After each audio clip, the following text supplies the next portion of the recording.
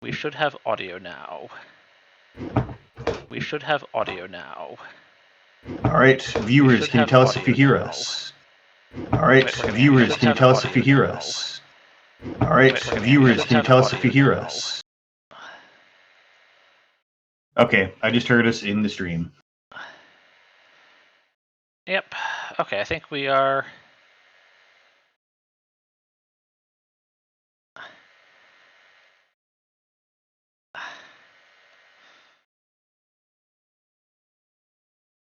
All right, hello everyone. We've missed some critical commentary, but that's okay. We do see Mercury, some new cards of interest, particularly Pretty Mary de Silva in the Rebellion Without Rehearsal. And it looks like we are going to be doing a lot of Maker's Eyes as a tool to try to win on Centrals. Indeed.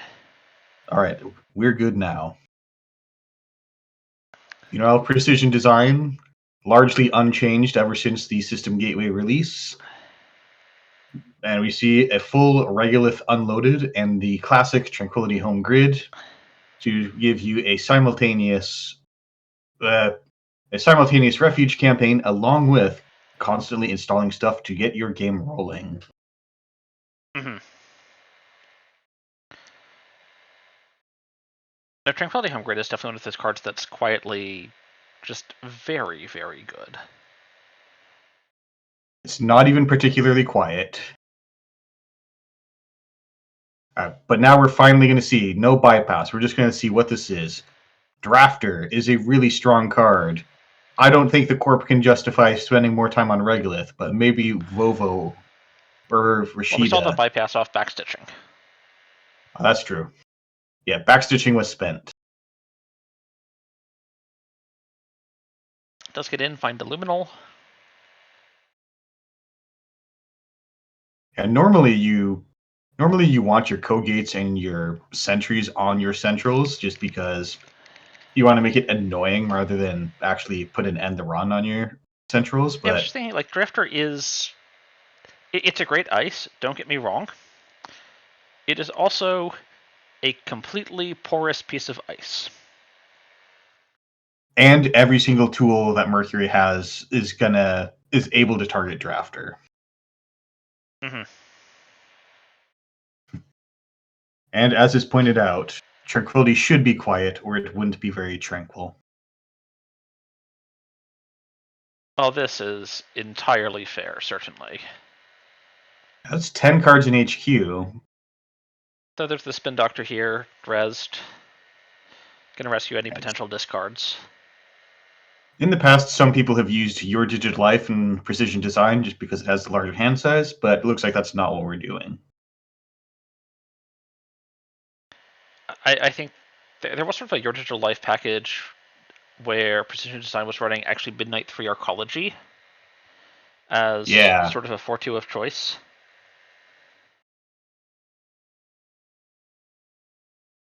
I don't know if that's in fashion today though. We got the 4-2 hand. We got the 4-2 of choice with king making. I would be very surprised if PD was running king making. Me too. But I do think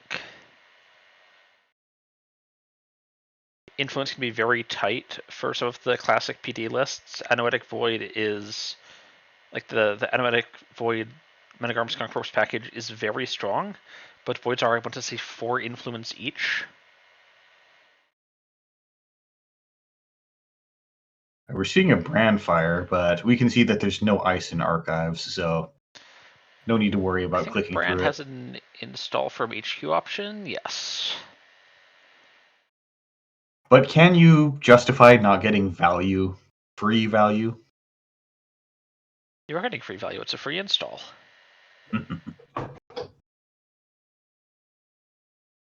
There's an alarm clock, though.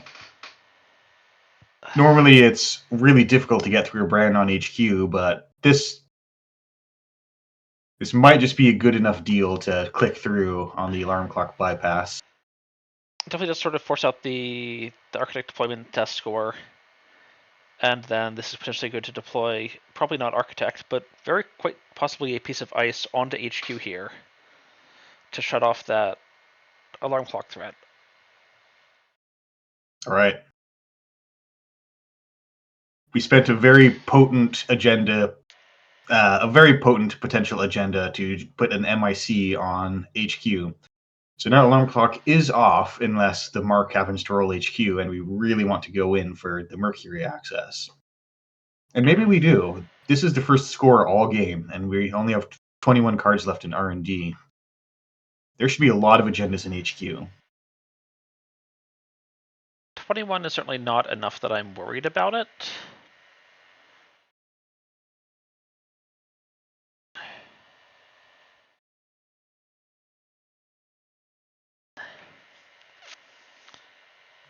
No luck on this Maker's Eye, but you are making them sweat.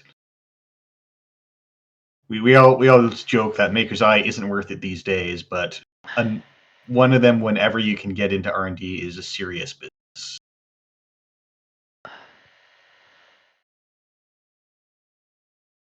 Yeah, certainly as Oxo, I'd feel in a very good spot regarding this game, but there's also a very real chance to kind of just lose out of nowhere.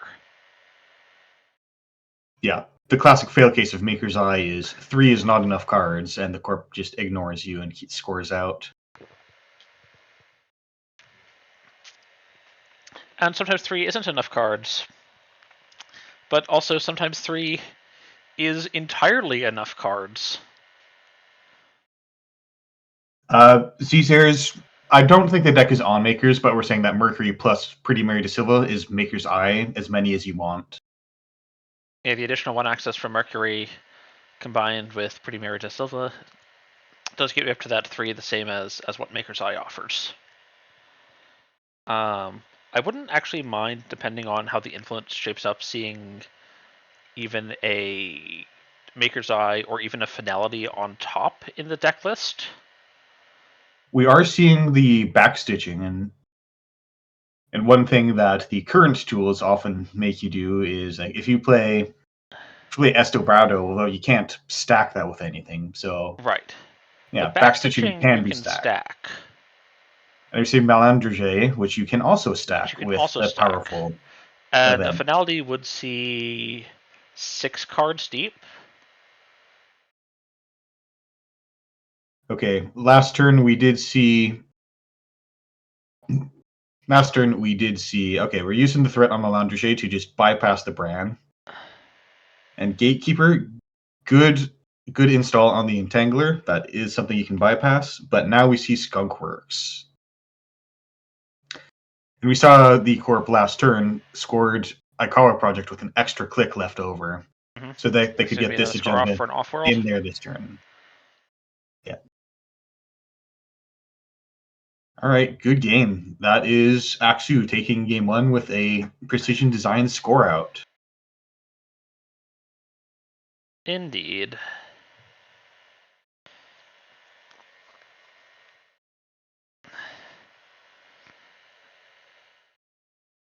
All right, let me take a look.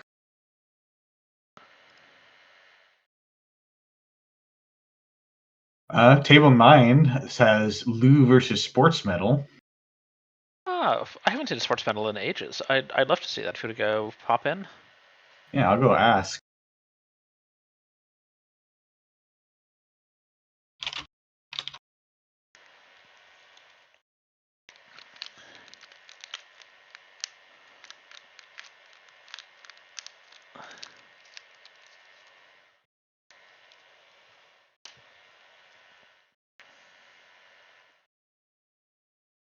Okay, they would rather not. Okay.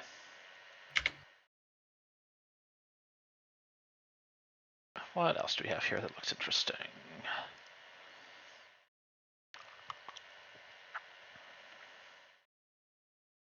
I do see 419. Oh, wait, I'm sorry. I'm looking in the wrong tab. Table 7 has an Ampere. Well, we have to see that.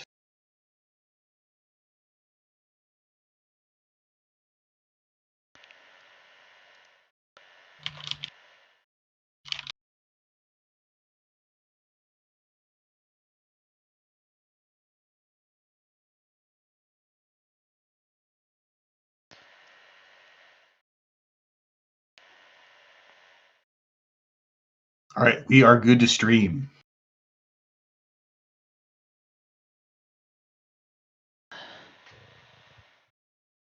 And in the bin, we can already see some interesting stuff. It looks like this might be an Ampere Tag and Bag deck. We have distributed tracing and minesweeping in archives, and an Oppo research.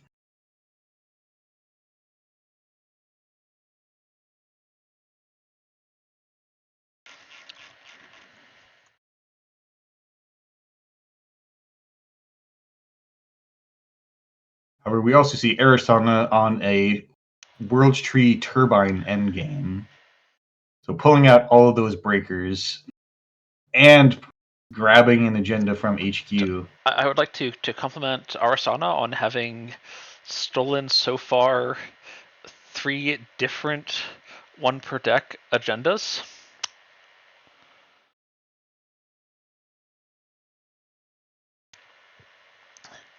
Definitely needs to win the game by stealing the above the law for the complete set That is true. of System Gateway 3-2 once per decks. We will accept no substitutes.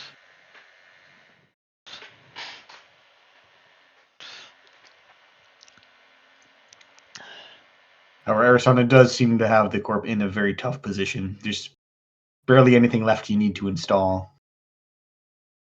Mm-hmm.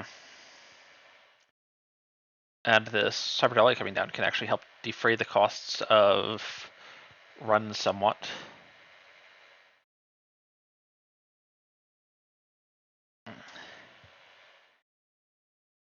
And we see daily casts cycled out to get a fresh daily cast. Yes, virtually empty Nothing daily in HQ, casts though. for a virtually full daily casts is always a nice feeling.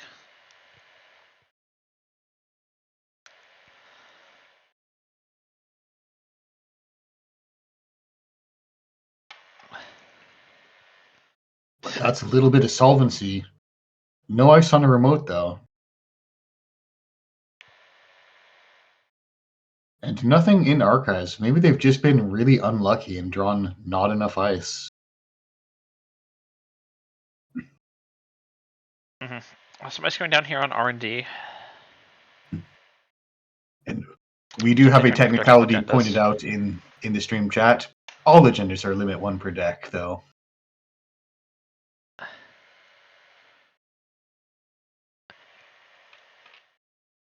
All right, Stone Chip. This is true. But Stone Chip installed. More fodder for the World Tree. also We're a little coming bit of in insurance against maybe a Seisenton or something. Not necessarily on this run, but... Ooh, and we see a Fuji asset retrieval has been revealed in HQ. So everything else added to Everything the else bottom goes of away R&D. and come back for the Fuji.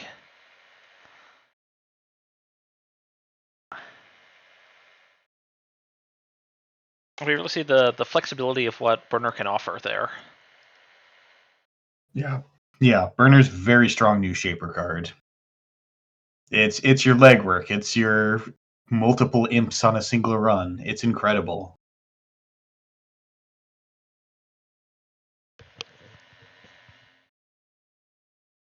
And it's also very flexible. Do you want to set up an agenda steal? You can set up an agenda steal. You need to protect yourself against Oppo after trashing some things? You can just send the Oppos away for later.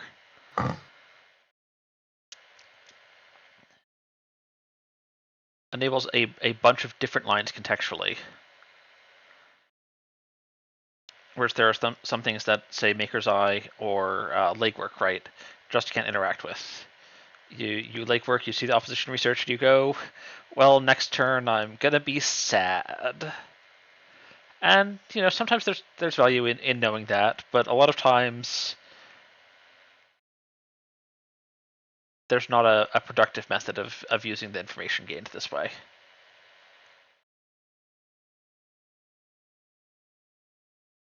All right, looking for games. We're about 20 minutes till the end of the round, but I see on table 6, I see Restoring Humanity versus Lou.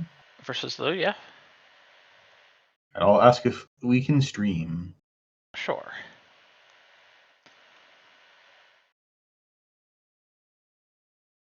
Oh, we have a very advanced board state here. 6 to 6.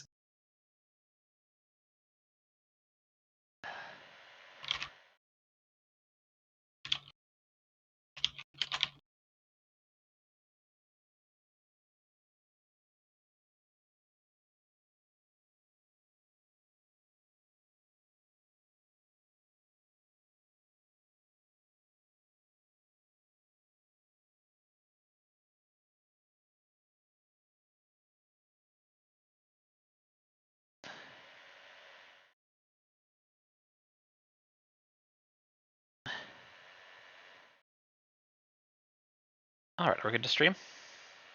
We have not heard from one of the players, Okay, but they are in the middle of a critical run on archives.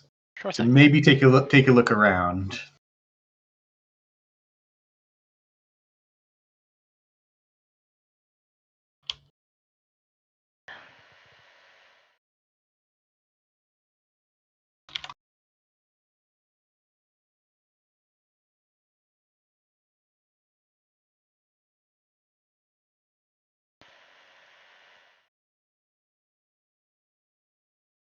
Yeah, we're good. We can stream. Okay. All right, so we see here Restoring Humanity, a lot of botulists, and 6 points in both score areas. And the Corp has a Sisyphus Protocol, which is a devastating economic hit.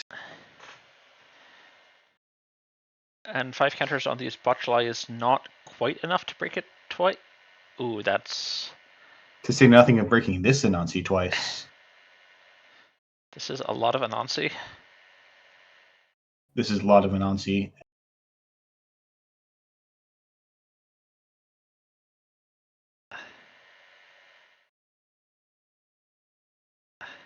Yep. And I think that is game because we got one Sisyphus Protocol, Yep. and we couldn't pull Is one from the any more subroutine, solutions 3 out from to it. the passing.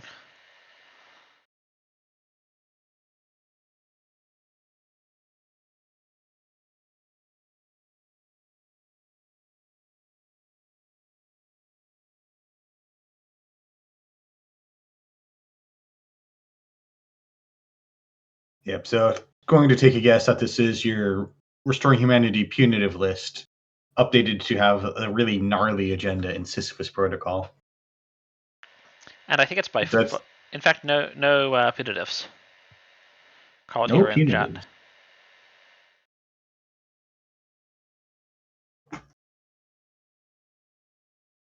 But I certainly think Sisyphus Protocol is certainly one of the single best effects to get off of Regenesis. It is very strong. All right, we might be running out of games. Let's see. I think the only game that might still be running is Table 10 and Table 5. So I see Atea versus Sable and Asa Group versus Arizona. I think I'm favoring Atea versus Sable. All right, let's see if that game has a lot of time left. Oh yeah, there's only 2 points.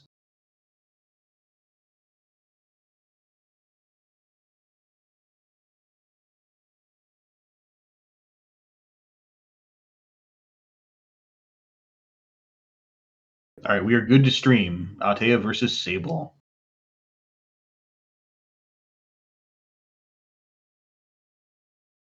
And we see both players have installed a lot of cars, but the only points so far are 2 points from Nisei Mark II in the runner's score area. But now the Corp has 4 ice and a La Costa grid ticking. But the other thing the Corp has is 7 face down ice and only 20 credits. 20 credits is a fairly healthy number, but it is not enough to res 7 pieces of ice. No, that gets you about 2 pieces of ice in Jinteki. We do see 3. we also see tunnel vision is being played here, Mm-hmm. possibly as a way to make sure that you don't get locked out if you're all in on Amakua. And we see tributary. This is a really strong ice against criminal because they like to run. But then tributary deletes at least 3 credits off of any given run, which really makes most criminal cards struggle to make a Although positive television credit. lines up pretty well. 4 is not the worst. Well, especially television has a problem occasionally where the 2 to boost for 2 and the 2 to break 2 often means you're sort of overpaying and not getting all of the value of what you paid for. And at least with tributary, choose the amount of strength you need and choose the amount of subs you have to break.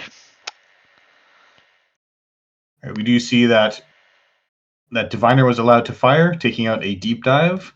Might be a difficult time to land a deep dive, and then just a rhyme at the bottom of that. Mm-hmm.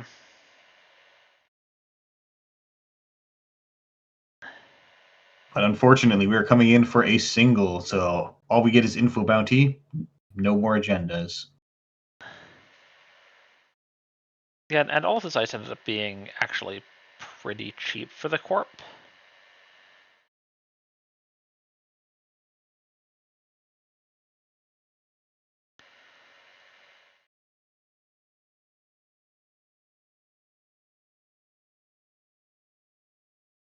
No, this might Maybe be a we're deep coming in dive for turn it. after all. Yeah, maybe we're trying it again. No Tattoo Bola swap here. And that actually gets you up to the strength on the Boto. But is this outermost ice something that's going to be difficult to deal with?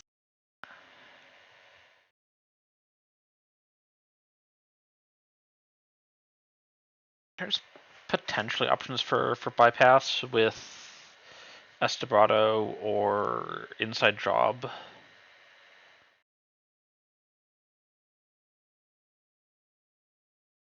It is really lucky that Amaku is just barely getting over the top of Boto right now. Mm-hmm. And we may be taking a minute to And try this to come up with a solution.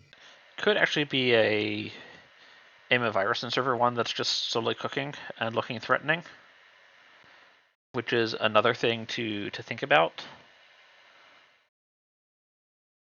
Swift.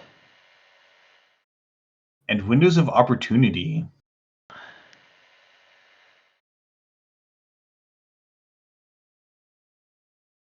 Okay.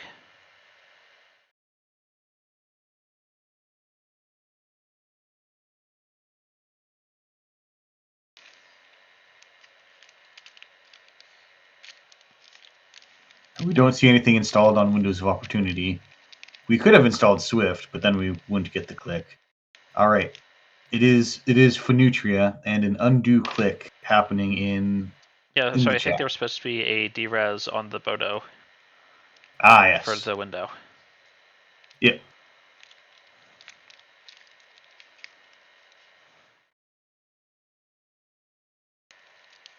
We do see Fenutria, and as long as there's no sneaky virus, but at this point with this many cards and no agenda scored, I bet that's not a virus. And the court pays the honest cost on Boto again, not getting the free re-res.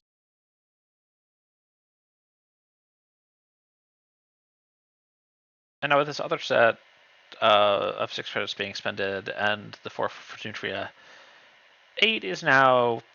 There's still certainly money for 1 ice on the remote, possibly 2. Oh, clearing the tag, but now you can't deep dive.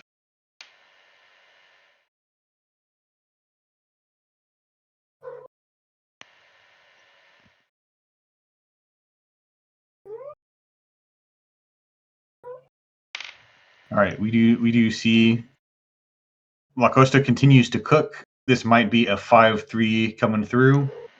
another upgrade, presumably defensive, and then some new remote.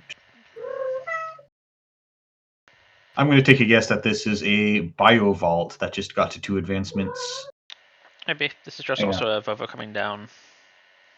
All One right, of the I nice need things to. about Atea is all of these sort of sysop upgrades work very nicely because you can just install them wherever, and then they I will need to move ban my cat from the themselves. chat real quick. I'll be right back. Sure. And the sysops can move themselves into the server that they actually need to be in, despite wherever Atea forced them to be installed.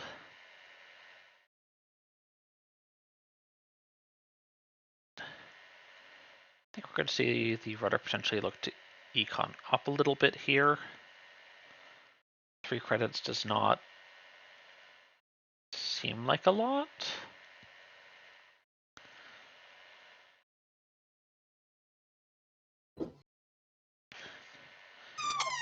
And looking at server 1, for ice, so you're presumably expecting 1, maybe 2 possible reses plus the tributary migration. So server 1's probably not feasible to get into. Oh, actually, with the Vovo cheapening ice costs by 2. Ice costs Yeah, by I 2? Yes. absolutely expect that the runner probably can't deal with the remote server. Although they do have Armakua on 5 strength. But not enough credits. Definitely not enough credits. Especially because Vovo reducing the cost of all this ice by 2 does mean that you're looking to see maybe 3 new ice coming through.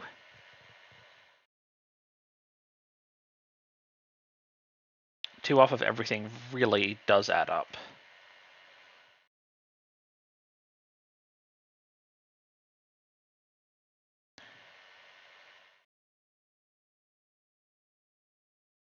It looks like Tradon is deciding how many credits do we really need to try to get in. Mm-hmm. We are just taking a tributary. Now we do get Chesva lets you completely negate tributary once you have Amakua this strong. Yes. So if you wanted, you could Yeah, no, run this into is. tributary on a central and then just run the remote without the tributary. Mm-hmm. So this cost 5 to get in, but 2 of it was paid by Chesva, and 2 of it was rebated from the info bounty. And the click back is worth a credit. I think it only cost 4 to get in. Diviner Rhyme, 2 for the tributary. Yeah, 4 to get in. Paid for entirely by Chesva and info bounty. Get the click back. It's a free look. Oh, bacterial programming. If the corp wants anything, they probably have it now.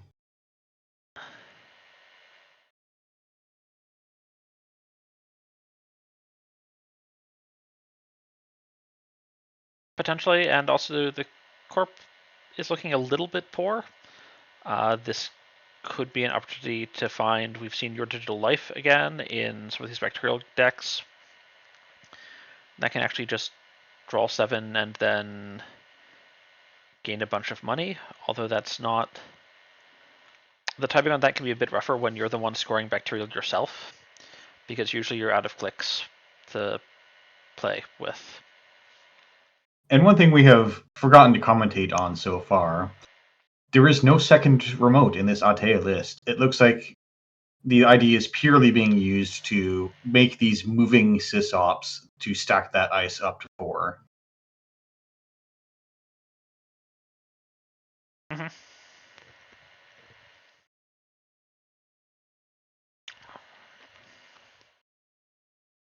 Tradon has some pretty good income coming in.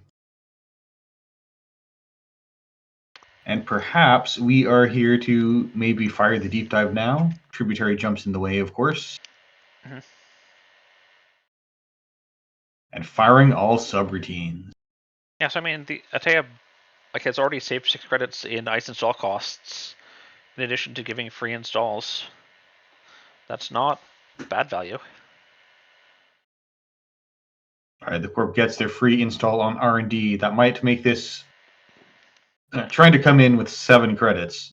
Might be a credit perfect calculation that an extra piece of ice makes really difficult.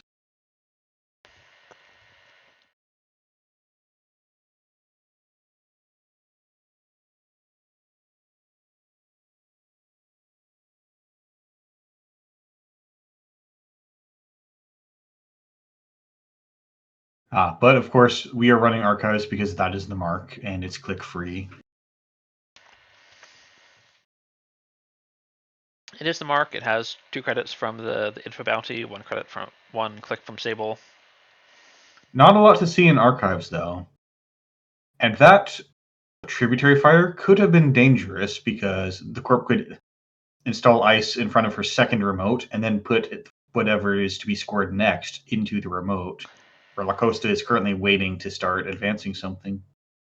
Although this Diversion of funds. is a very interesting method of threatening this remote.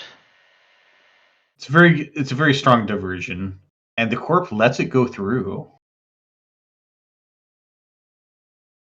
So this card with 2 advancements may not be a Biovault. Do you think you'd pop a Biovault to stop a diversion down to 3?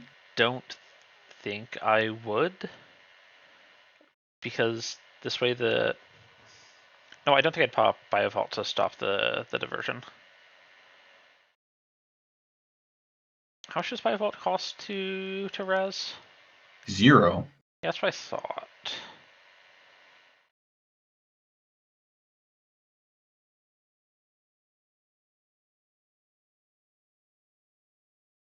And actually, it points out Twitch is so nice with unblockable ads. It is very sorry.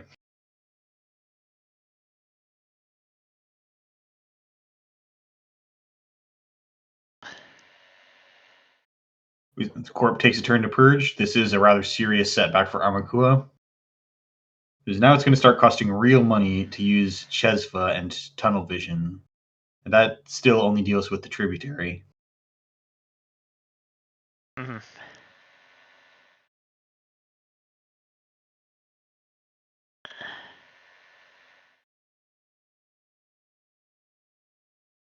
But there's potential options to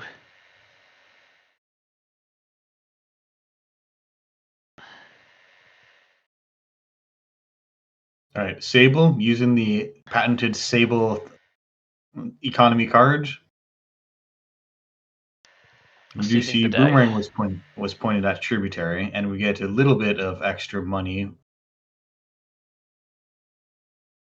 Corp has not installed a new agenda in the remote, so this access could find something.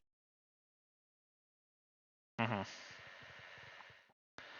Although Tunnel Vision into Voto looks pretty rough. And that's a Bladderwort found in HQ.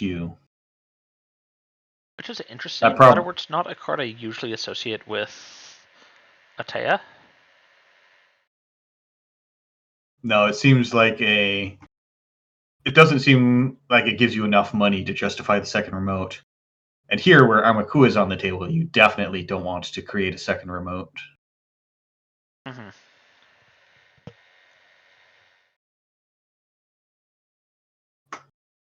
Also, Atea can be pretty good at building very sturdy remotes. Like there might be an Atea game plan where you're just trying to have 2 Bladderworts down and grind the runner and protect centrals with I'm not sure what. And I don't know how you're staying broke enough to get the net damage.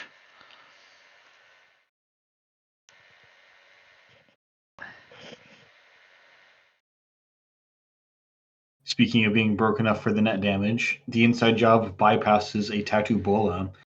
We don't have the Vovo discount, so good timing here. But you still get to go from 3 credits up to 5, and the runner can't jack out to stop it when you're on an inside job. Mm-hmm. And also this nice little free install down into server 8. So the runner will need to consider the possibilities. If we worked so hard to never create a remote for Armakua to charge up on, it could be Mavirus. And I think Isoton. this may be the end. Armakua is not strong enough. Tunnel Vision can't be used here.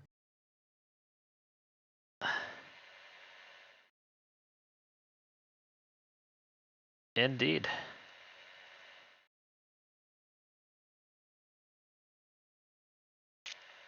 Very high value credits from Tattoo Bola there. Very, very high value.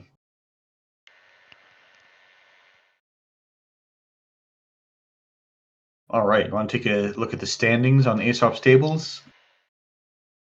Sure, we can talk about the standings briefly. Confusing. One player's named Wizard.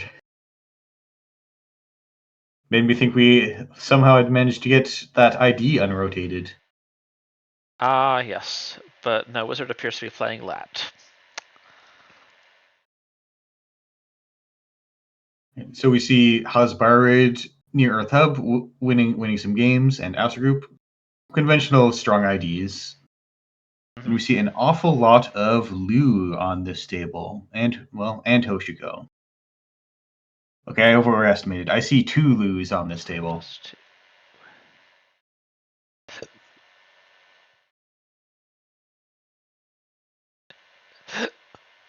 See, where can I get on the standings? There we go.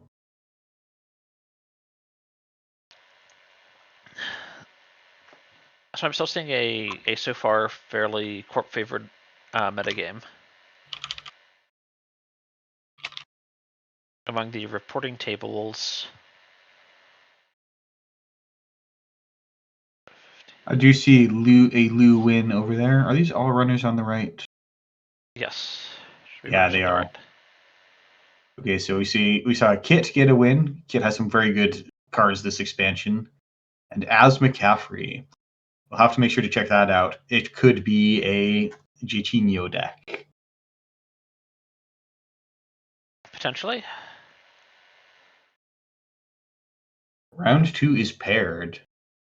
And we'll be getting into it shortly. We see table 1 has a matchup we've seen nothing of yet. We see Epiphany versus Kit. Then on table 2, we see Thule versus Steve Cambridge. Skipping the process of installing DJ Fenris, just being Steve from the start. I've experimented some with just being Steve from the start. I haven't. It's definitely a strong effect sometimes. Gyroscope asks, is the round over? Yes, it is. We just paired round 2.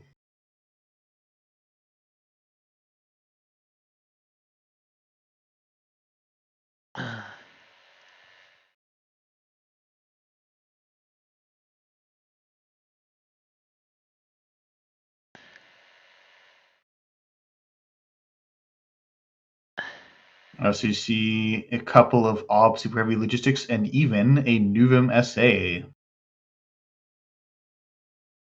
I lost on JNet to the coolest Nuvum deck this past week. Would you like to see what Nuvum's up to on table 5? Sure.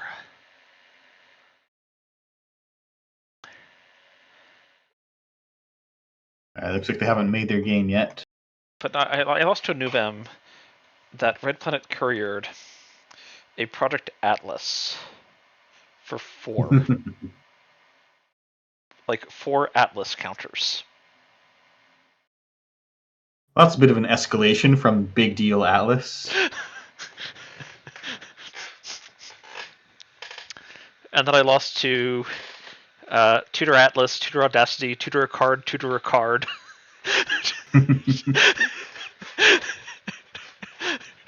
Yeah, I think draw 4 of the right cards is an agenda I'd play.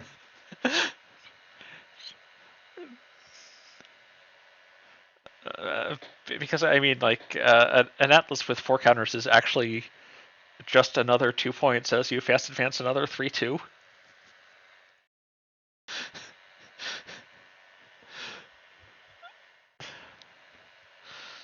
There's so many. I'm keeping an eagle eye out for this table 5. I just don't see it yet.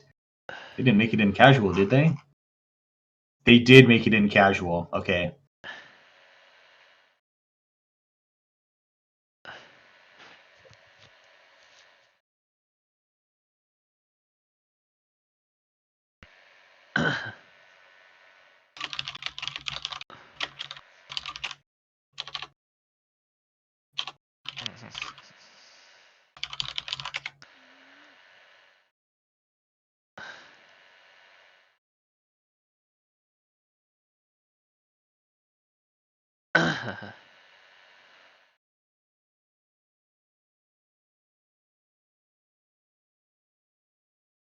We've got about 2 minutes till the round start. Mm-hmm.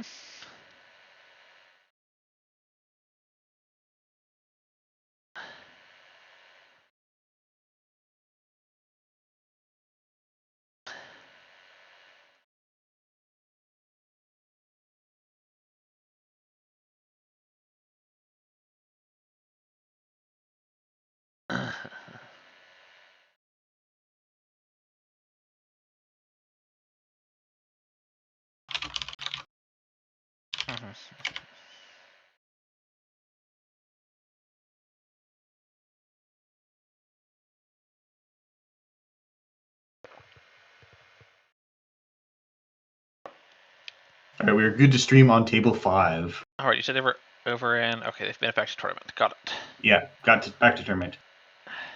And Soka is streaming on YouTube. You can compete with the official stream in a Or you platform can go that, watch one of the world's best players. yes, unfortunately, I am not the world's best player.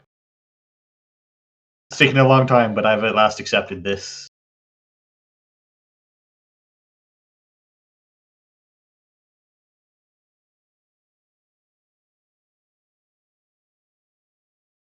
I don't actually know how good I am right now. I've been pretty busy with personal stuff, and then instead of playing in these tournaments, I just keep streaming them. So I certainly have watched all sorts of players play a lot of games. Well, we become good by osmosis.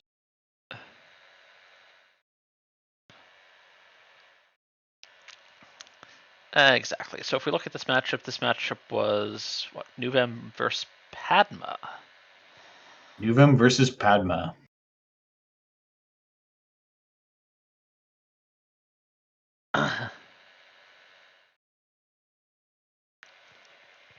Oh, this is very promising. Arizon says, I have a bad Nuvem deck. I needed you to show me why it's bad. But it keeps winning. We've got a bit of internal conflict. I'm excited. Padma got Cataloger, very powerful R&D pressure card. Mm-hmm. And it has brought Shaper back into the metagame in a powerful way. It's online from turn 1. You need to respect it. Burner also shows up and has a possibility to make your game terrible from turn 1. So I think the other thing Hello, is... Droid. Hello.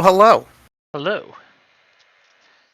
If we're talking about new cards Padma got, I think I want to shout out actually Trick Shot, which comes with a guaranteed R&D run, which is something that, you know, Padma often ends up doing anyways to get the ID value. So why not also get paid 4 to 6 credits, an extra access, and an extra access somewhere else entirely for it? It does very well against asset spam decks. It's also an overclock Maker's Eye hybrid thing against non-asset decks, which is also fine.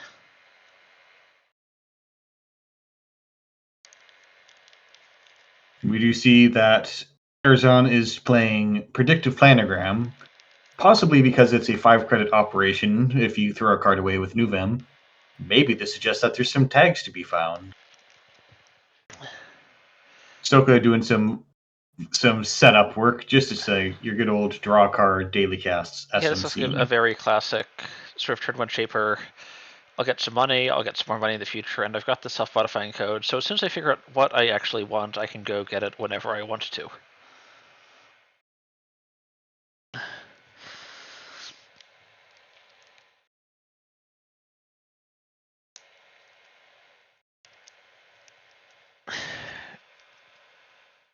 And we see more setup coming down. Oh, that's a lot of resources coming in. Cards. That's okay. The Corp has not installed anything in the remote in 2 or 3 turns. I mean, install Above the Law, Advance It, and Audacity to trash the Nuka. And your hand. But who needs A a very hand audacious anyways? play. There is an upgrade, though. There Nuvum is. has an interesting thing with upgrades because we did print some advanceable ice support Mm-hmm. in the means of Isaac. But Isaac would probably have to be rezzed by now to do anything. And we see the first trick shot and a pantograph coming down. Okay, this trick shot charging up the Nuka. Nuka is That is a a great descent. charge target. Uh, Diesel's a card people run. Just get another Diesel into play, and you don't even have to draw it. So it's better than Diesel. Yep, always happy to get another hit of Nuka. We do see trick shot and descent might be prompting. It might prompt the runner to go get a decoder, which does have the disadvantage of now you don't have this sword of Damocles that you can have the right ice type. But Mm-hmm. descent's a very small gear check to get through. Yes, and sort of with the like only one strength, Unity just mostly breaks it without needing support. Unity is occasionally a very sad decoder without the support to sort of pump up the strength and make the boosting more efficient. But that doesn't matter if you don't need to boost in the first place. And Soka getting the free install with that agenda steal, getting a daily casts. And the trick shot is bouncing back over to the remote. No res on the ice. Which is, I think, a little bit interesting. Yeah, unless it's a log jam, you can probably afford it. I mean, Logjam costs 6 and gets you 2 back.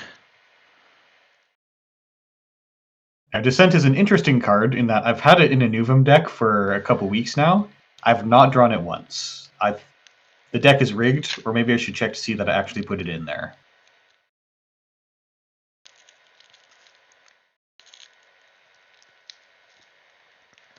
All right, drawing 2 cards off of the Stone Ship. Possibly looking for something to install with a very. If we manage to steal something with Pantograph. It is a forced connection, though, and Connection. forced connection and a Tucana were in the remote. Tucana got trashed. Force connection to get a fire. You have 2 tags. So if there's double end of the line here, I think that's just game.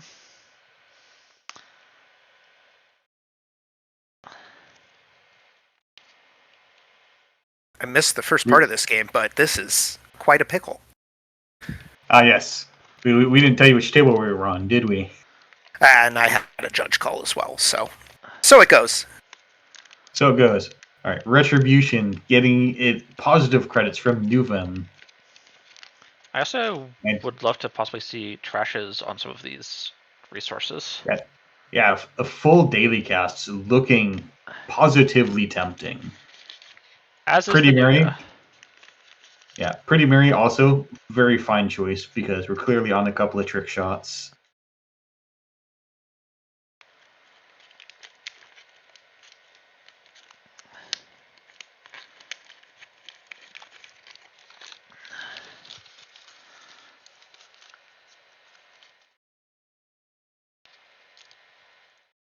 Sokka clearing those tags. But that's going to And be around a just serious bouncing setback. R&D. Get the charge on Nuka. Yep. That's a fun little play. And now that the runner has been thoroughly dismantled, Oaktown behind 2 pieces of ice is a very strong way to try to get points on the table. Yeah, so I'm actually wondering if we're going to even see the Oaktown score next turn, or if Arzon is going to greed the Oaktown. Ooh, you mean advancing to 4 and then just leaving it there? Yeah. I mean, I like money as much as the next person, but That would be really greedy.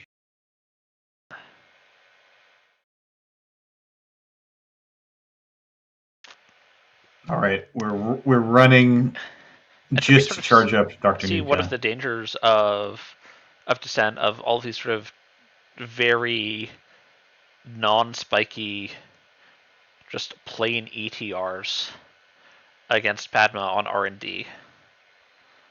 Yeah, Arason's not greedy. Scores it out.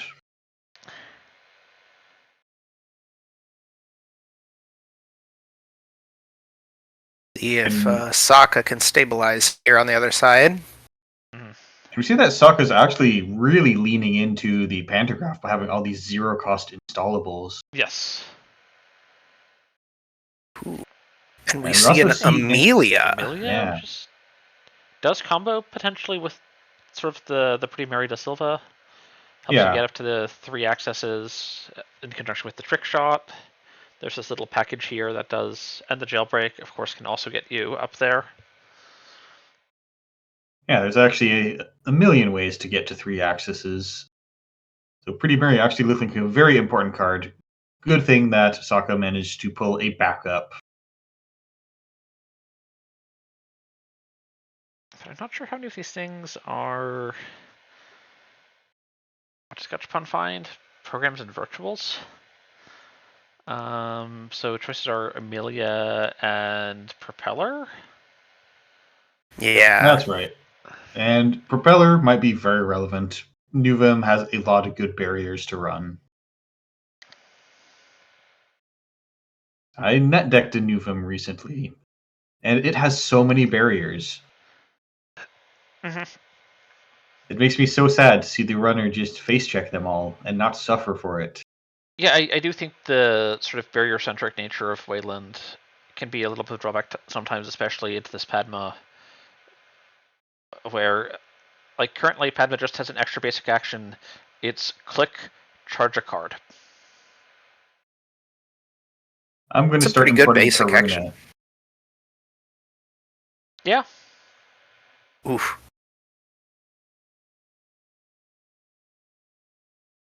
Sokka having a long think here. I mean, I wonder- there's 2 halves here. Is what to pull and then also what to shuffle. I wonder if this is Yeah. maybe one of the only Amelias, and so Sokka doesn't want to Yeah, let it I think you fall can, away. I think you can remove a jailbreak from the game, but removing a daily casts and a sure gamble is a tough. Mm-hmm. So potentially, if the sort of the jailbreaks and the trick shots are the only methods of charging the Amelia, there might be there's not necessarily a recurring multi-access, just the one-shot effects. And so Sokka might be evaluating whether there's enough remaining. But we did see jailbreak and daily cast is going away. The money less important than the jail. I'm sorry, jailbreak was removed. Mm-hmm.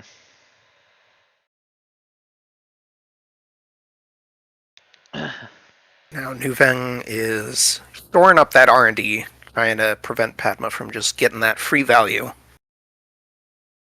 Yeah, because Descent is not a taxing piece of advice at all, and you might be picking it up soon enough to get some agendas out of archives if you are just dumping them with Nuvem.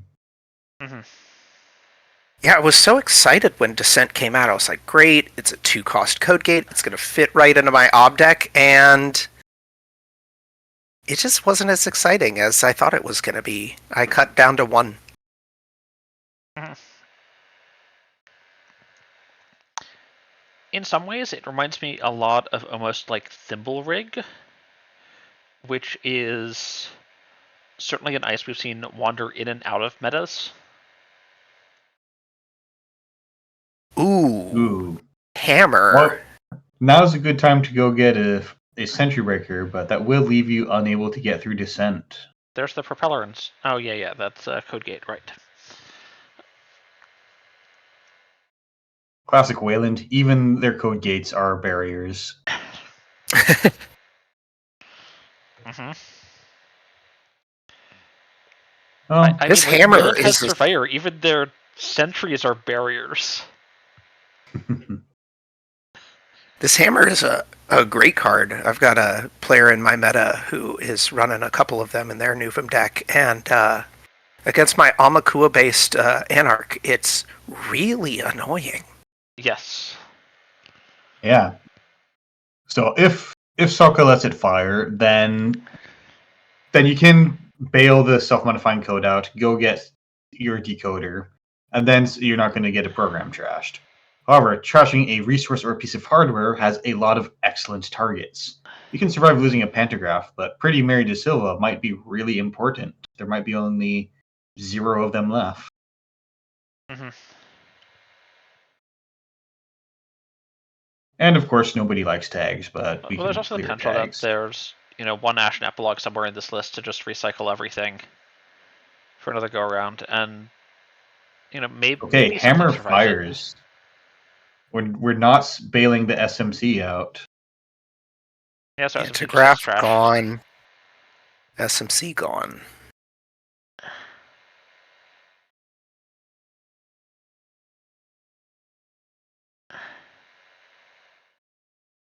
We do see the pantograph is the target to be trashed.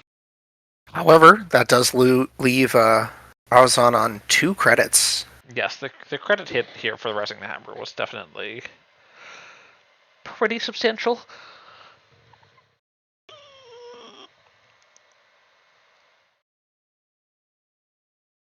See how Sokka takes advantage of this. I would be checking server 1.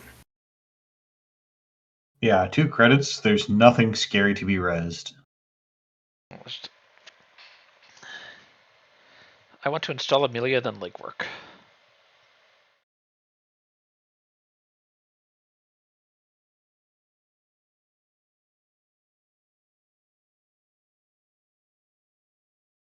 But I don't think we're going to see that one.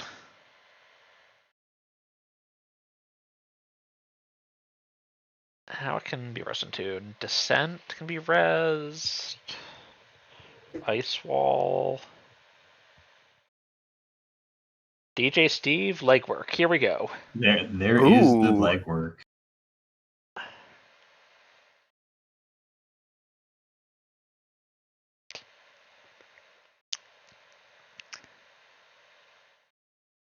So I've been trying to make like Steve legwork Amelia deck,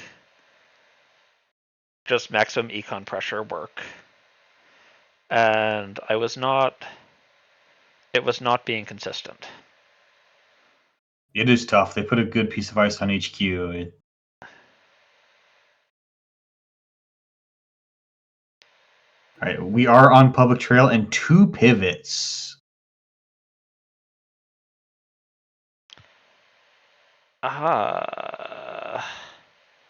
And Soko presents the classic Steve choice. Would you like this sure gamble or that sure gamble? I always choose the left one personally. So I think it's really important if you're running Steve to collect alt arts to give your opponents real choices.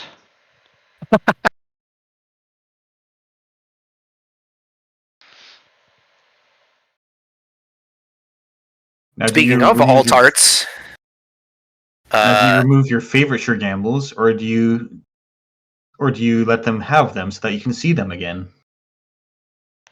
Mm-hmm. you remove the favorite one, so it sits in the remove from game off to the side, and you can look at it whenever you want. Okay. But like I was going to say, speaking of alt arts, if the viewers have not seen yet, Run Together 2024 is available from the Null Signal Games shop right now with some lovely alt arts, and all proceeds go to a fund to help get people to Worlds. Go buy them. Where Worlds is this year?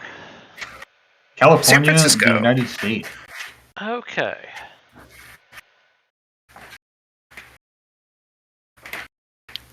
And we do see while the corp is poor on credits, Soka's checking server 1.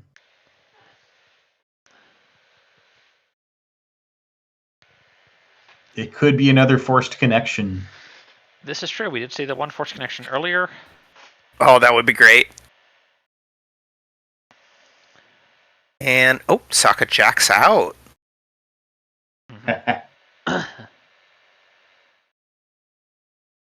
Yeah. We see no res. It can't be that important.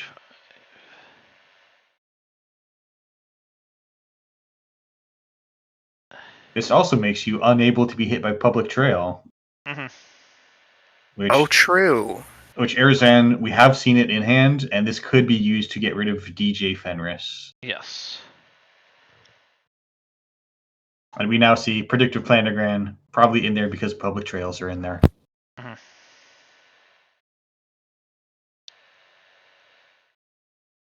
One more HQ ice, and a pretty big investment in R&D so far. Not that much resed on HQ yet, by which I mean 0.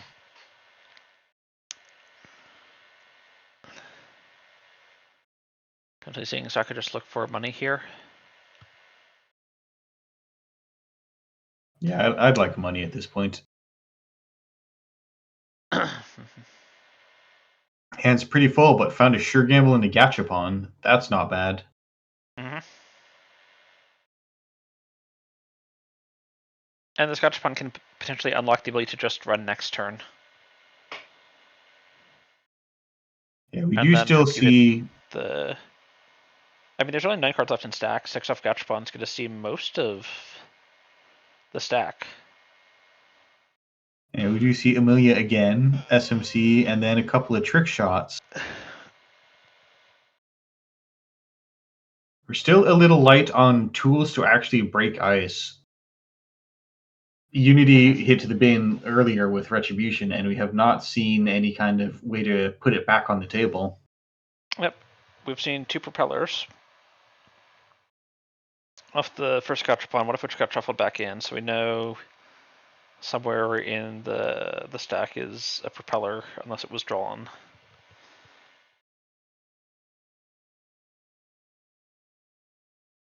Yeah, I agree. The SMC and Diesel are not necessarily needed here. There's just not enough cards left in the stack to need the draw and tutoring. The fact that the SMC got removed really makes me think maybe that Unity is the only code gate breaker. I mean, it also makes me think there's this Nuka.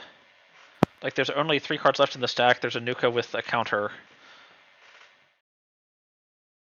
You don't need to tutor your Unity. You can just draw it. We do see second propeller is in the choices, but we're grabbing that Echelon. Eminently fair choice. Going to be a little expensive into hammer. I think we might have seen enough of the deck that we can conclude that there's not a turbine unless it's in the hand. Yeah, there could be a turbine in hand. We can do an influence count. 1 for DJ, 3 for Amelia.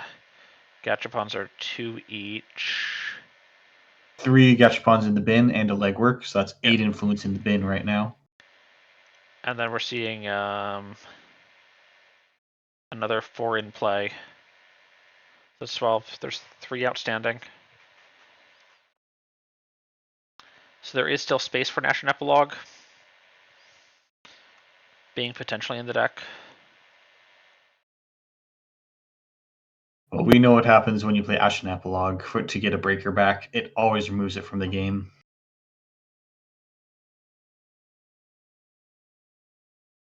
And I don't think we've seen a single Simmel chip. We've not seen any chips. We are seeing a Palongi. Ooh, that'll get you through a code gate. So I don't think Palongi actually works very well on hammer. We already have the Echelon for hammer. Palongi is for the descent.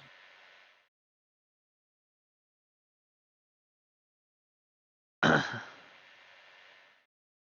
that is going to get us, unless somehow Server 1 puts a stop to this, that will get us our first Maker's Eye with Amelia on the table, and then we can start charging it with Padma. And And the Corp has never had 10 credits to spare to soak up Amelia, so this looks like it's going to just remove all of the Corp's fun. And still, 2 or 3 turns. It's not, and It's not instant, it's not a doof, but also charging the Amelia with Padma requires running R&D. And we were talking earlier about how Descent was a nice, safe, easy thing to bounce off of. Hammer isn't. of all the things, Hammer is definitely not safe. Look at how small the runner is in that art that is getting hammered. That's a drone deployment.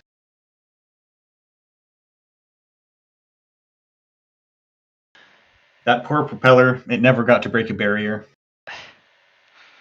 No, never got to break a barrier. But that's a really good steal. There might be only Nuvem has the larger deck size, so Yeah, who on knows 54. what the agendas who knows what the agenda suites are with the number of 3-pointers, but any agenda wins it now for Sokka. But there's also potential public trail here. Like, this could be double public trail.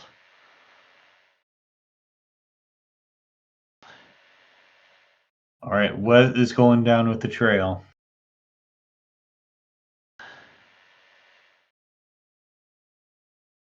A pivot. Trust operation. Ooh. Spicy. All right, do you think that's taking out the Amelia or this DJ?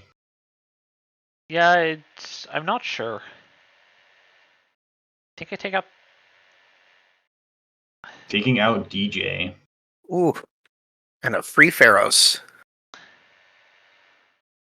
Pretty solid thing to grab right after they get rid of Propeller.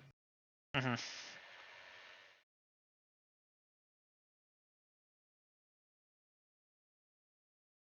And it's on the outside, so the runner has to deal with this before you reveal anything more.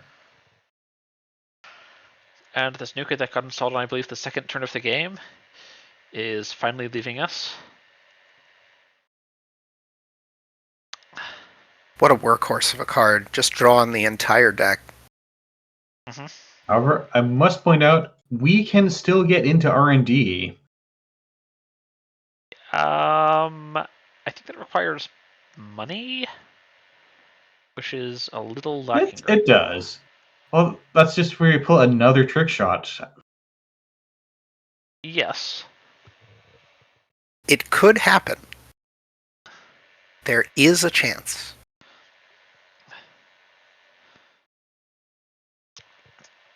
Well, in many ways, this is almost a different version of what we saw out of the Mercury earlier, where it's okay if I just, Maker's Eye, R&D. Jai asked me how are so many cards removed from the game. There has been a Steve on the table. It just got trashed with Trust Operation. There's also been several gachapons. And several gachapons.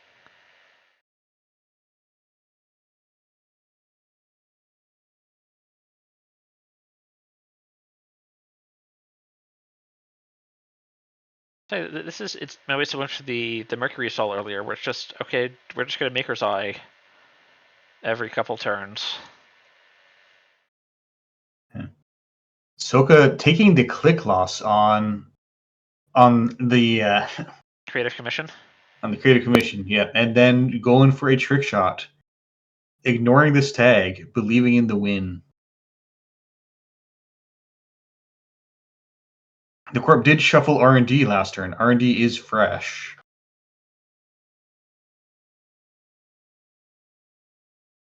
True.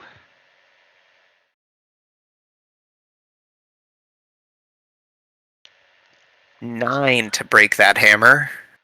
That's expensive. Yep, but only one to break this mysteriously centrified descent. And Sokka is now broke with a tag, no clicks remaining. And a high it's value pretty much Amelia Earhart. Pretty much find the game right now.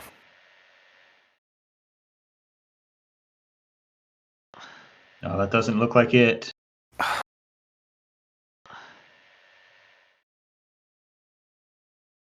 suppose Nuvem still has some work to do to win this game, but Sokka's chances are looking I think Newman pretty definitely slim. has to trash Amelia. Nuvum got just a critical hedge fund right now. I can comfortably trash Amelia and do whatever you need to advance a card. Mm-hmm.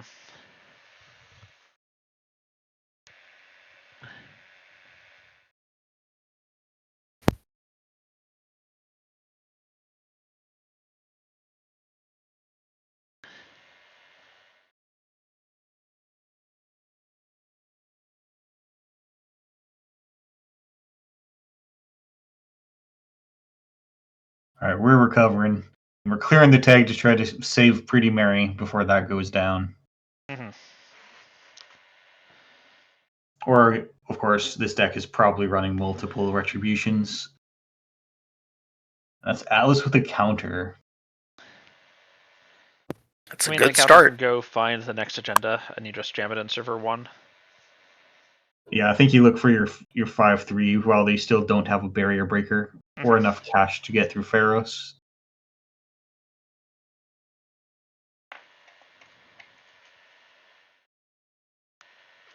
Now, the Corp does only have 5 credits. We might take a turn to recover to try to be able to res more than to res any extra ice for that score.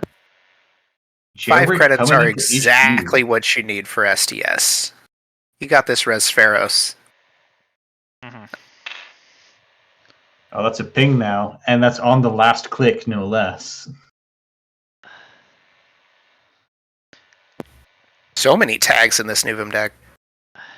Oof. Another retribution coming out. Yeah, I've seen a surprising amount of tags and tag punishment that just sort of comes out of nowhere. We saw the forced connection. We are seeing this ping. Like, I think these are both things that to some extent you just don't really expect, and you can just run into at weird times. And get tagged, and then hit by this retribution. We've seen 2 retributions now. First one killed a Unity. We've seen the trust operation. Yeah, run last click is starting to be a real liability against Nuvum.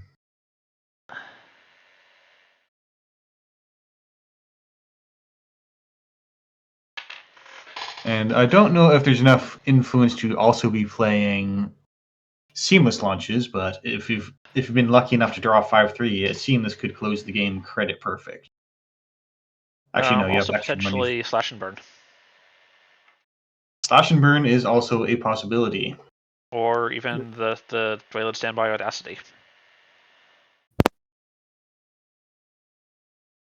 Advance audacity.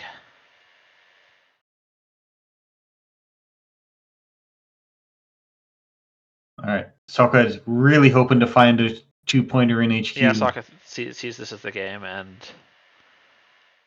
is just looking for singles, hoping one of them's a 2-pointer. Do you think you check archives, try to keep him honest? But he could not find the forest for the trees. This extra pause probably There's okay, the yeah, Atlas it is audacity. not death.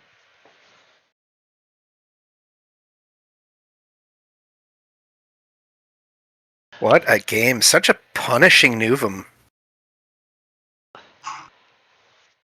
Yeah, using a lot of the very lesser tag punishments that we don't usually think about. But retribution is brutal if you're not on simulchips, as we don't seem to be here. Mm-hmm. Yeah, definitely some very interesting ideas coming out here.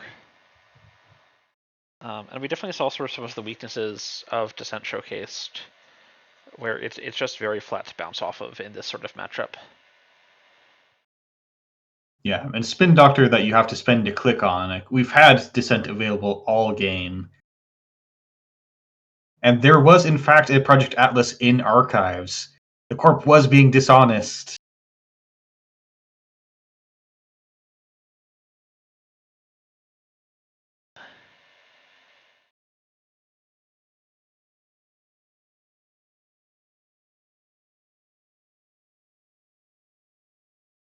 And we see Asphyxia. There's a Project Atlas in the bin.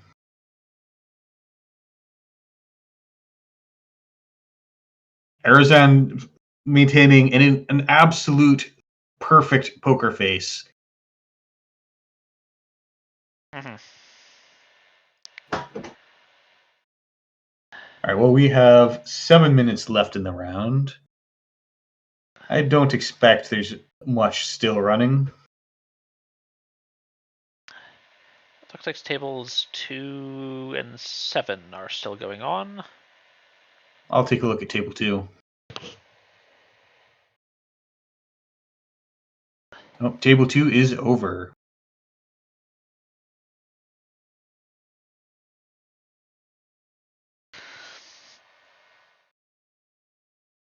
Alright, which means I believe it should be just Oh. table 7 remaining. Okay, yeah. Pointing out that I am incorrect. That the Atlas and Archives got there from Audacity, which Arizan was just talking about having drawn in the final turn. Mm-hmm. Anyways, this is, let it be known, I'm not good at Netrunner. All right, table 7 is still running. I don't know how they're going to finish in time. Aren't there still 7 minutes left or so? There's only 2 points in any score areas. We're good to stream. Come on in.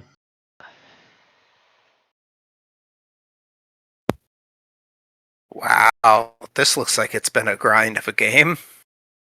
Yeah, we see Lou, very few cards left in the stack. But with a DJ and Steve. There's a face of Bologna in Archives. There's a face it below in Archives. Not a lot of money to do anything about that. And then we see the Hollow Man.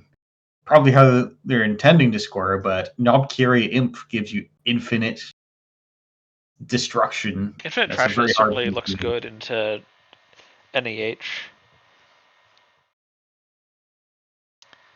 If there's sort of one matchup where I'd expect, this infinite Lou deck to really oppress, I would expect Acid Spam to be a bit of prey. Yeah. Prey, incidentally, was definitely one of the odder ice trashing cards we've seen. Mm-hmm. You know what's a good ice trashing card, though? Imp. Just hit those pings out of hand. Then you don't have to deal with them. Mm-hmm.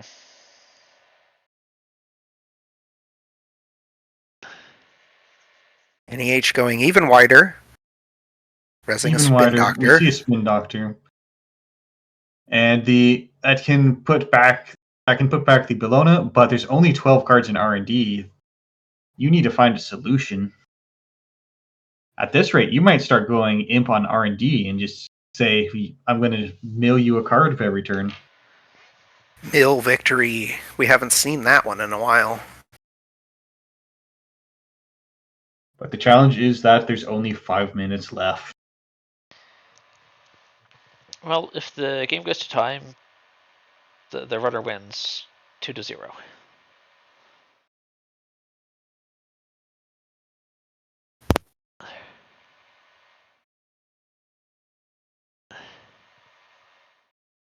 I'm having to zoom out. Yeah, it is. Zoom out a touch. I think I made my chat log too large. Yes, we can see archives here. See some wage workers. We see some tagging, tag punishment, scoring synergy, and a bunch of money. All right, Lou forcing the issue on the Spin Doctor. You can't let that just go down without shuffling cards back.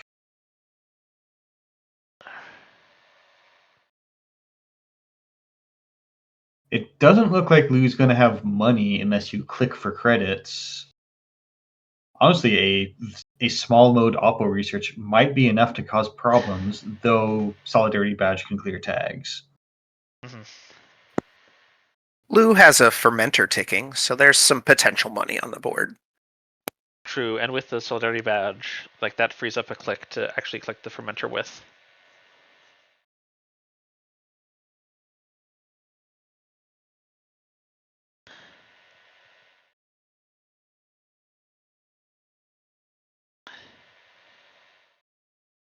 there's always just a little bit of money on Lou himself. The 1 credit is not massive, but it definitely adds up over the course of the game. Yeah, 1 credit a turn has been on some strong IDs in the past. Here we see engineering the future, except we're just destroying everything. Engineering the board.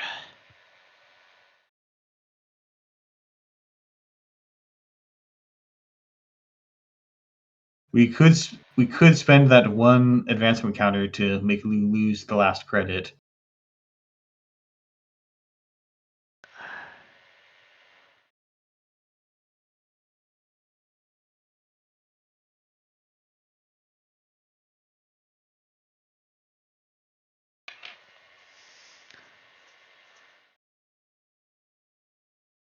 That's a tomorrow's headline. The Corp's definitely going to have to come up with a lot more points.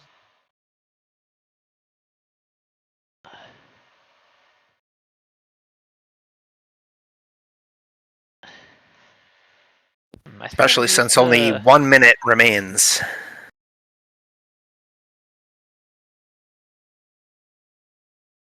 There we are with a lot of tags. I think I might have actually used the other imp there to imp the tomorrow's headline and avoid the tag. Because now this is actually kind of awkward.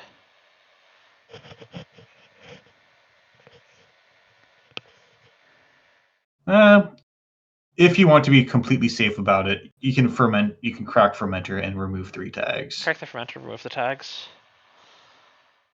And the Corp's not scoring with 2 credits, 3 credits with the pad campaign. I don't see this. No, I think score any.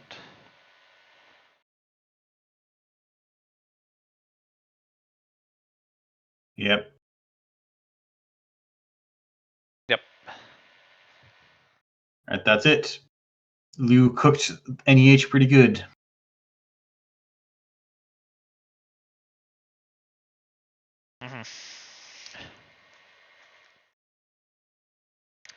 Having expensive trash assets doesn't do all that much into Lou. Corp gained 28 credits all game. Could not get away with any money. Alright, that is the end of round 2. So, peeking at the standings, we've got 7 players on 6 points. Looks like no Gentechies. 1 Steve. You see 3 Nuvums up in the top 7, and 2 kits. And also checking on the side balance, round 2 was actually pretty even. It was slightly Corp biased. It was 8-7, which is perfectly fine.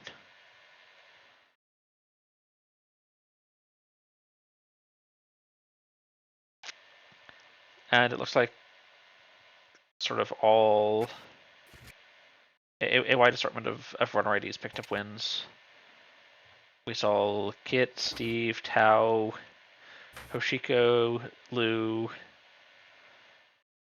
and Zaya all pick up a game in round 2.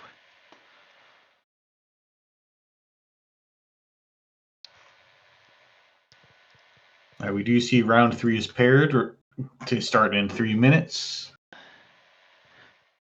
Is there anything that you want to see? We haven't looked at a kit yet on possibly table 3.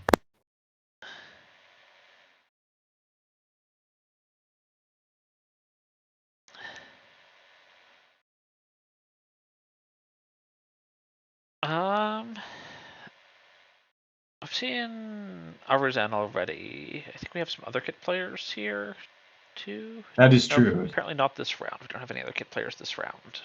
Not this round. Not to be confused with the player Riel. Correct. Yes. Yeah. Who is playing Osik this round? There are 3 players on Ag Infusion this round, though. We haven't looked at that. Yeah, I wouldn't mind seeing some Ag Infusion.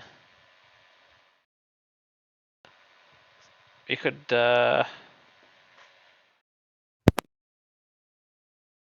watch Ag Infusion versus Nova. Is that Tyrande on? Yes. Also on Took Ampere. the Ampere Nova pairing. All right, let's check on table 14.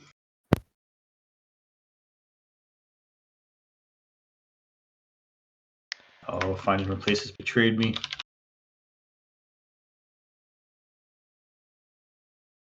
I don't see that yet.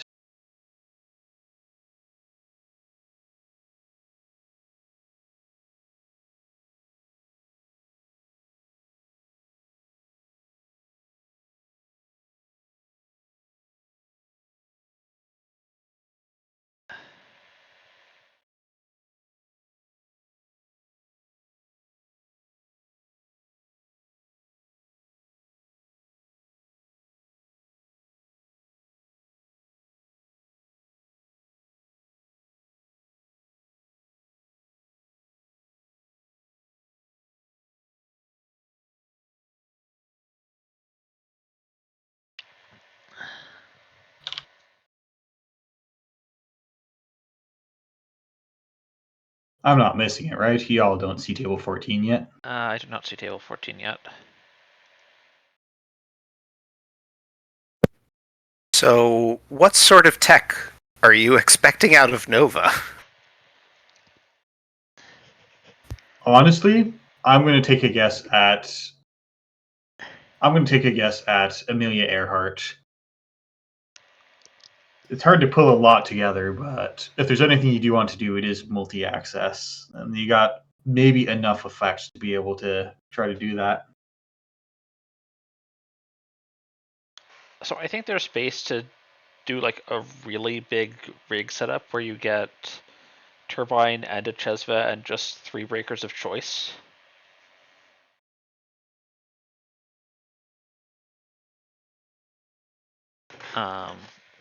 Or even almost go for sort of a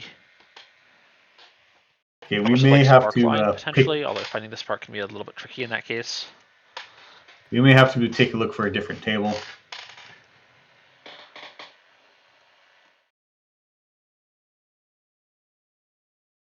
How about we want to look at table 7, Ruben Peters on Ag Infusion versus Amarum on Arasana? Sure, we can look at table Ooh. 7. I do love Arasana.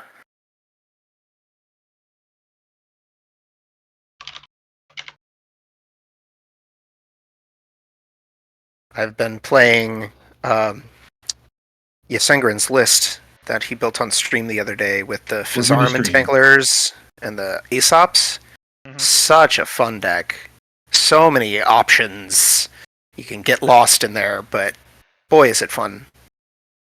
Mhm. And most intriguingly, we see Arasana on 59 cards. So that's sort of maybe World Tree.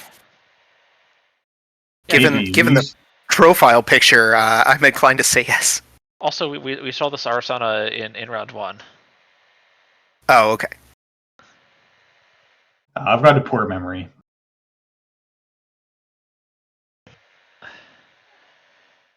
Install Muse. Are we putting World Tree on a Muse? And then you trash the... No, we're putting self-modifying code on the Muse. Go absolutely broke, but now you have a World Tree. What are they going to do about it? And then you're going to self-modifying code. And then you can sell your Muse, get a Coalescence or something. And sell these for Coalescence. Yeah, that's a pretty good moving around a cardboard. I think we put 4 cards somewhere else this turn. Yeah. Just shaper things. Mm-hmm. This is, I think, definitely the start you're looking for.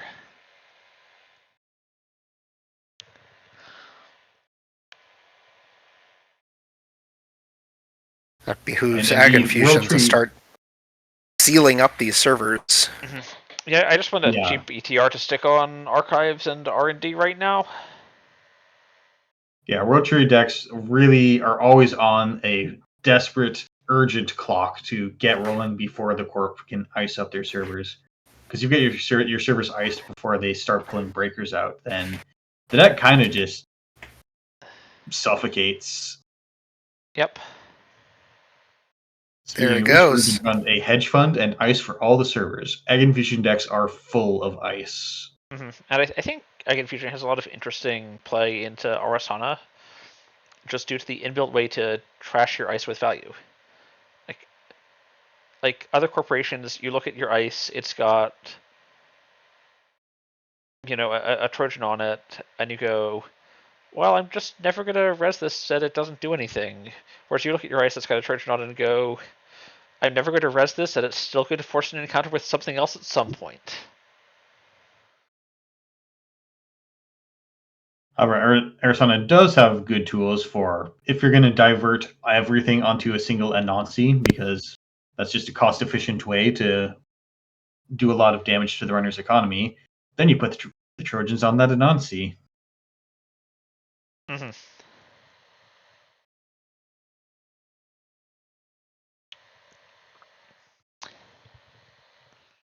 And we are seeing a decent set of recovery tools here for Amaram, although he's probably still looking for yet more card draw. Telework's nice money, but is going to need some actual cards. Yeah, Ruben seems to be making the call that the World Tree deck's not ready to get through the probably good piece of ice that's on the remote. Mm-hmm.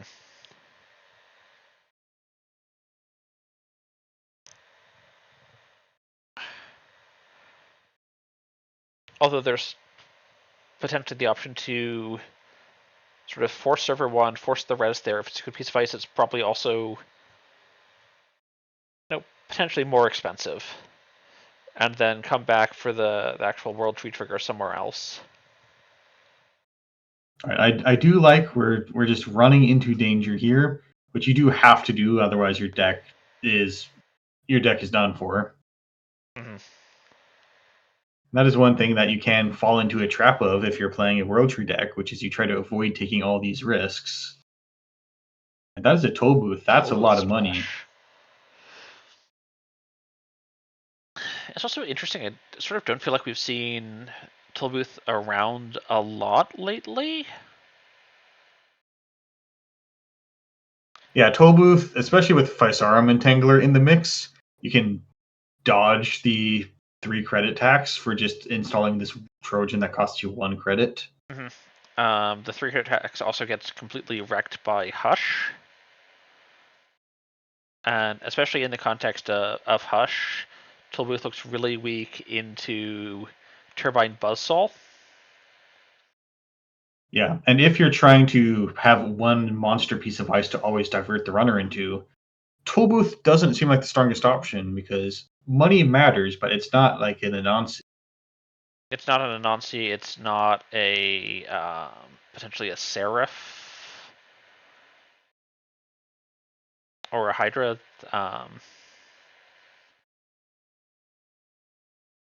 Certainly, there's no shortage of huge, enormous sentries in the game that do things and are awkward to interact with.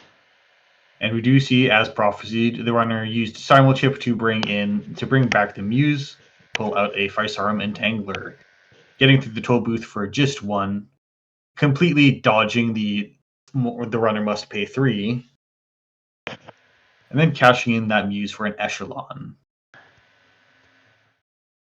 Mm-hmm.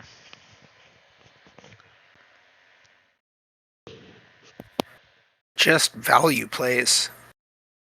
Enough value to make the Corp purge, apparently. Yep, that's just that server 1 might be that might be an NGO front.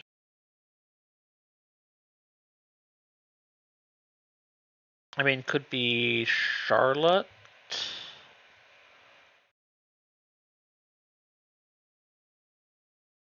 It could be. Charlotte's a hard card to use, though, if you're not getting free advancement counters somehow. actually slows you down more than you think to manually advance it. Right, which is why they might be waiting to reveal it. Like there's still the cash out option, and they might be waiting for the manual reveal until Ruben feels in a position to use it.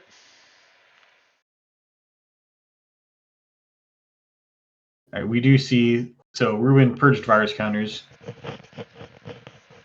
and then Amarum bringing in Simulchip just after that.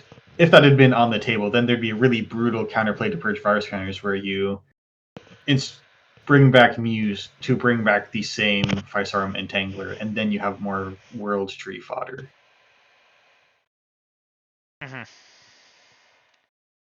Definitely. So Snap, purge virus counters, seeming to be a good choice.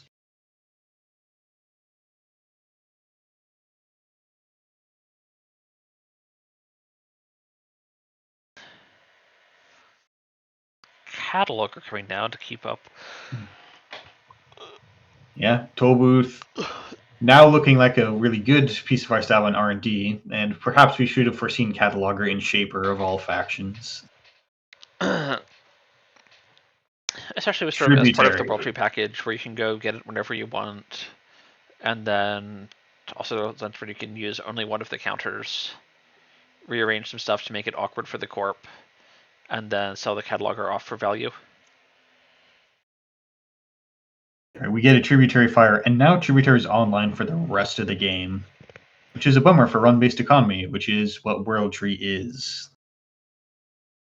And it was, in fact, Charlotte. We get the worst payout, only 3 credits on it. But it still, eventually generated the pressure that caused this run. And it let Ag res the Tributary, which is Yes. probably important.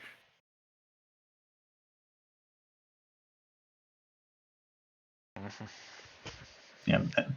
And despite this being not as much money as NGO Front, the runner probably wouldn't have run it if you had resed Charlotte and tried to collect the 4 credit payout from it. World Tree cashing in the chip.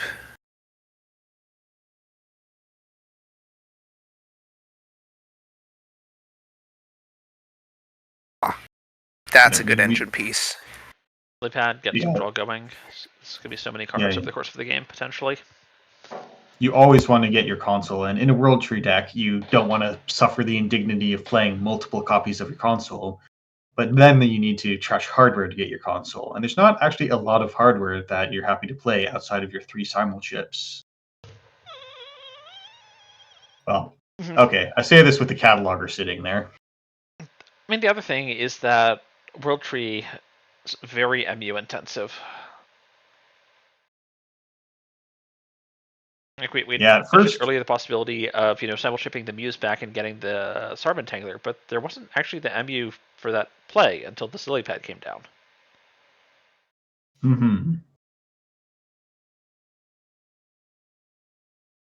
Right, Ruben getting a Hansi review of dodging the regular discard by getting profit from Hansi. And now we're solvent enough to threaten that you can res another piece of ice. Yep, can't discard to hand size if you discard for value first.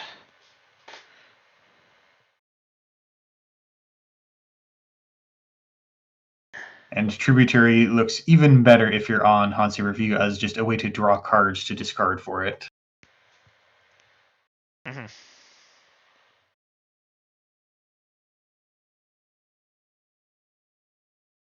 Arasana, I'm betting, has the capability of pulling out a Hush. So I'm waiting for the possibility that you end up with trying to get Tributary stuck on archives.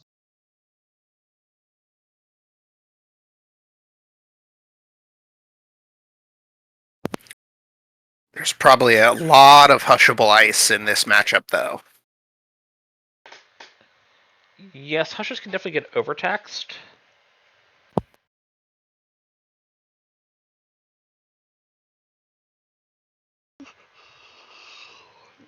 We do not see any ice install.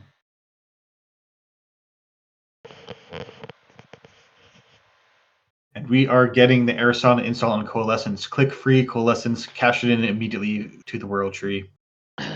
And go Now get we have Buzzsaw. Buzzsaw.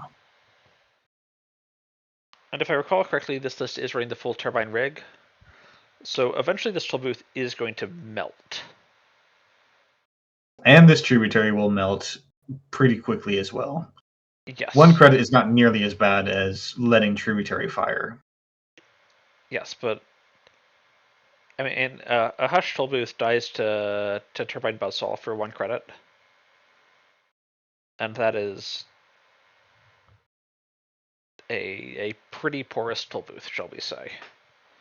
Not much of a toll at all.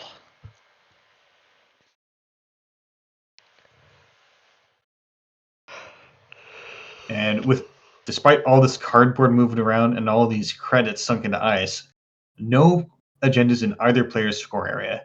Looks like Airson is setting up is going to make it to the late game where this turbine rig can really make it difficult for the Corp to tax you out.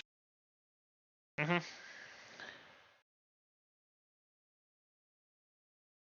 I mean, Ag Infusion is, I want to say, a 4517 ID, because it has 2 extra influence for some reason.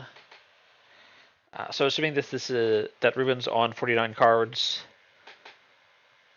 he's seen 17 of them.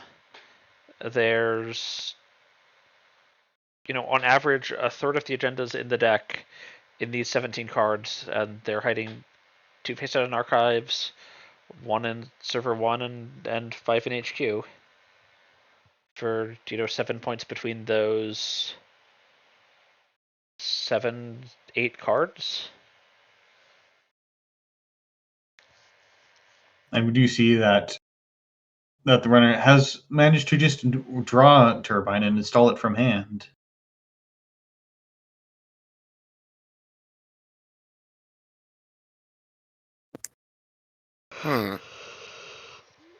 Correct So me now if I'm wrong, but you can't pay overclock credits to the toll booth on a counter effect, right? Yes, you can. Paying credits can come from the overclock. Losing credits cannot come from overclock. Ah.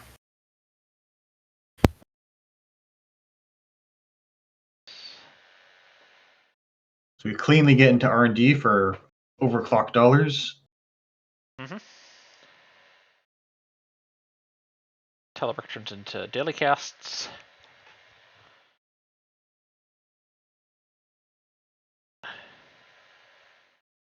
There's some cataloging going on. Is this going to be the first agenda of the game? Building an index of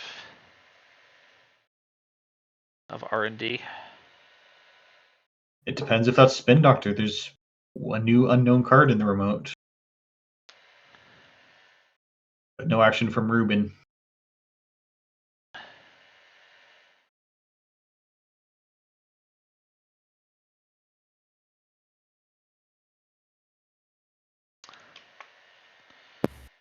And it looks like we found send a message. Oh no. Which is going to res this thimble rig. Thimble? Interesting. So I actually like the thimble rig res. I think the ability, yes. Okay.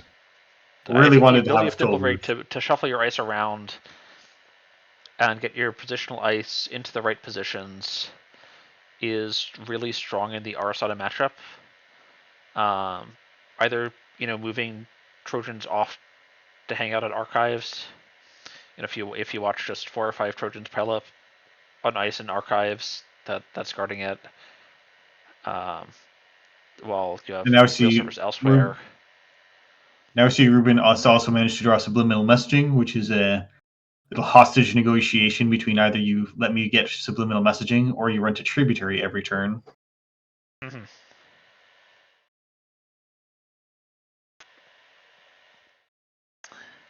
Yeah, I need to try tributary in my Prof Glacier builds.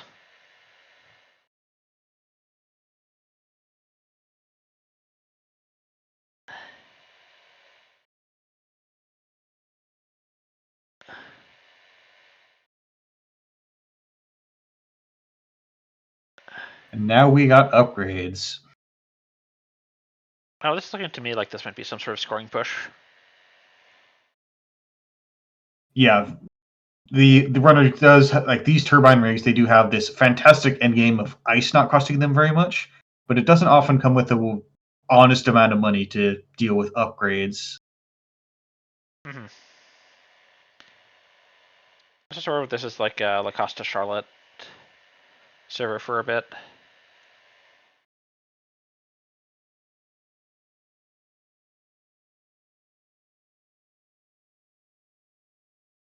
I think I want to get points on the table for myself. So this might be a lot of 5/3s in this deck. Mm-hmm. All right, Coalescence from hand. Arisana really looks good with being able to pull this maneuver. Yes, this certainly looks excellent. And Ruben fixing all the ice with that thimble rig.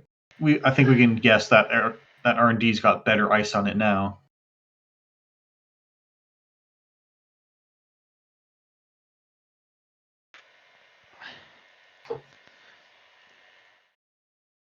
Hush on the tributary. It's stuck there now. But also, it's not that much of a tax. You only need 1 credit on the buzzsaw every time. It's also not that stuck there. There is the symbol rig. There is the thimble rig, but if you want to run the remote, then now you have to spend time rearranging thimble rig.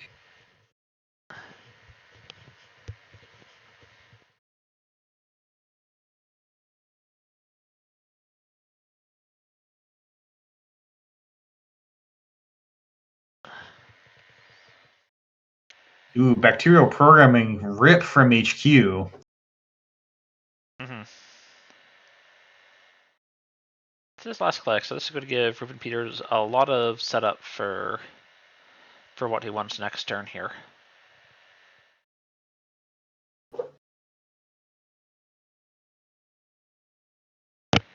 And I was talking about how these World Tree rigs have a little bit of trouble coming up with honest money, but environmental testing is on 3.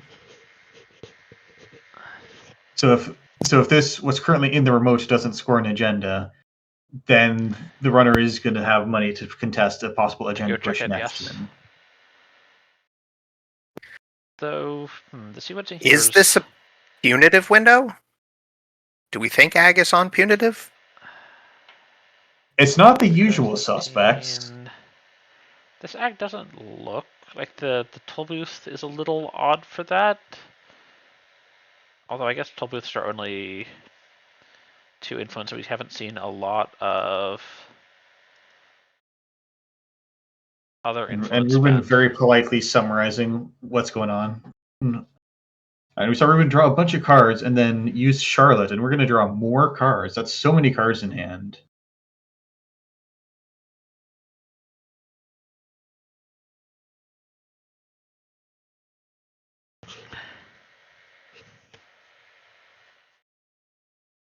I mean, this can be all yodeling for a ton Yeah, of money.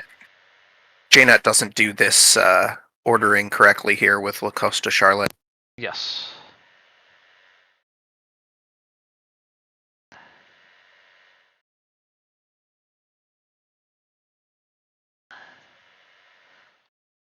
It's being fixed manually. The power counters.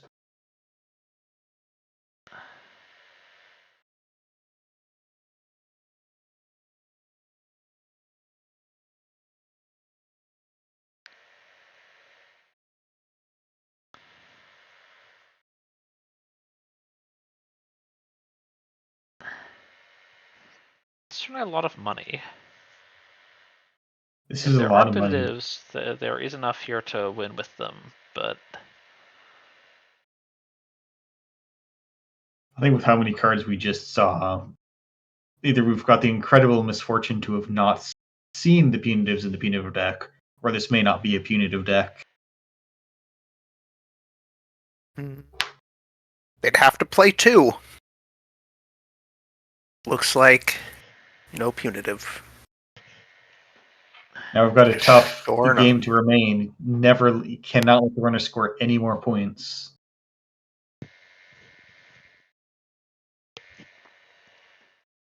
As we thought at the So I beginning. know there aren't any in Jinteki, but I can't remember if we have any 0-point IDs in standard at all right now.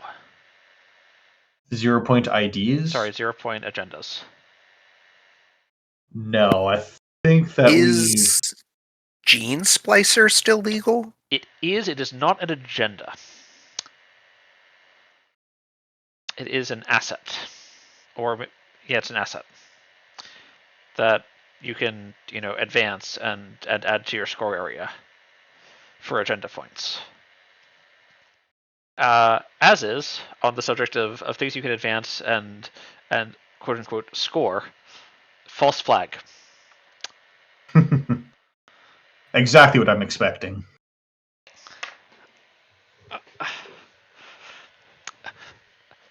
Well, that makes one of us. Because Rakanta I'm asks, not. it is uncommon for Ag to be on send a message, right? Maybe it is punitive. Let's see.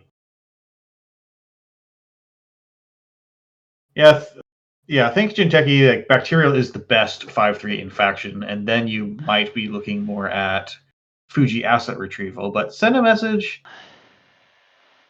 No, I think send a message is actually really good with a lot of. Send a message is great in Ag. Like Ag has lots of big ice they want to get res to boot people into.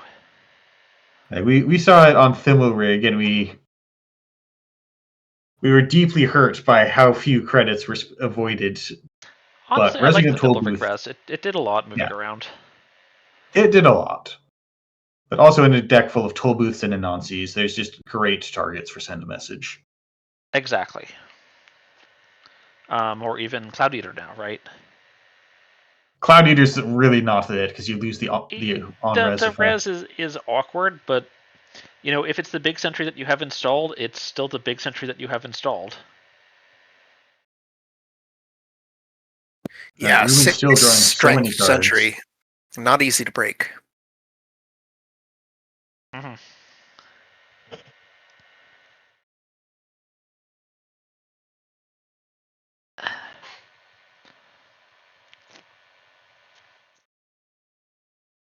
And we do see that the runner has assembled Exodia. We have all the breakers and Turbine. Yep. Like even with this triple breaker echelon turbine setup, Cloud Eater would still cost 6 to fully break. Okay, that looks like a Biovault. Yeah, it looks like a Biovault. Because there's already an acid on the server, so I'm not sure what else it can be. Yeah. I don't think Defense Construct is even legal anymore, is it? I think Defense Contract is legal, but don't you install that only on archives? Oh, well, yeah. Definitely Biovault that. All right, Sarsenton, strangely at this point, one of the most taxing options available because they have to pay 1 per subroutine. Yep. No. Okay, Defense Contract can be installed anywhere. It just, trashes to add face-time cards from archives to HQ. I mean, there's a Hansei review in this deck. It's possible. Yes. All right. Amarum is cycling daily casts to get something new. Let's see what it is. Is it yet another day of casts? Ah, no, it's a vacation. It's Earthrise. It's a nice hotel room for 3 days. Taking the sights, get inspired. And Ruben probably bringing a sigh of relief that you don't lose to the random R&D poke. Charlotte's ticking, but there's not a lot. There's still not as much money as you want. The 16 credits disappears rapidly when you start resing Jinteki Ice. Yes.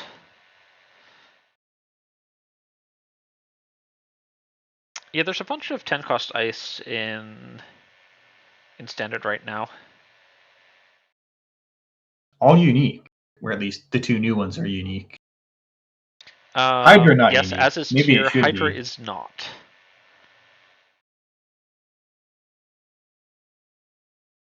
Interestingly, they are all, in fact,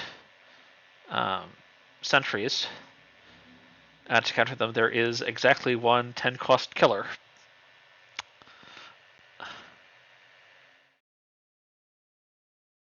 All right, Charlotte is over. We do see we have the fully charged Biovault. Yep, Biovault's cocked. Costa. Time to get something else in here. Yep. So at long last, we see 3 ice on the 2 important servers, and we're ready to start scoring. So actually, Turn 10. So actually, I'm curious. We've been seeing these turbine rigs with Echelon, and we were commenting earlier that Sysoton's actually reasonably taxing because it's got 3 subs. They have to pay 1 credit 3 times. It adds up over time. But there are 2 killers in standard that can pay 1 to break 2 sentry subs. One of them is Ica, which isn't going to save you on multiple sentries due to being a Trojan that's hosted and has to move around. But the other is awkward for slightly different reasons because it is after image. But I remember, a year ago, people were experimenting with the full efficient sub breaking with the after image packing as the sort of killer of choice to just be maximally efficient on ice breaking.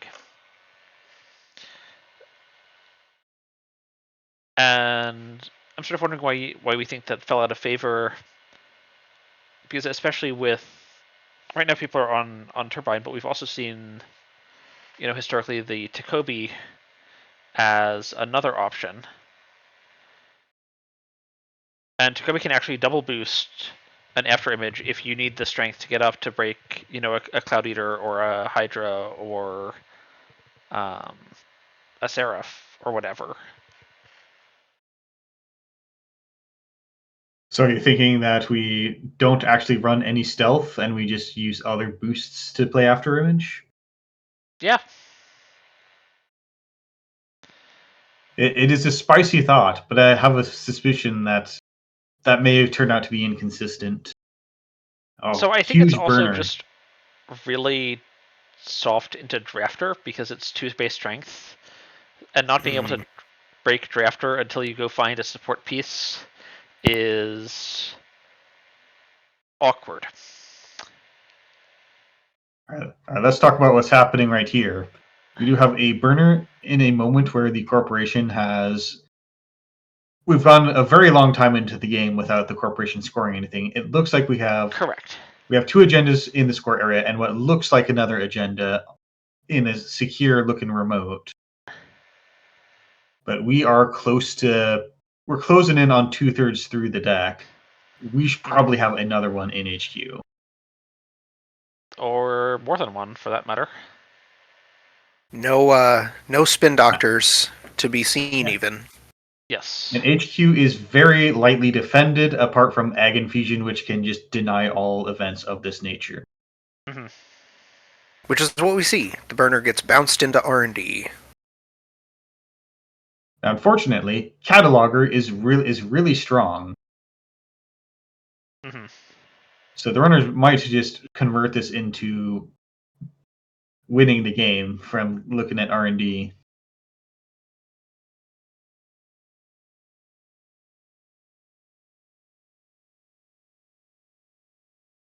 And There it is. Oh, I was hoping everyone could pull it out, but alas, World Tree just got online. Mm-hmm. And just not quite enough space to ever find a chance to look for the scoring, look for just very busy putting out fires and no real chance to start one of his own. Yeah, that World Tree deck just snowballs. Such value. All right, we do have 8 minutes left in the round, followed by a lunch break.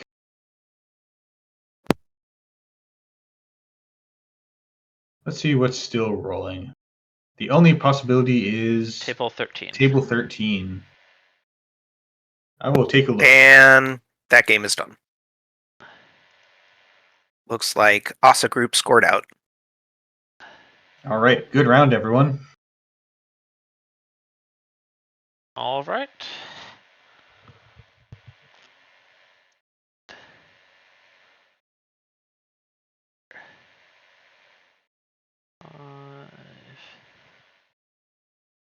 Five. All right, so I believe we are headed to lunch now. Yeah, let's give a peek at these standings here before we go. We now have 3 players on 9 points. Got Alpi with Nuvum and Tau, Styx on ASA Group and Lou, and Václav on NBN R Plus and Hoshiko. In a bit of a change of pace, we haven't actually spectated any Hoshiko yet. We'll have to make sure we look at that for some variety. I do not think we will run out of chances to spectate Hoshiko for quite a bit yet. Now, looking at other well-performing decks in general, I'm just going through and looking at lists that are 2-0. We are seeing Sable, we are seeing Ag Infusion, we are seeing Restoring Humanity, we're seeing Arasana, we're seeing PD. Have all put up at least one player that is 2-0 on those IDs.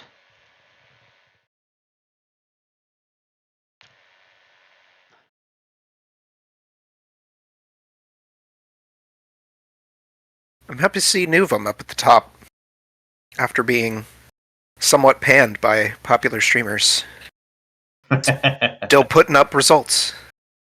I think Nuvum has a lot of interesting tools.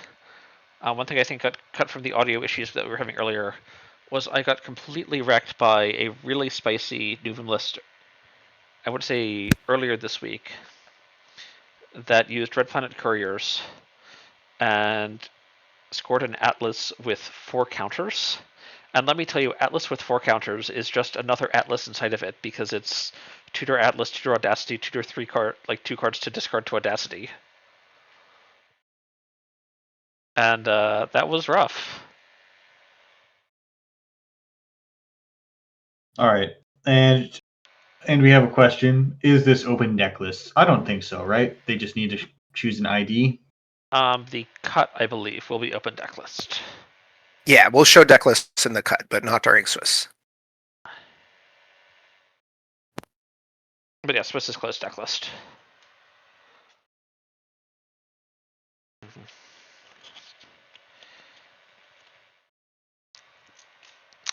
It is the perfect time to display your snare alt arts.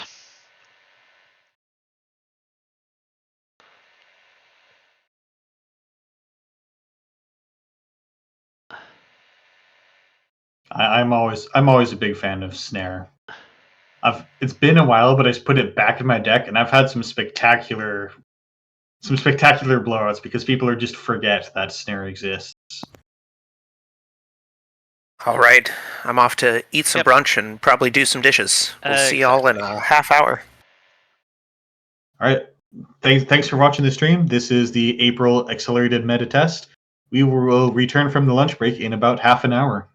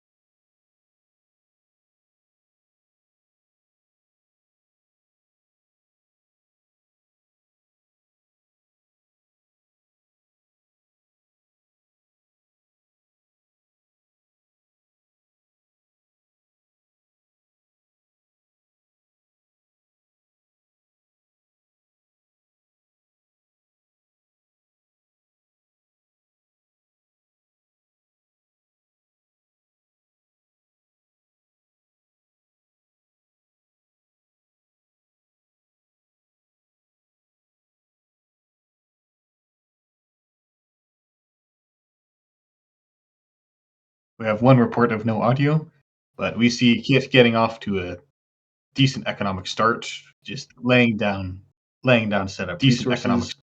The corp got away with the Rashida, and now we have ice on R&D. Probably the most important piece of ice.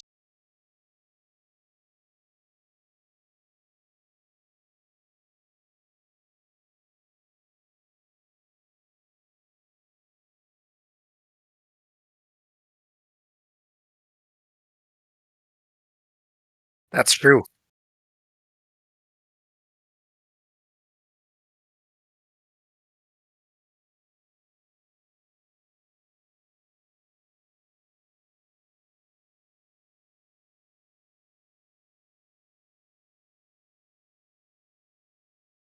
Yeah. Now, if the corp is lucky, that ice on R&D is not a code gate, and then eventually, when there's something covering it, then Kit will have to produce solutions for it.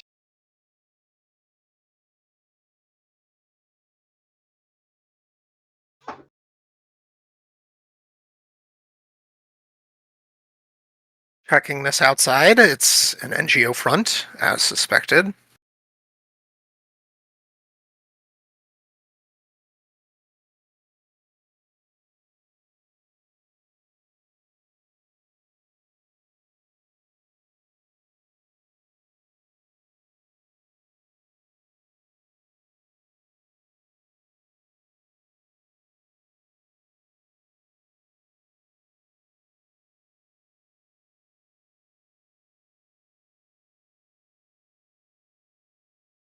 Interesting to see prepaid coming back into the meta after such a time where we barely ever saw it.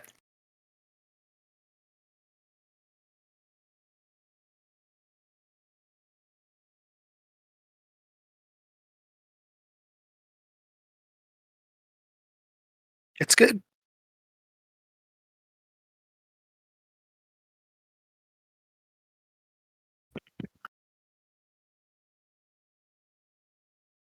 Ooh, we got Vovo. That is quite the intimidating server now. Grandpa Vovo being rezzed 3 ice deep.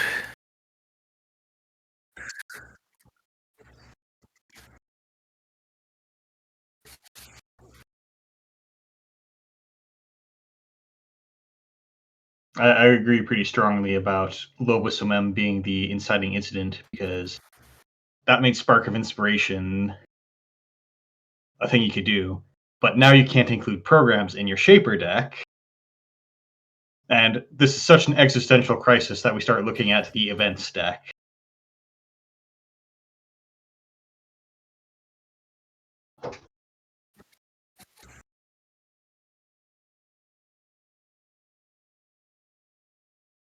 Werner, trick shot. Yeah, we got great new events. Trick shot. Even this Bayabens.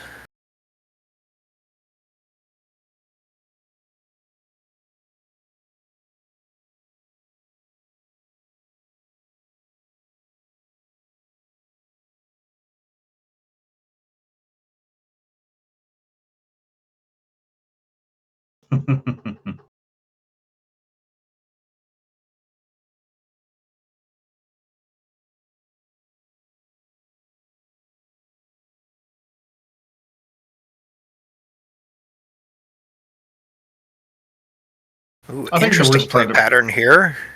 Lacosta advances something. We get 2 advances and then icing HQ, leaving a 3 advanced in the server.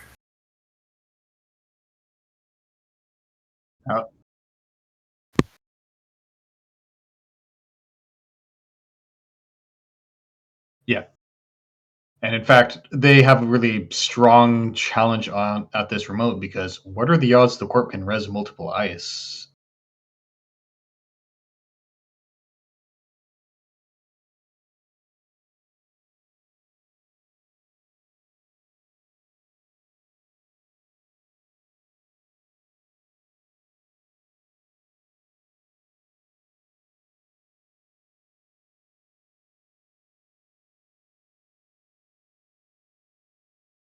All right,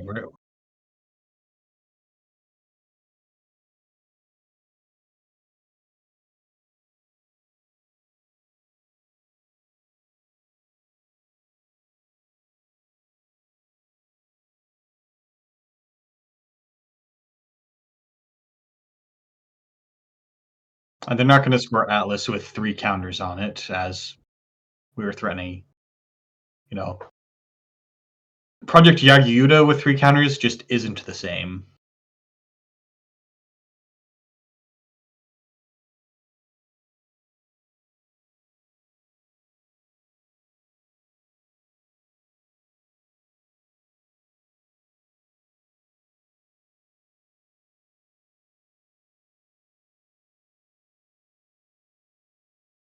Yeah, but this is historical because at the time Yagi-Uda was printed, Jinteki had all these 3/2s.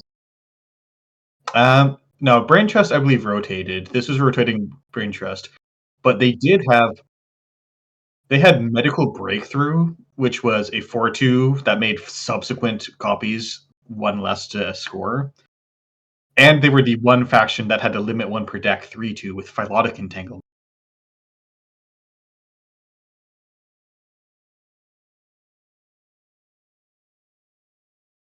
So Jinteki had 7 kind of 3/2s, and I think NSG was legitimately not wanting to give them a powerful project the way that Wayland had.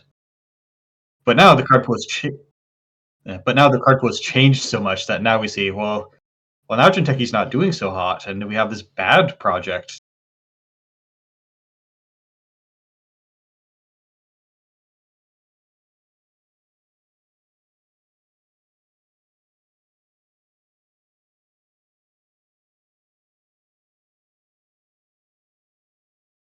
I think Beal and Atlas are still something that is very playable today.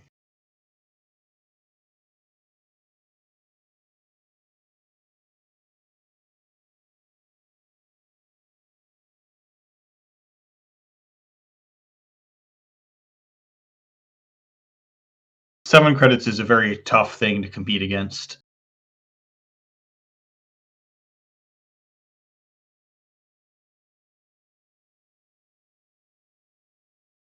Okay, but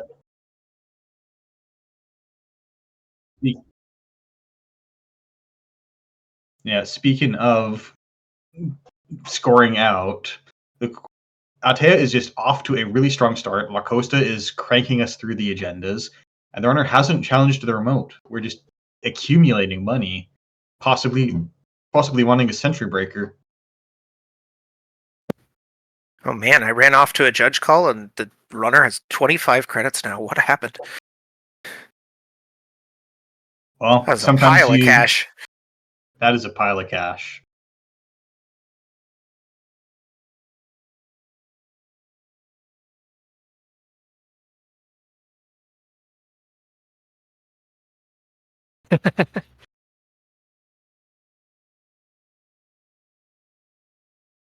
Okay, kid is used up on that Tatubola, so now this Surveyor gets to fire. It's been a while since Surveyor. Surveyor is at 7 strength. I don't think that does anything because we're not breaking it. They got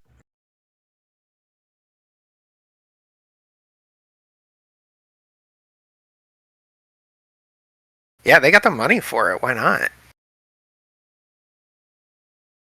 mean, you probably pay through the tags because that's just.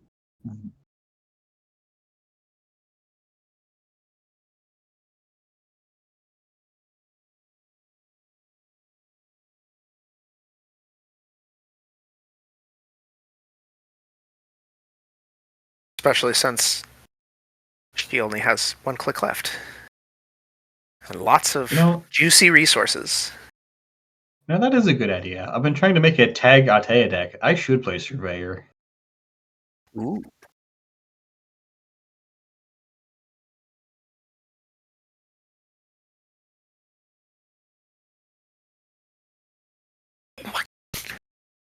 Now, I don't know about you, but I've always struggled with start by having 15 credits. It just doesn't seem to line up.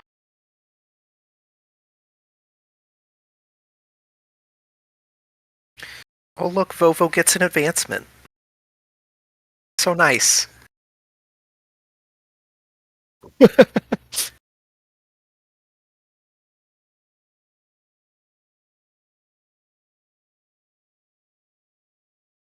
But is this Vovo in his final form? And Hansei takes the last card out of HQ. We don't need a hand.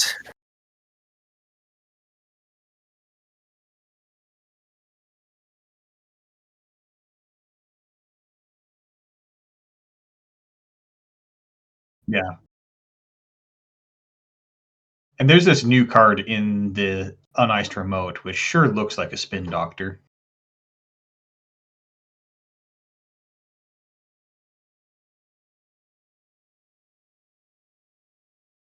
Cards in HQ can feel very unsafe against Shaper because of what Burner can do.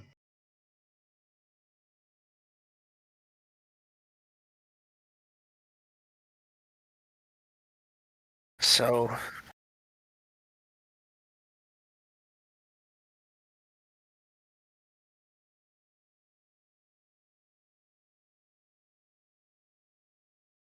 yeah, Riel's got to answer this.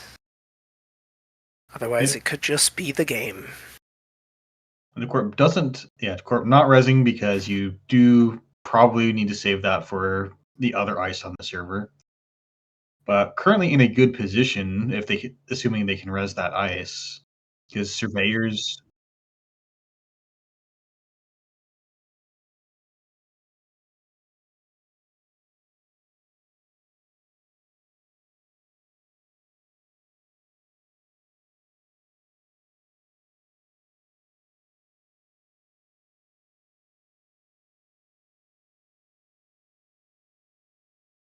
But with Vovo, they may be able to res both that ice and the bottom ice.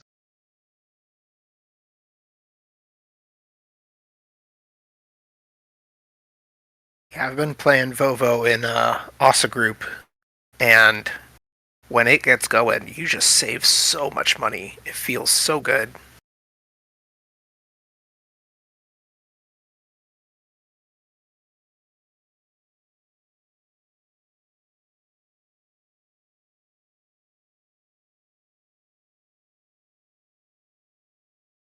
And Vovo can just slide over to power up your fully op. Nice. All right, nothing in archives, but we're coming in for the trick shot. Got a pretty Mary down. So Riel's going to see 3.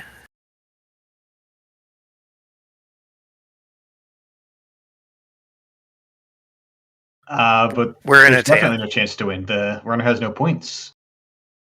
Oh, right. You're saying if there's 3 agendas. Oh. There's the 5-3 though. All right.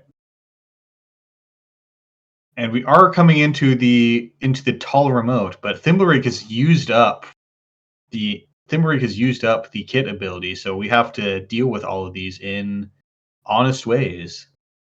Lobos of them can break barriers.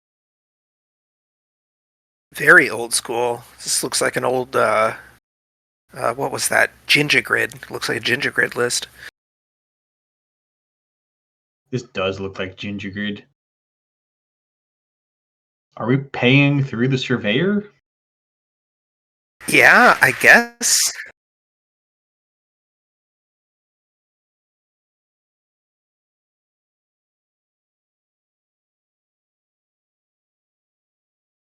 I mean, it looks like games, so maybe you just take the tags, pay through the end the run trace, and hope for the best.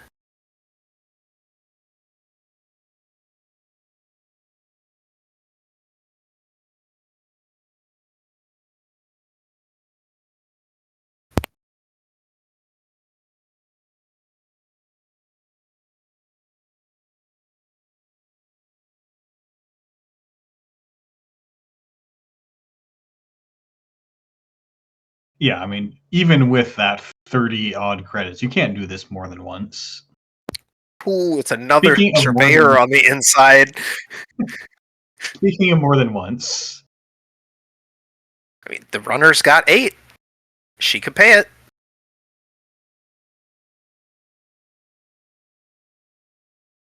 but what if you just dump all your money into this and then you let La Costa finish it off?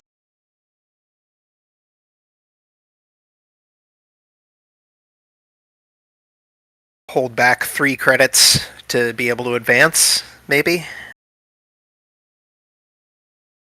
But it's the game it. Yeah, there we go. Pace Oh, 6. paying all 6. Ooh. Because what are they going to do? Come back? Right. But how do you gotta hold on for a bit here. At least another turn now.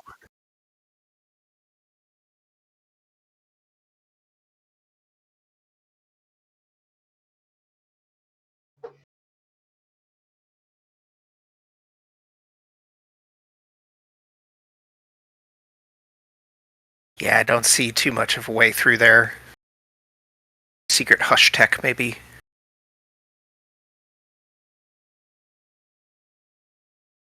Now, interestingly, not clicking up for credits, we might legitimately be slow rolling something. So we're in.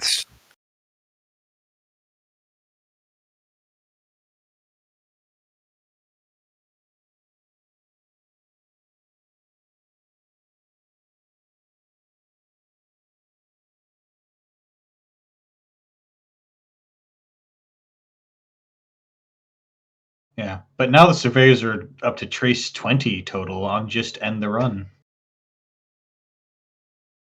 And to my great disappointment, I don't know if there's any tags to be seen.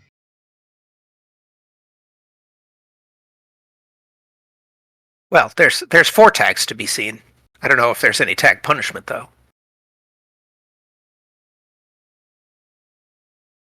Another spark. Get the There we orca. go. We are on just the orca and the lobesman. That's still so much money. Orca's really good on the 6, 9. Orca's good in a world where ice doesn't get beyond what the devs printed on it, but we're well past 6 strength. Yeah, that's gonna be 8 credits to break a surveyor with the orca.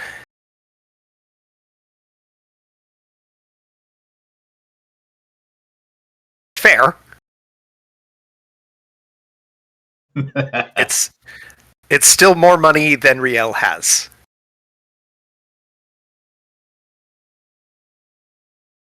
And you still have this 8 strength Satyr adaptive barrier to deal with as well.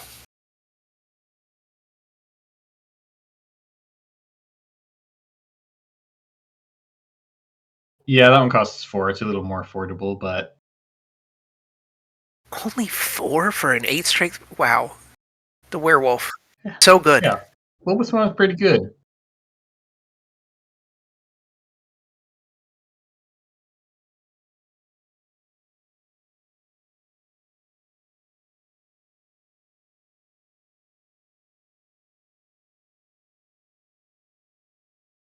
It's what Kit was in the market for, apparently. Math time.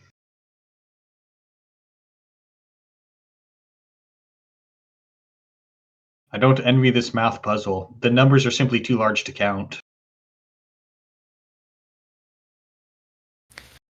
Yeah. Well, a single surveyor uses up all your toes. I don't see how this is doable. You just gotta pull out a boomerang.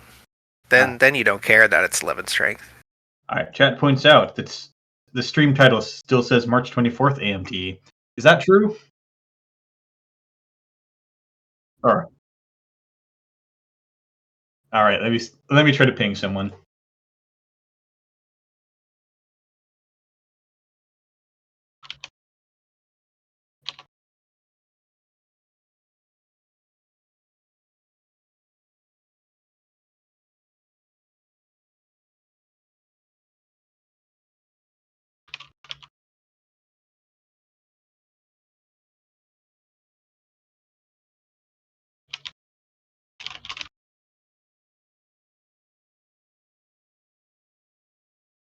All right, we may get that resolved shortly.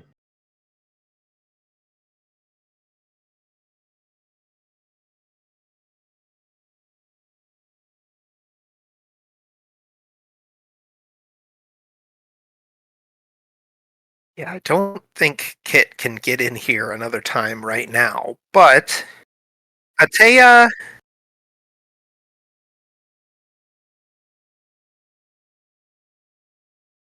Yeah. It does a lot, but Surveyor is still a very large number.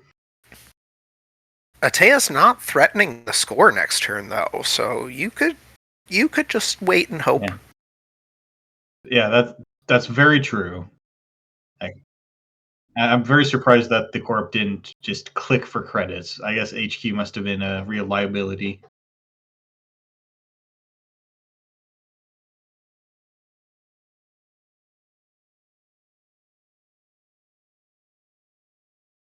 I do want to know what they overwrote in server 4 previously.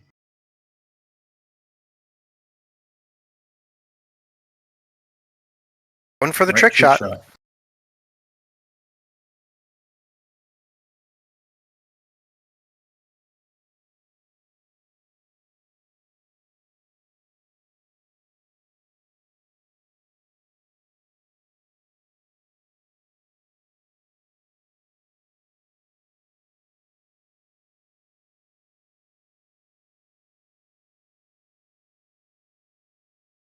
All right, we do have the full overclock value of trick shot coming in here, which will get you through Cedar. But all these 11 strength surveyors are going to require 3 boosts. Each one's 8 credits, which you do have. This might be credit perfect to get in. There's 1 extra on the trick shot.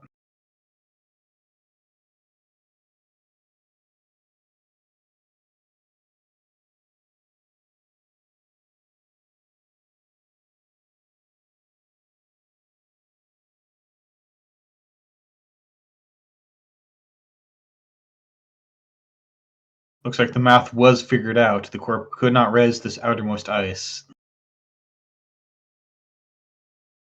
And Off-World Office nabbed from the server. Both players now back on 1 credit. And while I think we can now be really sure the runner can't do that again, now they have a much easier win off of Centrals if they can pull some more multi-access. And they know the top 3 cards of R&D, so they've got some time.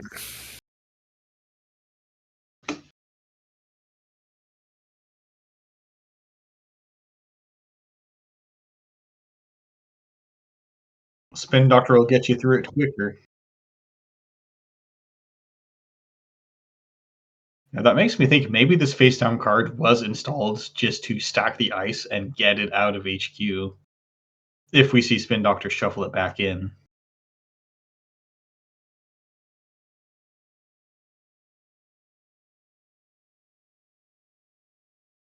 Yeah, that's what I'm saying.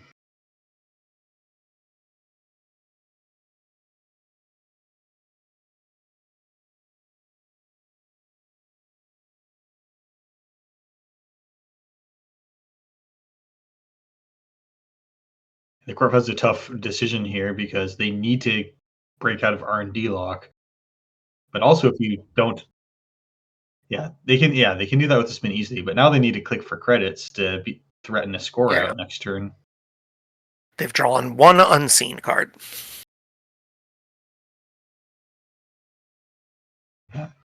Though you can also shuffle Spin Doctor before your start of turn draw in order to click the Sleep Break R&D lock. But then that's where Overriding Burner R&D ice. Click for a credit.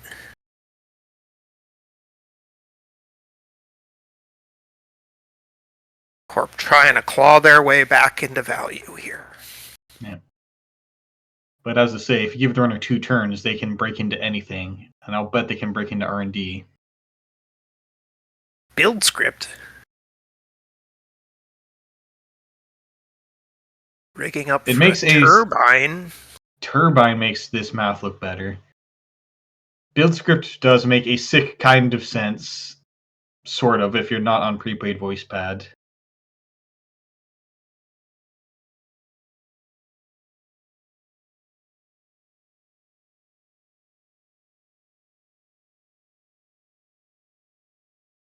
Ooh, another trick shot.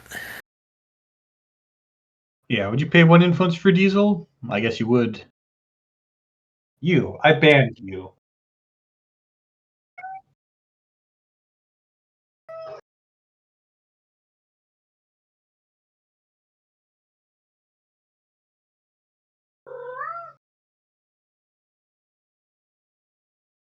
Oh, hi, little Right. kitty. The very important access coming in here. Yeah, I tried to ban him, but then he woke up from his nap.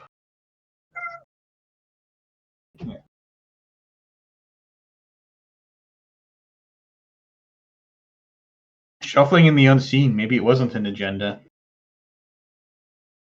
Or maybe it was, and you're just shuffling anyways.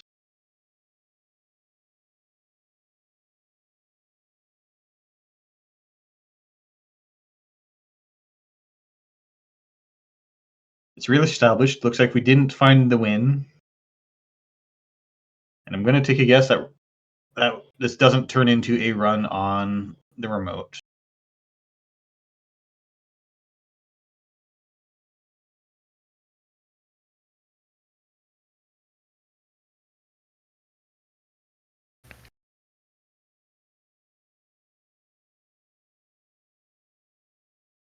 Well, last click burner. If there's one thing in HQ, then you can't come grab it.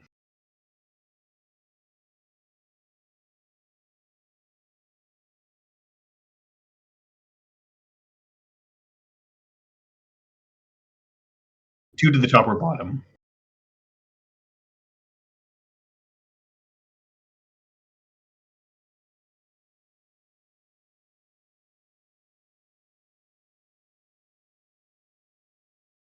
But you don't have the click remaining to come back and grab them from R&D, say, if you find them.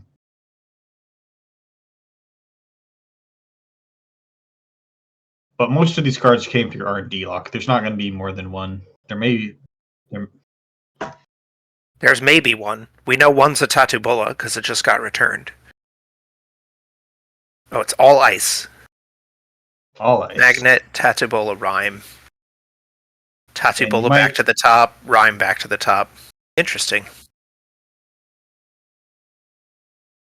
I guess you don't want the corp to draw into it, and this is forcing them to draw past it. You're setting them back on the R&D lock, which is probably more important than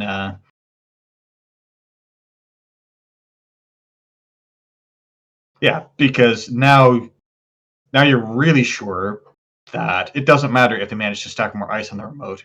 We're probably not coming back.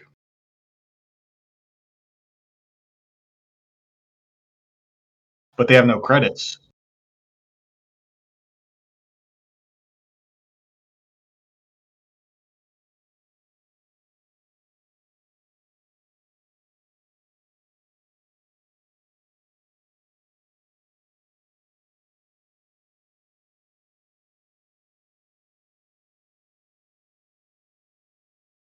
Maybe they can. I don't know. I think that favors the runner because if they can get any more multi-access out. So you see, trick shot is two of them are removed from the game. So they're not going to get a trick shot back. Is there anything else?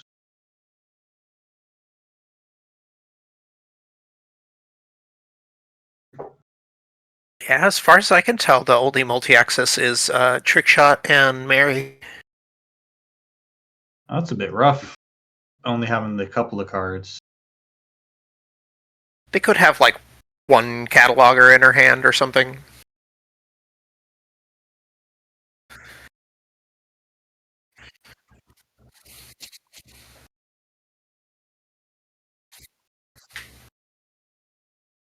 That would be quite a value add.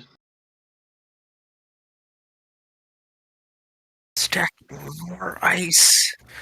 Wild. Oh, and Adrian. Adrian sliding somewhere? R&D? Yeah, that makes sense. Yeah, that's where you need him.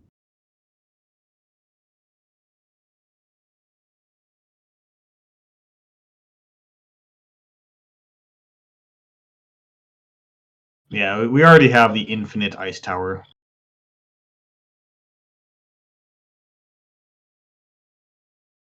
Play a side game. That's the thing about Adrian. When you're super broke, both players just pay 0, and then it doesn't do anything. Now, why are we running back? Trying to lose the SAG game intentionally so you can trash Adrian, I assume.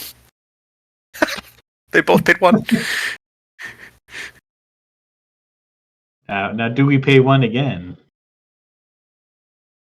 Hey! There he goes. I think Lunam played that about right. If you pay 0, the trash cost of Adrian goes up because they have to pay 1.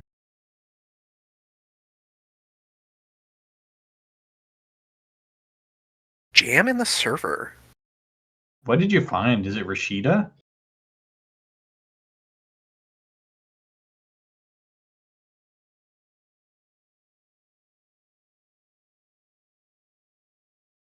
Have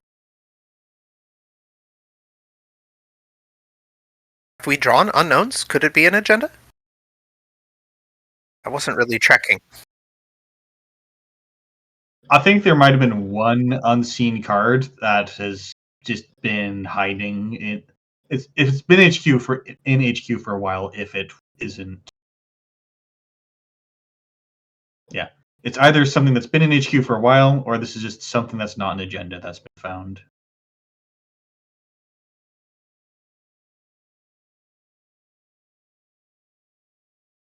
And the owner is getting to a healthy credit total, but that's still not enough to get through 2 surveyors. Ooh. Oh, well, that's easier.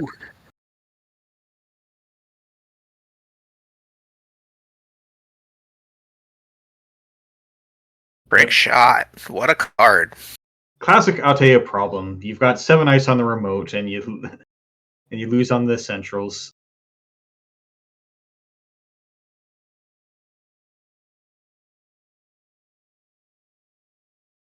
Three surveyors on this remote. Oof. Troudon, the card names over the images are probably the add-on Cyber Feeder for Firefox, which gives you things. So it's got a lot of quality of life things for JNet. It also lets you do things like hold control to sort archives.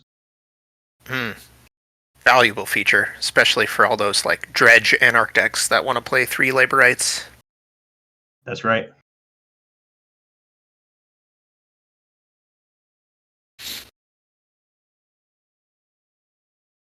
How's time All doing? right.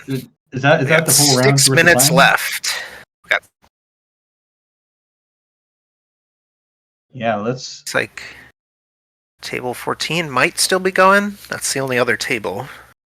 Giving it a shake here. It's over. No, wait. No, my JNet's just incorrect. Yeah, mine does that too. It'll show me the last game for a while.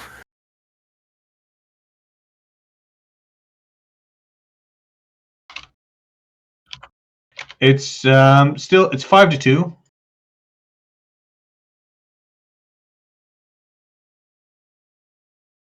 I was so confused for a second. I was like, why are there both yellow and green agendas happening? Oh, right.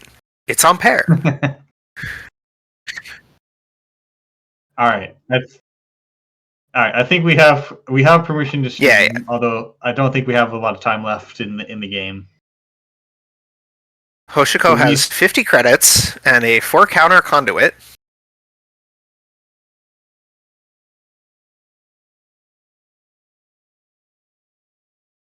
That does explain where the 50 credits came from.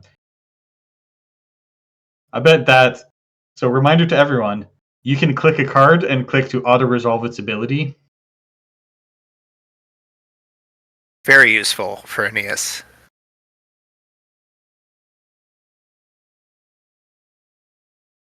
We're just plundering this R&D to try and find something here. 6 card dig. When do you trash it just to get deeper? I think I'd start doing that right now. Yeah, trash this void at least.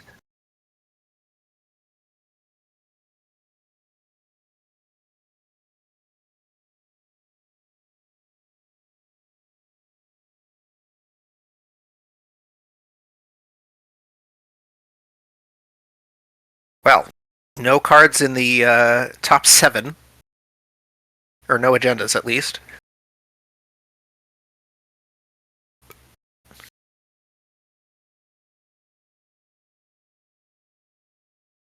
Oh, sync rerouting, that's fun. But I think the runner can pay. I guess you're slowing them down by making them click through extra dialogues.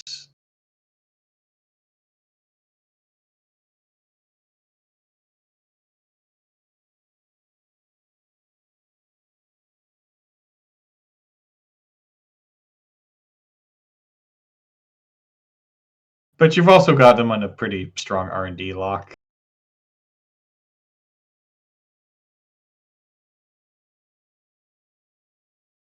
$68 credits. Ow. I haven't seen a credit pool like that since Congress Kate. Sorry, my cat's biting me to try to get food.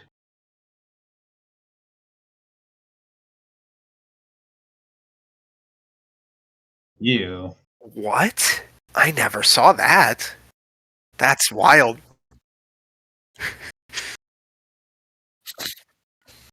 Oh, there it is. Send a message.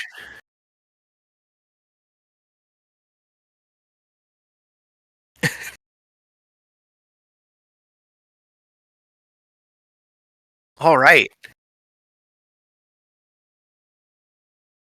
Right, what a interesting end game state that was. Yeah.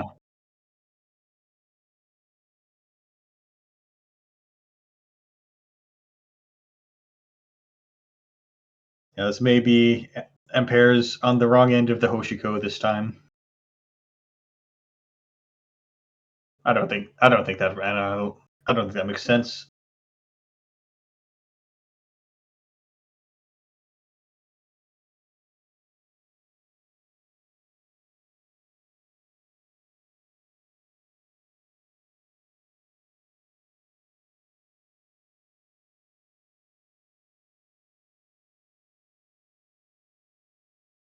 Okay, I think we're down to a single undefeated player. Alpidon, Nuvum, and Tau. So we'll at least be seeing you in the cut, I bet. How many rounds are we doing this tournament? 6. So that was the end of round 4.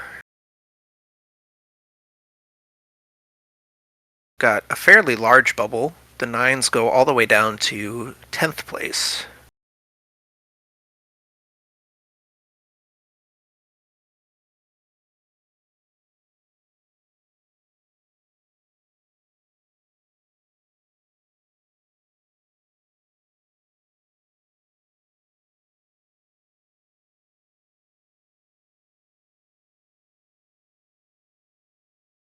Okay, we have round 5 pairings up. I do see we've looked at Amarum already. I don't think we've seen Alpi yet, so that's Epiphany versus Tau.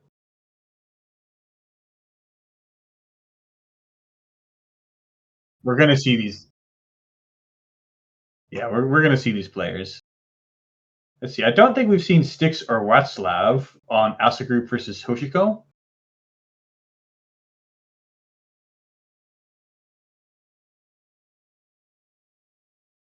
Straight up Steve. That is a good call. We don't see much straight up Steve.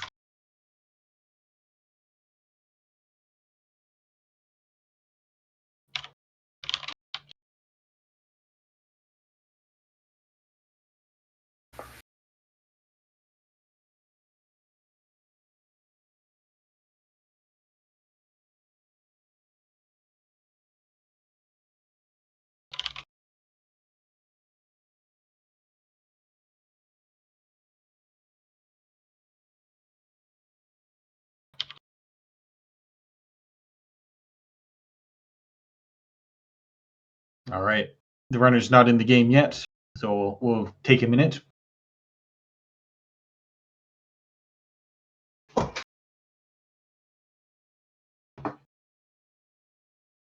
right, Steve. One of the places I'm actually expecting to see Sneak Door Beta, a real blast from the past.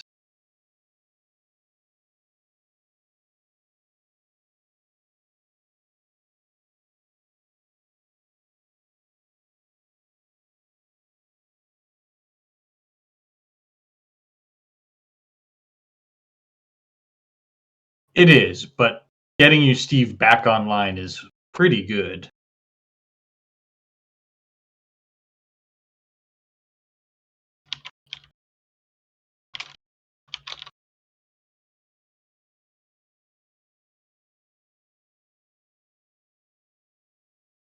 All right, 1 second. Prodding for permissions.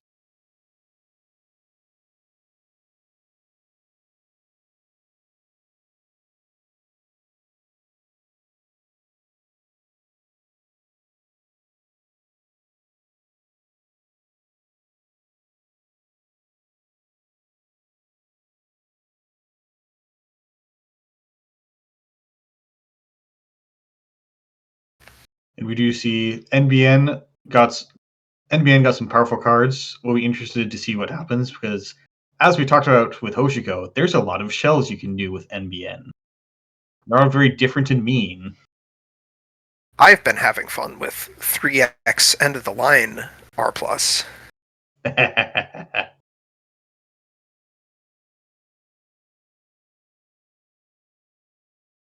Got to spend that extra spin doctor influence somehow. That's right. It's just perfect for 3x end of the lines, a pivot, and what am I on? A magnet? No. I think I changed it to an Pivot's 3, Eli. right? Or is pivot only 2? Pivot's only 2. Oh. Yep. Yes, we are good to join.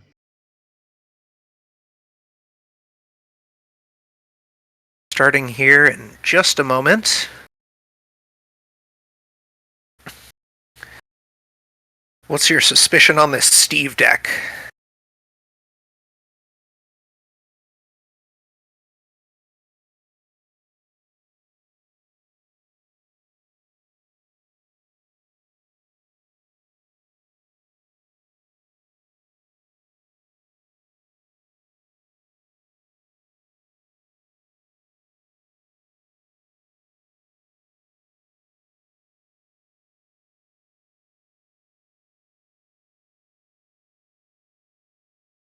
It is interesting to charge Amelia honestly as opposed to try to do something with Padma, but I guess Steve is here for the long game.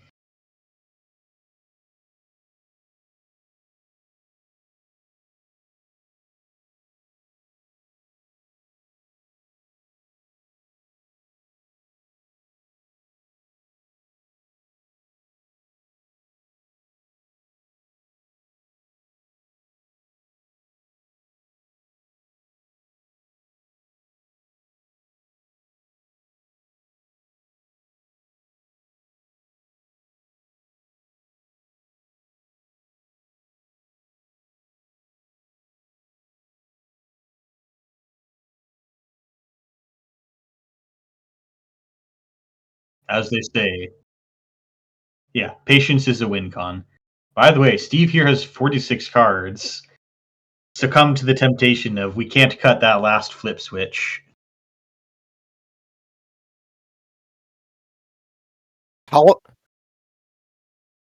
What's that?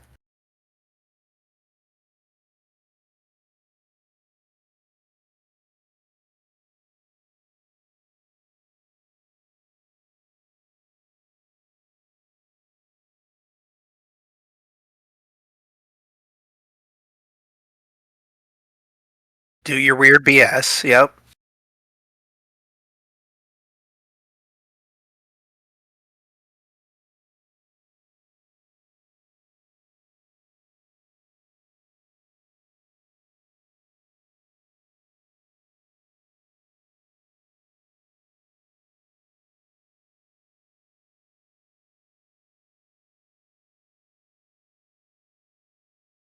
Yeah, I've heard it has kind of some structural problems. It doesn't play very good just boring regular Netrunner. It's a little too all in on the weird trick. Yeah, and the weird trick dies if they play flip switch, so We do have 2 obs playing today. Ham's currently in second place. So I'm not sure what kind he is on. We should take a peek at Ob when we get a chance. But speaking of weird tricks, we do see Steve is on Prognostic Q Loop. Ah, for saucy shenanigans. And we didn't comment on it, but Reality Plus fired a Gatekeeper, which on the one hand, Gatekeeper fires are disastrous, but on the other hand, you ran into R Plus and you didn't take a tag. So they actually went down in money, which is huge. I say as Rashida gets rezzed. And there's the Your Digital Life. On a 9-card hand. Seems good. Jamming into the server. Steve, currently no way to break this ping. Now this And an does suggest upgrade goes on HQ. that Steve might be playing Windows of Opportunity, but ping's a really awkward thing to Windows of Opportunity. Yeah.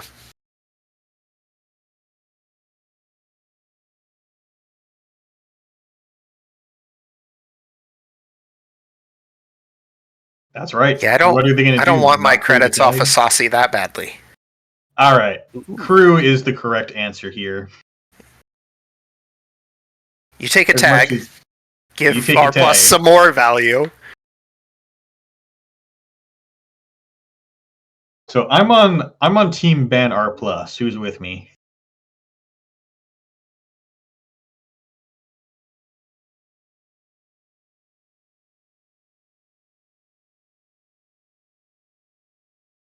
All right, there's the Bologna in there.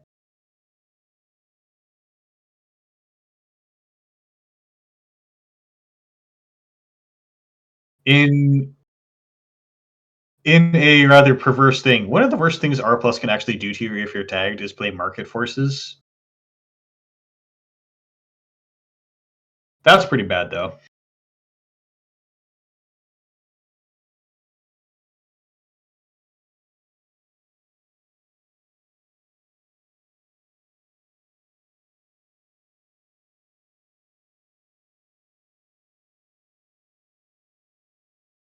What is this upgrade on HQ?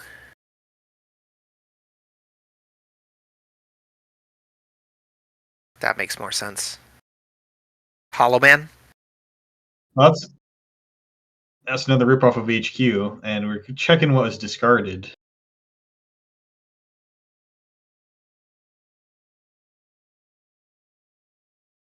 More tags. Steve now has 7. Yeah.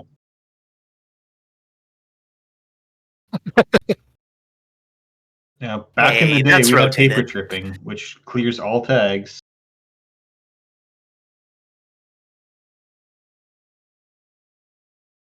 Oh, it's the Hollow Man.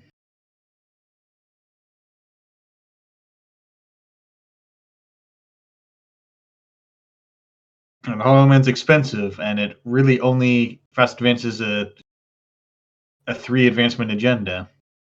And at this point, you don't need to install AR enhanced security.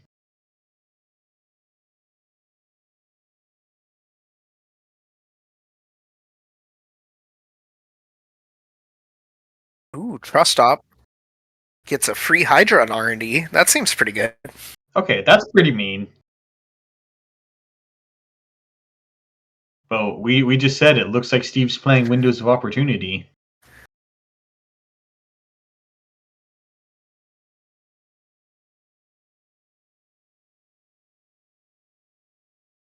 Very interesting. Looks like this could be threatening a Bologna score out.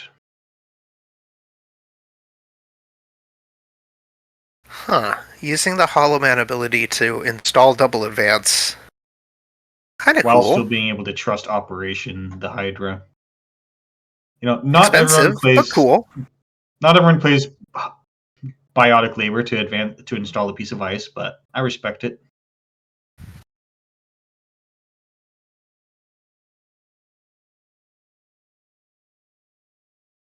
Windowing the Hydra with a saucy install. We love to see it. And the corp's definitely going to re-res the Hydra. You can't not do it. So Steve gets 6 credits.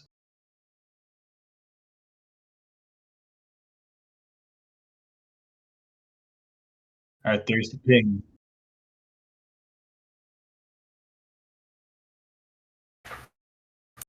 Ping just being a workhorse of an ice here.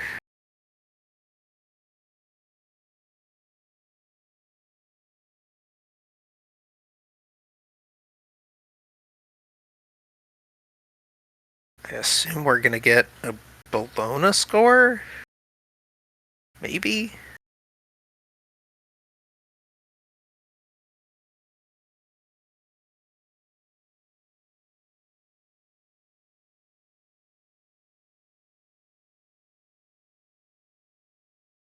Interesting. I feel like okay, you got the extra click to now put a card in there so that you can start scoring out pretty quickly.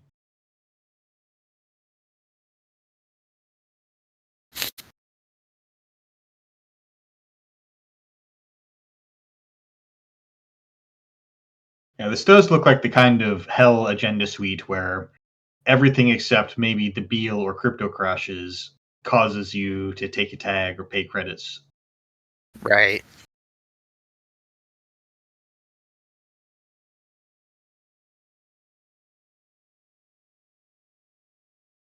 Now, when you say that you're seeing that, do you have the deck list, or is that just are you speculating? I'm on 3 Bologna, a single Oracle Think Tank, 3 Crypto Crash, and the headline.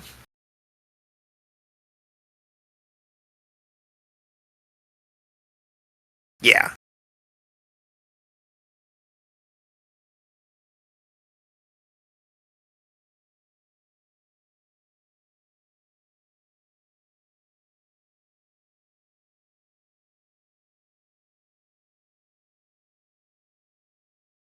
Oh, I'll be right back.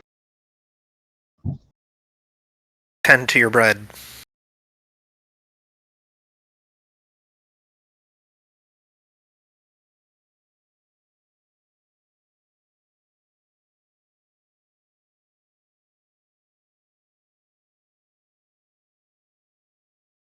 Possibly. You're hinging on the fact that Steve doesn't just find a boomerang or a barrier breaker. But, 13 advanced Beal wins you the game.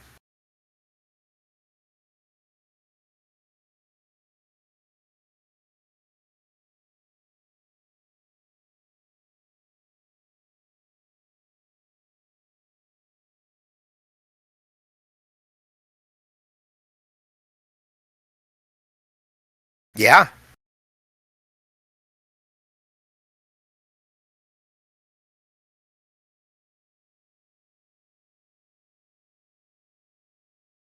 Is this a Red Planet Couriers deck out of Pravdavost, or... Yeah, that's a fun one.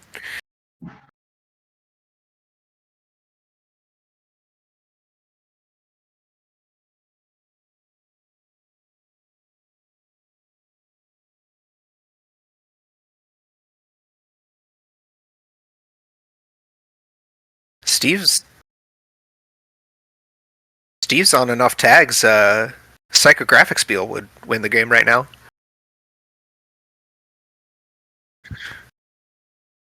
Probably not. Psychographics has kind of fallen off, unfortunately.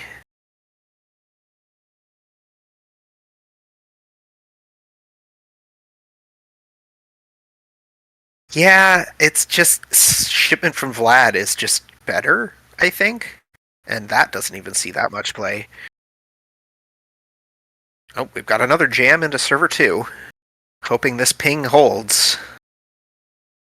Or maybe it's just Rashida. Who knows?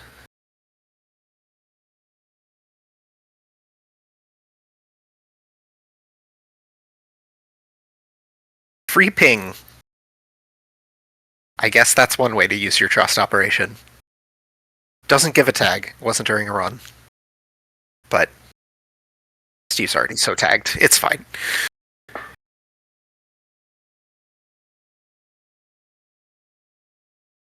Run on Archives. Okay, we're just...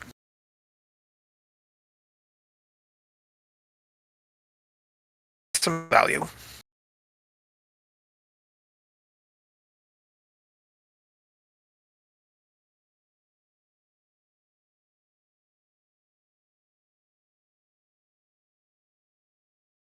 Weakened plant coming down.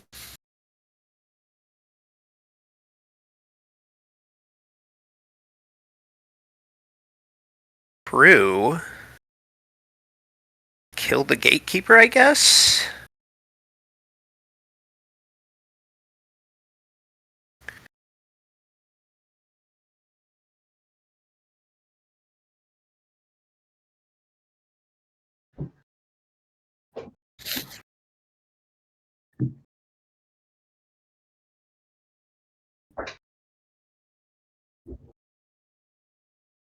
Yeah, it's not bad.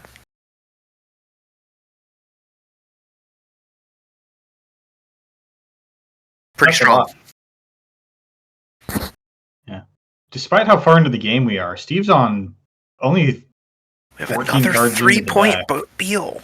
6-6. And the Hollow Man's still there. Now you can score out off that last Oracle Think Tank if it's around.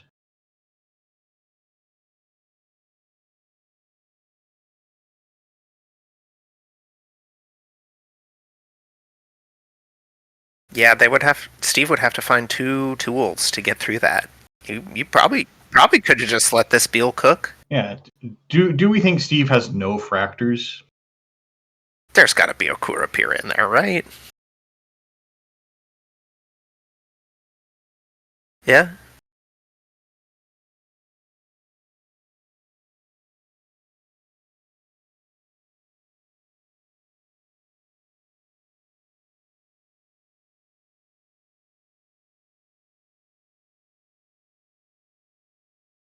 So Gothson just needs to find the 3rd Beal in the deck and keep on 6 credits.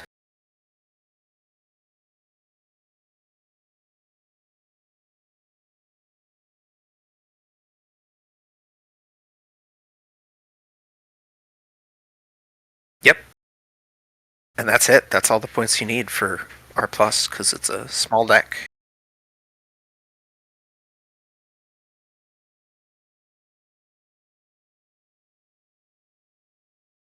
All right. I think we're hearing that someone's mic might not be picked up. Either a mic is muted. Test.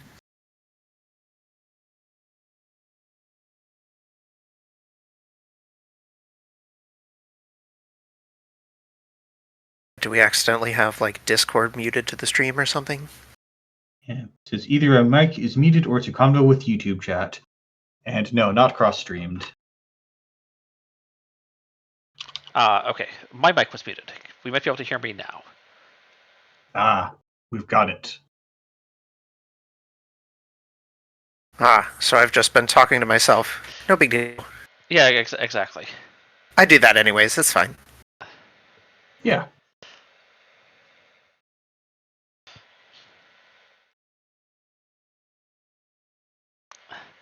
Alright, Steve. Having a think. Mm-hmm. Got 1 crew. Can we find a way through this other ping to get whatever just went into server 2? Actually, if we were to go deep in the tank on this like crew in criminal theory in Steve, I think the back has not rotated yet. The True. back is still around. And Firearms to Q loop is the common enabler for the back.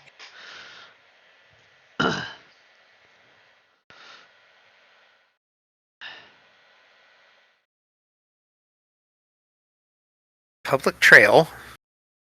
Not a very important card at this point in the game. I agree.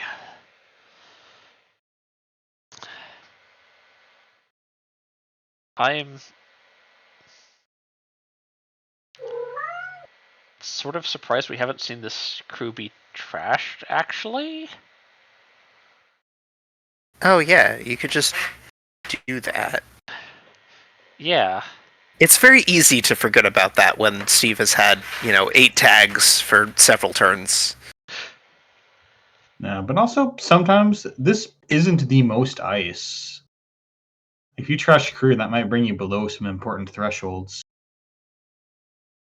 If you need to score to Bologna, then that's 4, 5, 6, 7, or 4, 5, 6.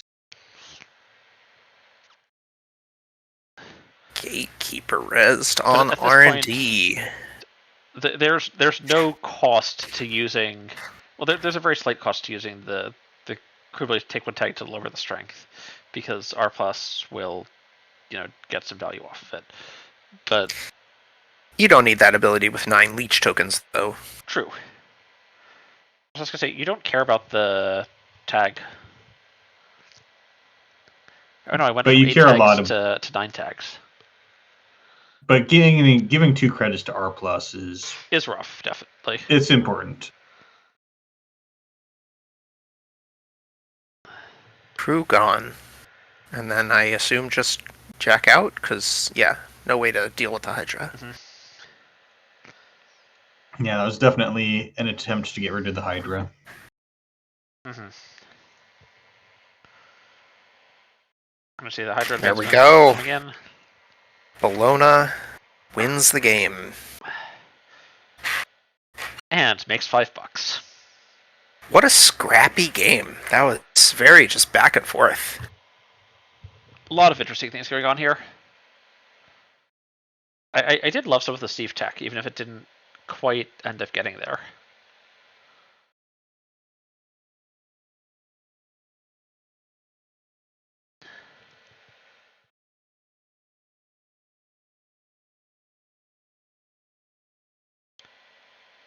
Take the thrust operations as the tag punish import of choice.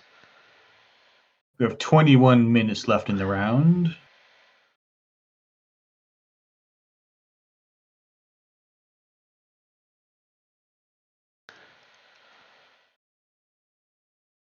What do we want to look at? Let me go. Look at this. Table 11 is Thule versus Arizona. I don't think we've seen these players yet. I don't think we've seen these Ooh, players. We definitely haven't seen Thule.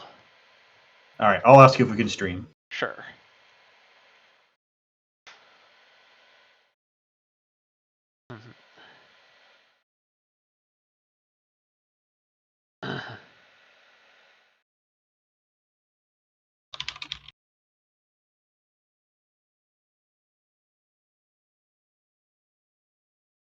All right. All right, we're good to stream.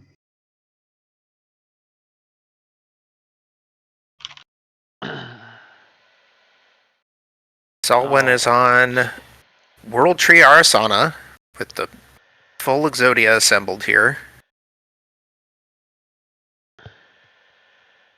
But you still have got Funhouse and Jaguars. Task. And an end of the line in the trash. Yeah, now Physarum Entangler interacts very well against Funhouse because you get to dodge the when the runner encounters this clause, which is normally not something that you can skip around.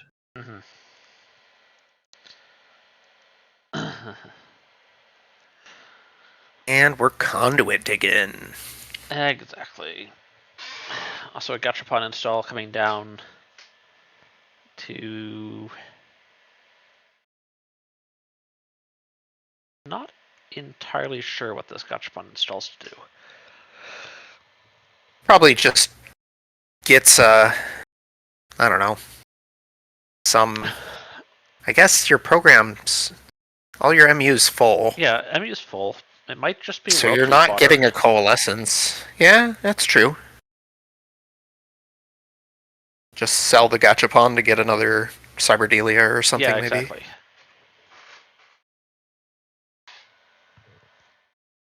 All right, we have an important looking ice res because 1 credit on each of these isn't going to keep the runner out.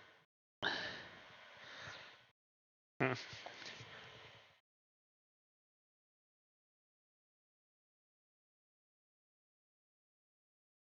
We also see Jaguar R&D on HQ. That's a pretty strong. Well, it will be much stronger once threat's active, but it speaks to they're up to something with tags. Yes. We do see these false leads being stolen, which definitely suggests that Thule has some sort of combo idea in mind. Yeah. Frequently you see false leads in the kill decks, so I'm thinking end of the line. Yep, I'm thinking end of the line too. Got him. Wow, those come out of nowhere, huh? Yeah, distributed tracing really showing its value as unconditional. None of this pay 8 to avoid it or wait till next turn on the Oppo research. Ooh, double Mr. Hendrick in the remote.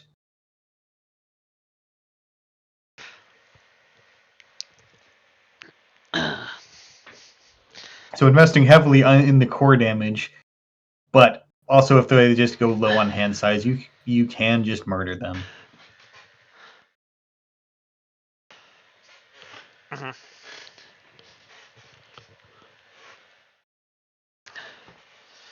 But this is also something that, Right. now Burner can also potentially disassemble. It is this sort of kill setup combo. I think we're all just taking a minute to recover from how quickly that murder happened. Mm-hmm. Admittedly, the Burner set up complete Exodia, but you still got to watch out.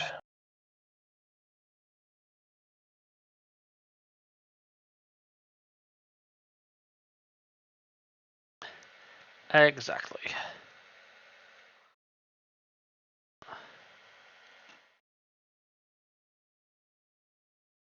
All right, let's see what we can find.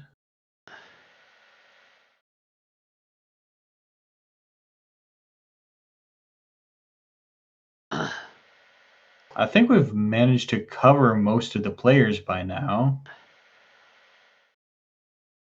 I do see table 6 is Laria on Kit versus Near Earth Hub. Yeah, we can maybe watch table 6. All right, 1 second.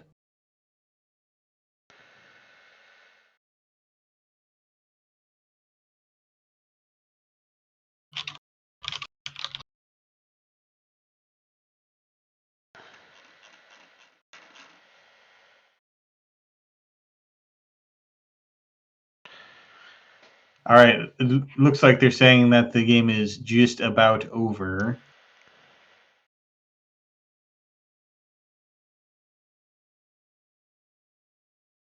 But ambiguous response. I guess we might keep shopping.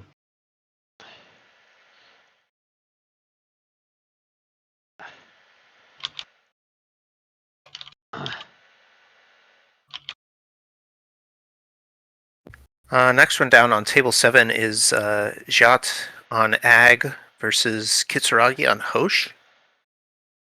Yep, this one just ended. Score out with shipment from Vlad's.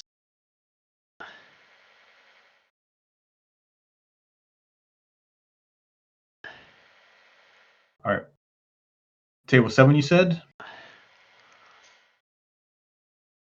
Yeah, I'm popping in there now. Only threat 3, so still got a bit of game here. Let me ask. Hmm?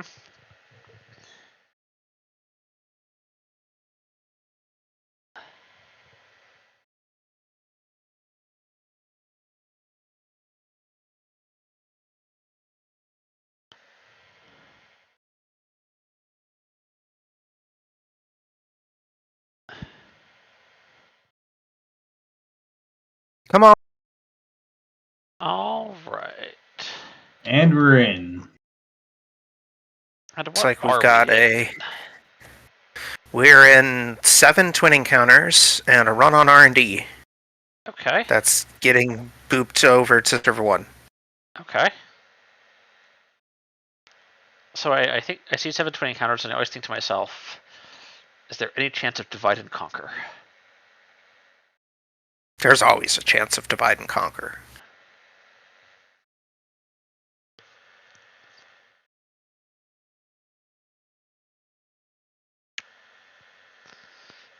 As one of the things that uses twin encounters exceptionally well. All right. Yet on 9 cards left in deck and no points. He's got to get moving. Ooh.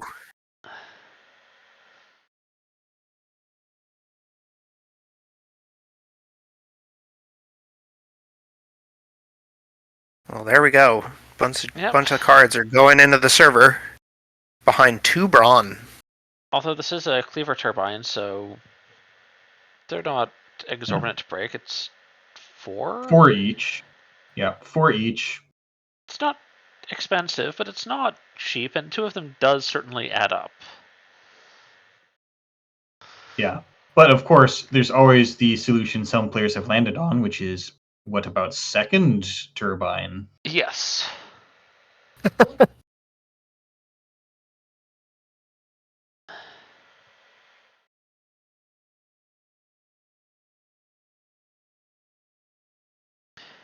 Yeah, this is a very classic looking Hoshiko list. You've got your companions, you got The Banhars, which were companions. all over the place. Like 9 months back, maybe. Challenging the Spin Doctor. Of course, gotta pop it. Deny them all value. And again, we have the Maul as the console of choice. Do love Maw.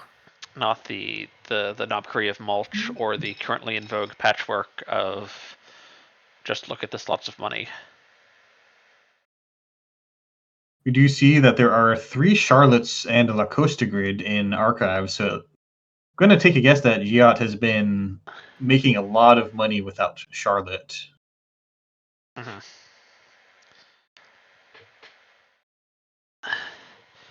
Yes, I think that does explain some of how these 2 bronze and also this toll booth got rezzed. This is again us seeing toll booth in ag. This is not really tech I've seen before. I've not been following the developments in ag closely. I'm guessing this is just Glacier then? Just build big servers and hope you can score in the late game. Yeah, Brand's subroutine gets really strong in Ag Infusion. Raindrops. Oh, border control. It's going to be such a huge tax relative to Brand costing 4.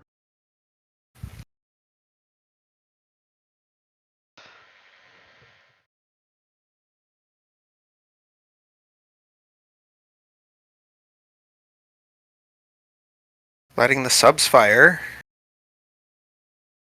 Wanted to get that strike fund converted money, to net it looks damage with like. Bankar.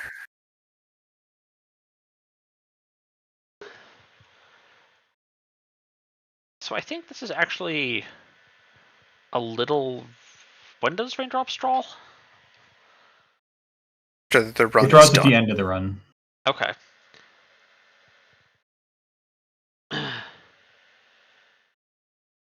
You could still run back. It's only 8. Yep. I was just thinking that this was actually very risky if there was a virus in the route.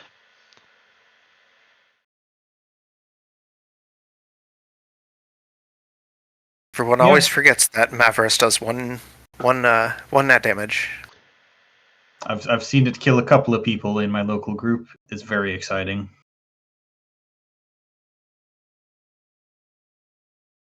Ooh, Nisei Mark II, stolen out of the server. Definitely makes me think Glacier. Acosta going down with the There was a Mavarus credits in from there. Bones. Yeah. Ziad, if you're watching this stream later, you shouldn't have booped. You might have got a kill. I mean, that's the thing. The runner doesn't get to know that you're not going to use border control until it's too late to jack out. So you almost certainly have a kill there.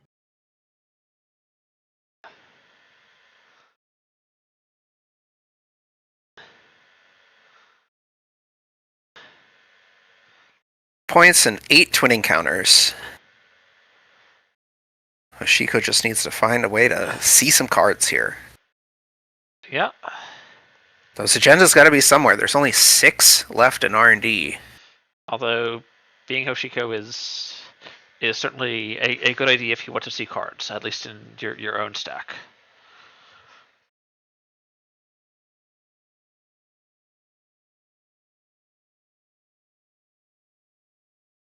And we see the money's not exactly running out, but we are in a brief low amount of money if we want to keep paying through brands and only a daily casts. So hopefully they can find a way to spend the paladin dollars. Mm-hmm.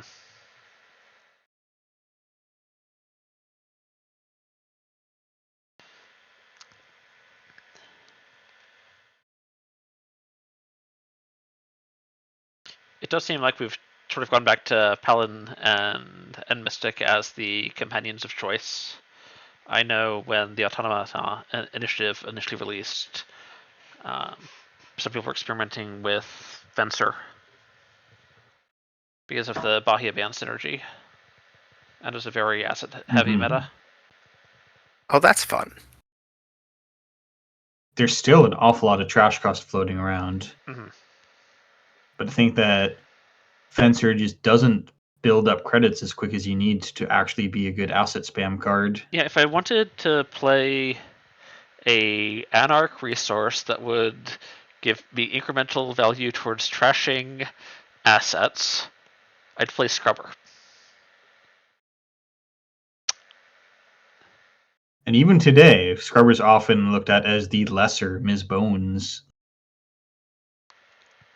So I think there's also a lot of sort of asset protection that works the first time each turn you do something with assets. If you look at, hostile architecture, if you look at AR enhanced security, if you look at Epiphany Analytica, I'll say the first time each turn trash an asset, here have a penalty. So you want Miss Bones. You want to go out, have a turn where you just trash 3 or 4 assets. You don't want to each turn poke in, trash 1 asset, and then take 2 net damage, a tag, and give Epiphany a counter. That's not a winning trade. Yeah, and Run Scrubber also doesn't really put a dent into a Jinja City Grid's trash cost. But speaking of, or at least not speaking of, that topic, we just saw it installed double advance on the La Costa server. Mm-hmm. I'm going to take a guess that maybe there was a slow rolled agenda in there, and that was the Bio Vault that was just put in there. Perhaps. Maybe. Ag is dropping down to 2 credits, though. Mm-hmm. I guess maybe that's just the safest server on the board. And the tributary being Looks like dragged it. away.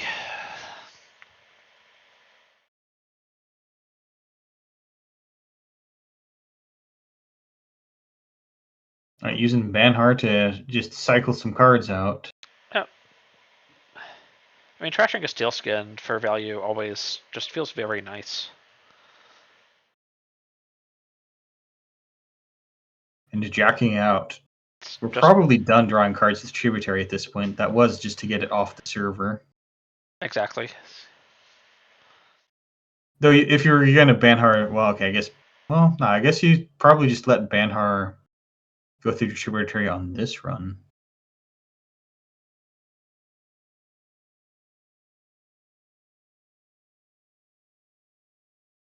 And a Right, run we back. believe What are we spending money on if not conspicuous advanced cards? Uh-huh. I kind of hope this is a Charlotte, though I think there's 3 in archives, aren't there? I believe there are. Or was that last game? There are. Yeah, there's three. There's 3 in archives. It is indeed the agenda. That will be a win for Hoshko. So La Costa can put advancements on anything. Well, anything in the route, yes. Yeah. So could have been a virus.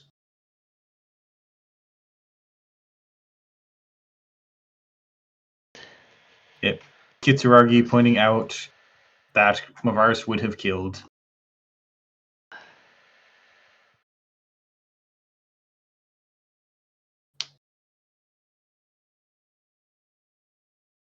All right. And we just see the game end with 10 twin encounters.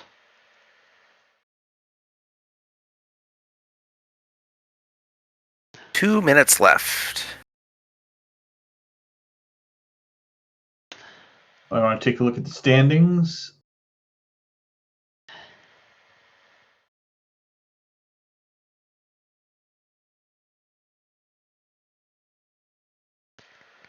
See if there's any tables still playing. Let them know time is almost up.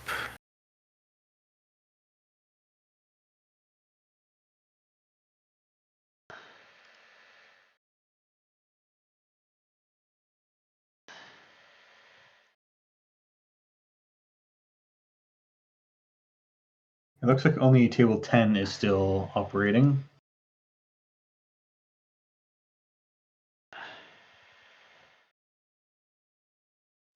Yep. I'm going to watch them. Call time when necessary.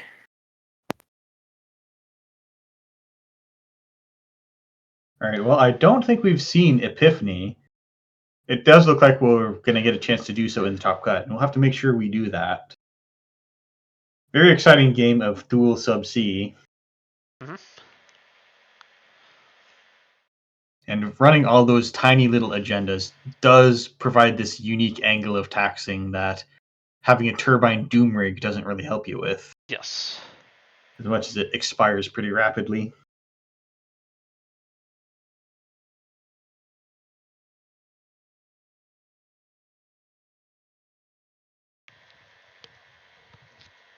Mm-hmm.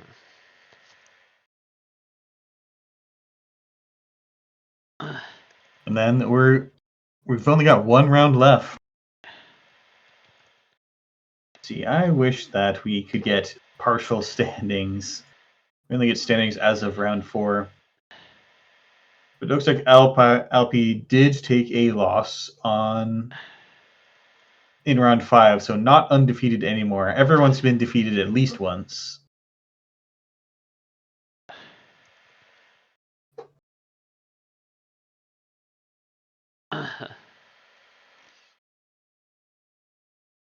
And Mercury's still doing well. It's was in the top. It was table 2 coming into round 4 or round 5. I think I'm misreading Aesop Stables.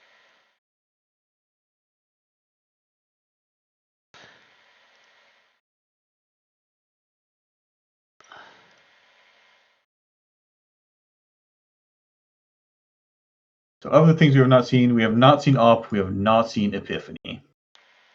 Yeah, I've And not seen perhaps we Op or should. Epiphany. But of course, both of these players just played that in round 5, so they're probably playing Runner in round 6. But we can take a look at the other op. We know there was 2. Mm-hmm. I want to see what people have brought in op, because that's also a deck where you could do so many things with it. Although I think people are pretty hot on the Hollow Man right now.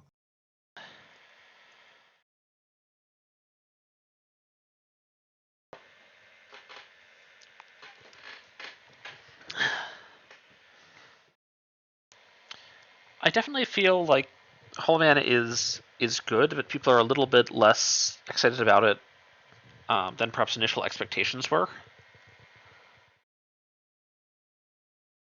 I'm sorry, I missed it. What was that? I said I think people certainly have been excited about Hollow Man and playing them, but I think he's to some extent been a little bit underperforming initial expectations. Yeah, it's a very powerful piece of text, but there's also a very large cost on the left side, Yes. even if it is a significant upgrade to biotic labor. Mm-hmm. Like scoring out a Bologna off the table is good, but we have had seamless launch before. Yeah, or even if you want to spend a lot of money on a persistent asset that's going to help you advance assets for cheaper. I'm not sure it's always better than Sansan.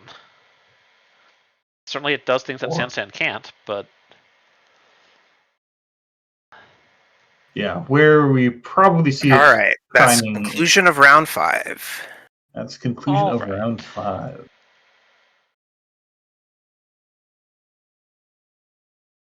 All right, and I'm looking, and we do see Nuvum, Tau, Sable and Reality Plus in the top. Like that's what the top 2 players have. Off at 4th in the standing, as is Mercury. I definitely want to look at Hams's games. We have not seen those yet, I think.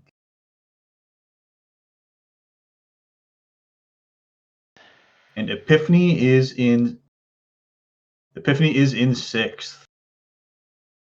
Striking distance. Striking distance, and it's on 12 points. There's only 6 players on 12 points. Whereas the 9 bubble is reaching all the way to 14th. So we'll see 3 of those 12s winning their games and definitely getting into the cut, and then somebody else based on strength of schedule, probably. Let's see what the bearings are. And with 6 people at 12.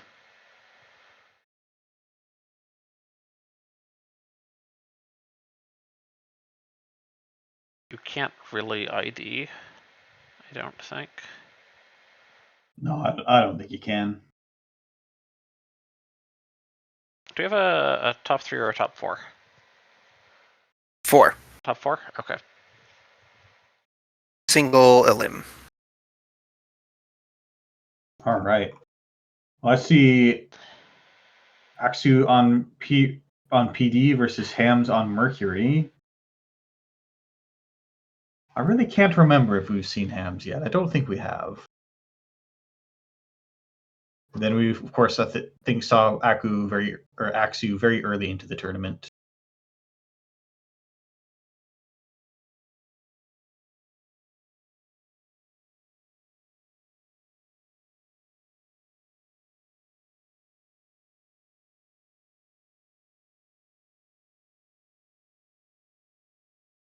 All right. We also have not seen motion. I don't think we've seen motion blur. I'm having trouble remembering if JNet names are how JNet names are lining up to Aesop's tables names. No. Anything in particular you're itching to see?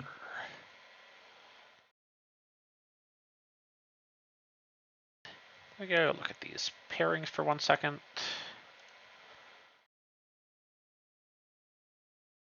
We got about 2 minutes until the round begins.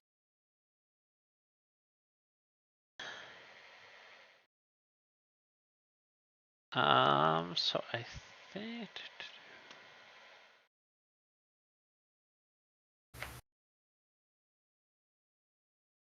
I saw that.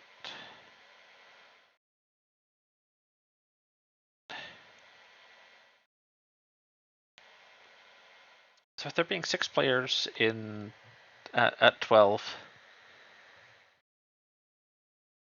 But it's not necessarily the top. Sokka got paired up, it looks like. Annoying. Right. Because sort of usually, you can go, okay, well, these 2 people are locked for the bracket. We don't need to watch them if we want to see them before they go. but that's not quite true.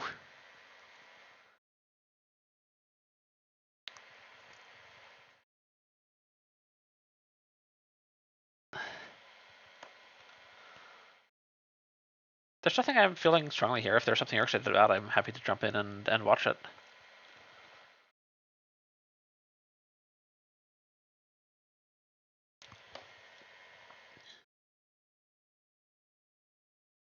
You have any preferences?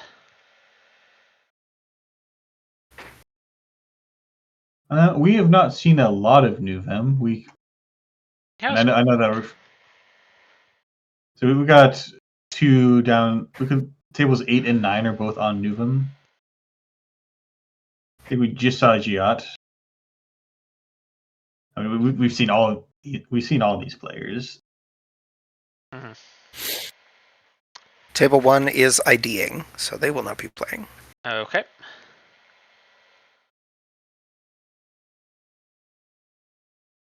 All right, I'll tell you what. I'm going to go roll a d12. Excellent. And then add 1, because table 1's IDing.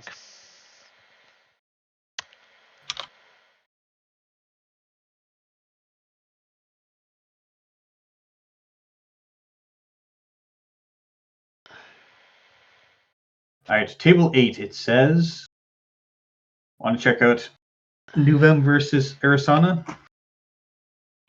Sure.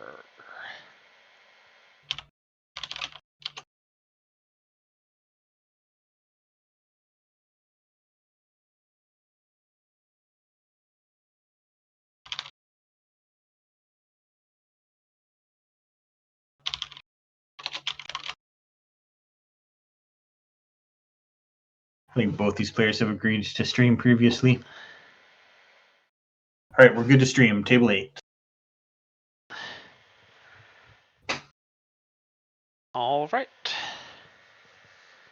We see Arizona on Nuvem. I don't think we saw Arizona's Nuvem yet. Yes, we did. He played Sokka, I believe. Ah, yes. And This round 3, maybe? Yeah, this 2, maybe. Yeah, that means this will have been on the varying tag punishment. Yes, this had the spicy tag inclusions and random tag punishment. Imported some pings, had some forced connections, retribution, and some trust ops. Who knew that we had Behold this entire time in Wayland? So I see forced connection pop up occasionally in the mad decks because you just kind of it's free to res and you just chucked it in your server with 8 other mildly annoying Yeah, throw it into the clown car. upgrades.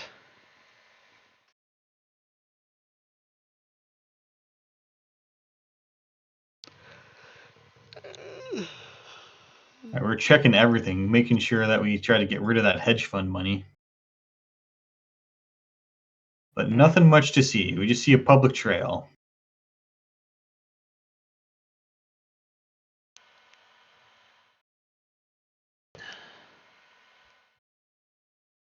And Giat, I don't think is on anything like Pretty Mary, so we're not going to be super dependent on a resource. Yeah, I'm not seeing this is looking like a mostly normal sized Arsana, so this is probably not World Tree. All right, Res Winchester, good to know about. Really good to have the worst thing happen to be ending the run. Yeah, I might have just let the runner through here. The face check on this Winchester is not doing much.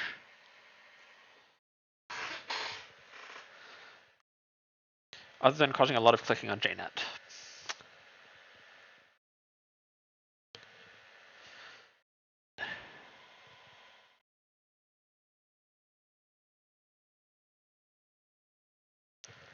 And there go 2 hedge funds of value.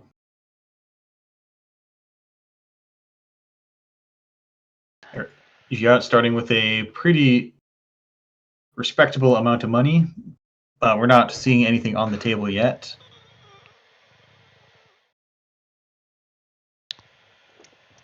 And now discarding hand size, there goes a simul-chip. Okay. So you're seeing the corp not really threaten anything yet, really.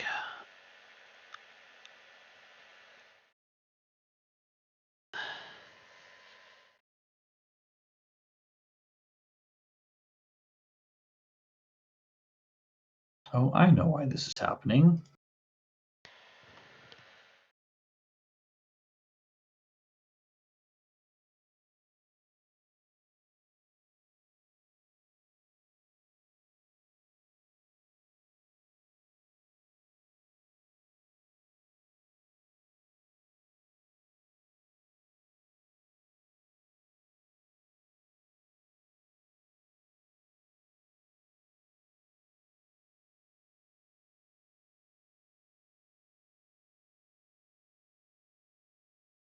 Sorry, my cards have been jumping around on my screen, and I've just figured out that it's something I've done to myself. Mm. As always, I am the architect of my own problems.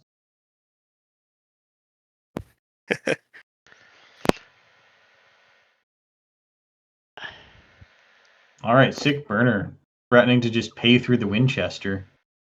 And resing the Winchester with nothing else. Or, of course, Arizona can just install That's all Ika. Micah, yeah. That's pretty good. Bit expensive, but now it's on there, so now it'll be 4 in future runs. Mm-hmm. Just still a bit expensive. Still a bit expensive, but It's like resing the trash hardware sub fire. resing Winchester for the very minor punishment of ending the run certainly suggests something is wrong. There's all kinds of tag stuff in hand. 2 public trails on the bottom. Mm-hmm. You can keep the retribution. That's fine.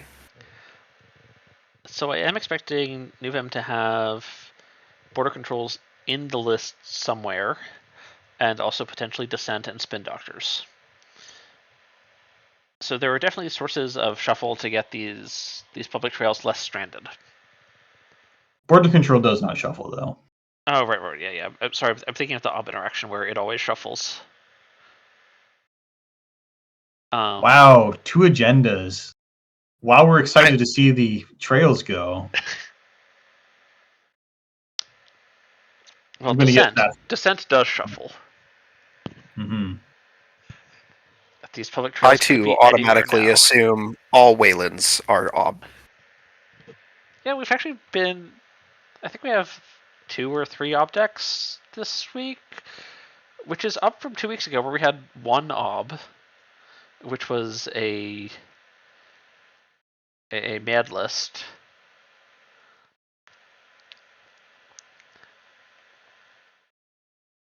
I'm still just playing Kalakana. Scoring fast is Mm-hmm. it works. Yeah, but it does feel like there are fewer obs compared to how much. Oh, Giat is prepared. No free lunch going to make any public trail kind of thoughts harder. Indeed. Oh.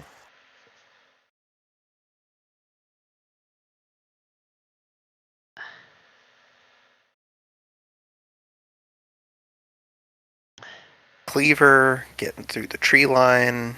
Yep. Trick shot is for copies. Additional copies of Overclock does make SMC much nicer. Ooh, nice. Border control easily broken with the cleaver. Now the corp has to think about, well, they can't trash this. Yeah, not for Rashida, definitely. Mm-hmm. That leaves Arasana on 1 real credit, though. Yeah, I was going to say, Giat is very low on credits now, and we know that Arazan has public trails in the list. The no free lunch does definitely help. Yeah. And all 3 creative commissions have been played.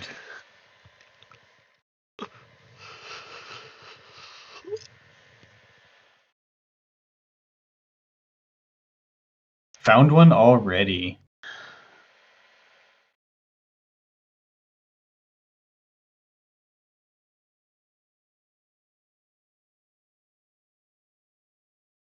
I guess that's just to burn through the burn through the no free lunch. Mm-hmm.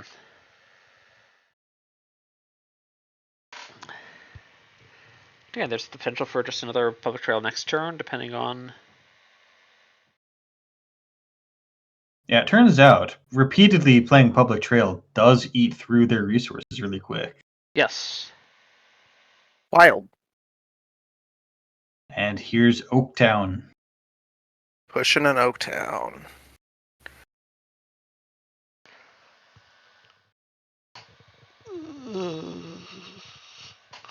So it's probably some sort of end the run code gate is what I would assume here. Descent. I would just assume Maybe descent. maybe a magnet. Yeah, magnet's also pretty reasonable.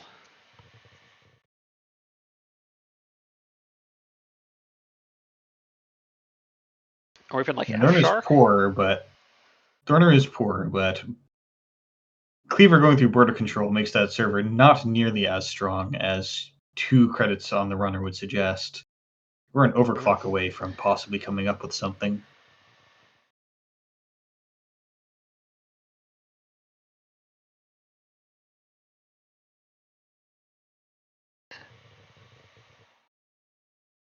Not today, though. Click for dollars. Clot in the heap, though, right where you want it. Yep. Not being greedy with the Oaktown, just scoring it at 4. I don't know if I've seen Oaktown greed ever in my time playing. I've definitely done it at least once or twice. But if you didn't do it on camera, did it really happen? Yes. Alright, Keybon really going to help get through that tree line easier. Mm-hmm. No clicks left to follow up on the cataloger, though. Still good information known. Just put the agenda a few down. Remember where it is. It'll be fine. Now you have to guess how many cards they're going to click to draw. Mm.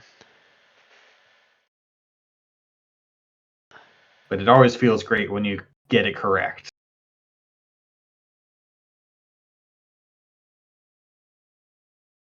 Uh-huh.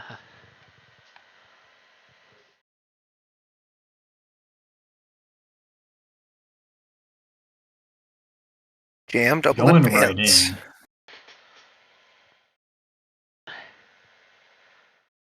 And these decks probably don't play.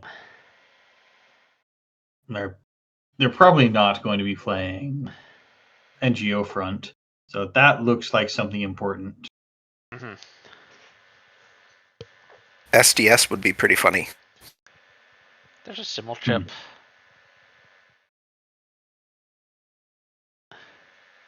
Like, I agree it's pretty funny, but I don't think it actually does all that much. No, in fact, it probably gives Arasana a draw off a lily pad. Yep. Well, and costs Harasana the symbol chip, which is not nothing, but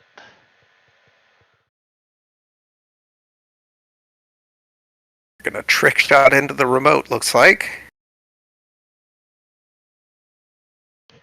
Q1 helps you move credits from the trick shot into your credit pool. Mm-hmm. Nice. You've seen all of these cards before, so perhaps this means that you put an Agenda 3 down. Or you just wanted an overclock. Yeah, this tree line's not going to hold up to the cleaver.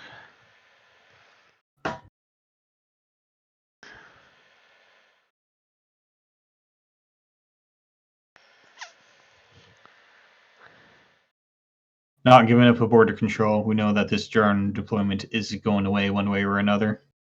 Mm-hmm. The Ica. I don't know if we're going to see the symbol chip pop to reinstall it while the symbol chip is free. quote unquote. Yeah, I guess you don't need to. You could like sacrifice the Cubon later. Mm. You got options. Now we love to see Urban Art Vernissage. Now Cubon and Arizona can start turning into money. Credits to install cards is almost as good as credits in your bank account. Almost.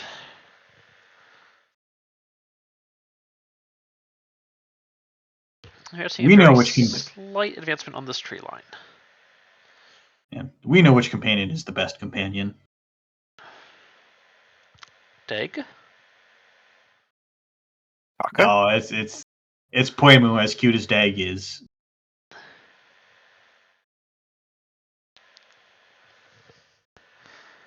So I do think this advancement on the tree line is interesting. Obviously, tree line, if it's advanced, can be very awkward for Cleaver to break, since Cleaver does not boost particularly efficiently. Yeah, breaking Yeah. for 5 is awful, but once Conduit comes down, then you don't have to do that anymore. Or not Conduit, Turbine. Well, you can keep advancing once Turbine comes down. What it rolls over and it dies to is either Siren Entangler or Hush. Firestorm Entangler can't bypass tree line. It's a barrier. Right, it's a barrier, yes. It's still... Okay, that does make this substantially more appealing. It's still soft to Hush, but there's a limited number of Hushes. We do have a compelling argument for the best companion to be Amelia. From the chat. True, Amelia is... I feel like we've seen a lot of Amelia today, but have we seen Amelia trigger even once?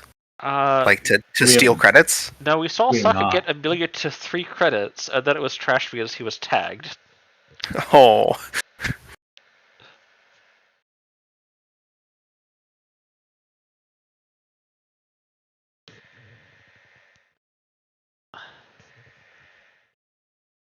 Nuvum is just gonna keep jamming stuff in this remote. Advancing the tree line on the remote too.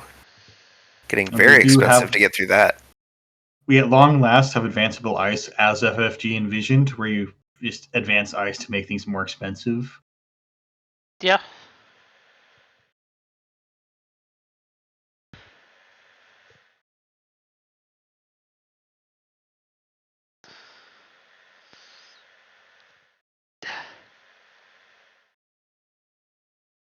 We've got 4 credits on our urban art now. Just the right amount to install a turbine. The exact right amount.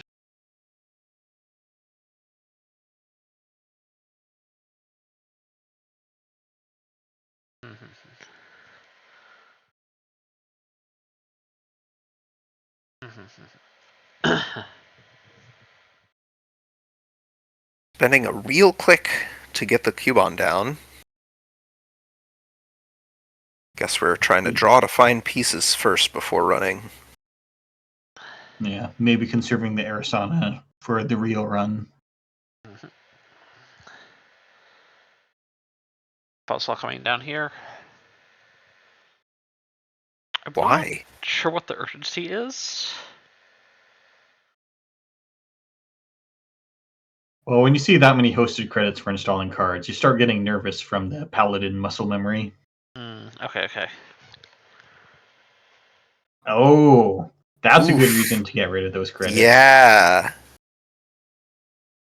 See, above the law, trashing a resource, don't have to be tagged or anything. Just get rid of the urban art vernissage.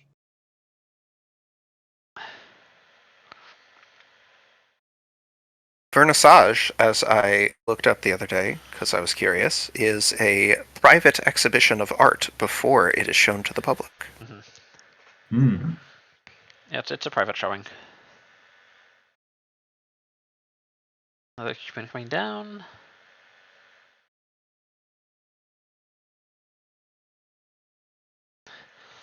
This time we have the follow-up click to actually go steal. It'll have to be with a run back, though, It'll have to because be a run Cataloger back. is empty. Yes, and this tree line is not especially cheap.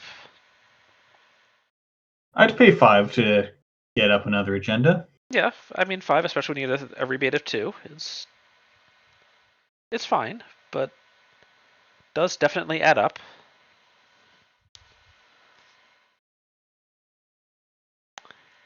And now is there another agenda in the top 4? Science point 2, probably not.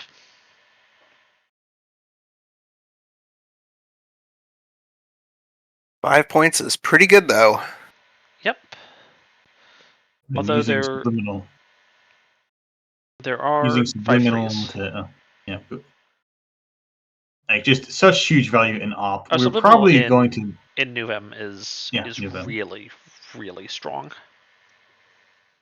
Like, this runner can probably run every turn, but if you manage to get a sport state where they can't, then clickless 3 credits pretty strong.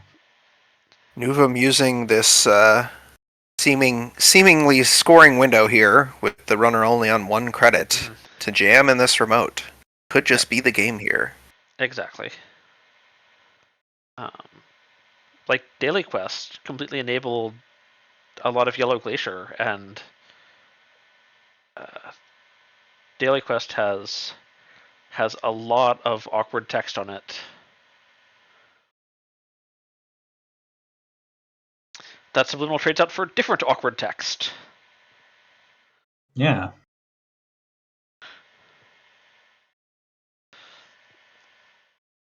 But 3 clickless credits of drip is certainly worth warping your deck around to some extent.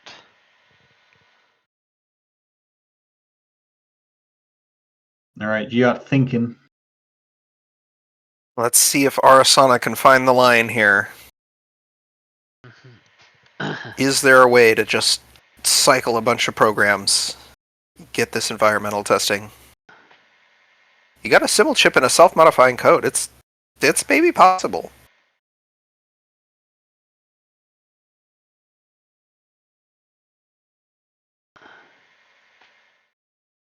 Pop the self-modifying code for something. Well, there's not enough money to pop the self-modifying code right now. Oh, right. Of course. Yeah. The best you can really do is pay it as the cost for simulchip, but that doesn't accomplish quite enough.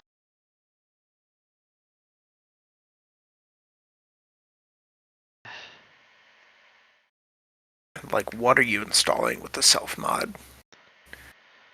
Yeah, I was Yes, thinking about taking lines where you you got have another Cubon or like a Physarum or something. Those are zero-cost programs you could maybe go get.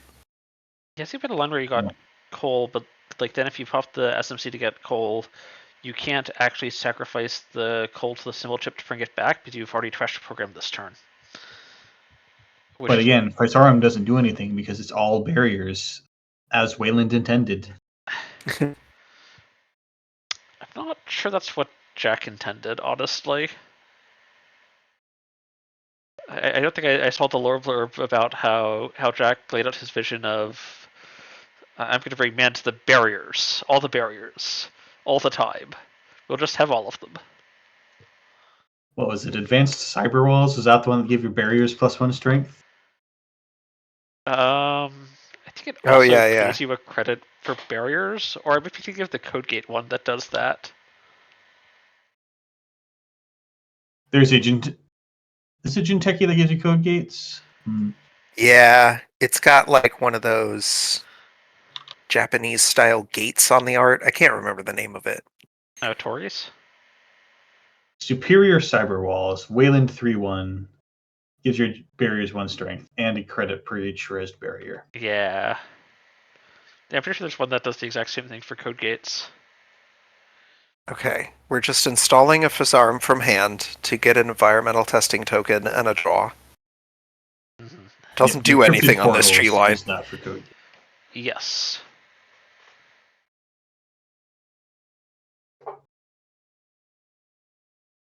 More thinking. Well, there's more information. There's a card never seen before in this game.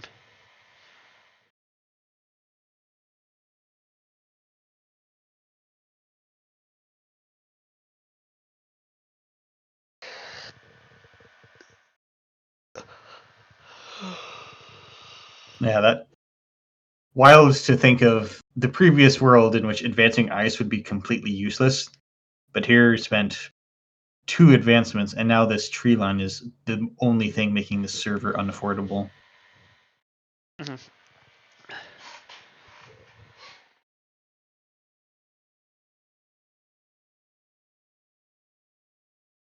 Pulling another cube on. Okay. Okay.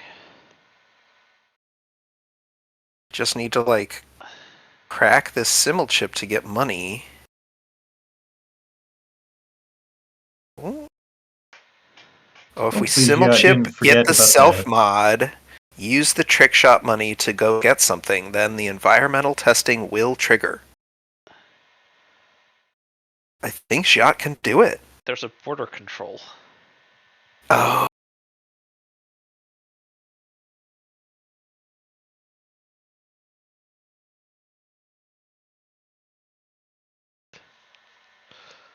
And also, we're here having to spend the honest credits on. Oh no, we don't have to spend the honest credits on tree line because we're not here to get into R&D. Yep.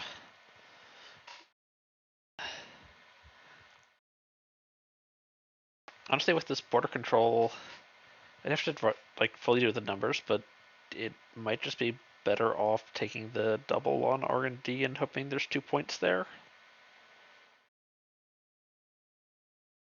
Okay, we gotta trash some of these cubons for. But if we can come up with the money to get into this remote, then there's a way more likely number of Oh. points right here. Parasana to hush the tree line! Hey! Yeah. That'll do it. I keep saying Hush solves tributary, but a lot of lists are not packing Hush. But here we have it.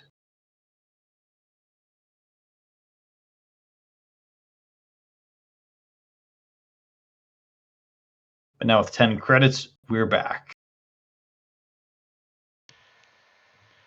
Oh, what a game. Excellent math puzzle. Yep. Yeah, I think he definitely paid off there.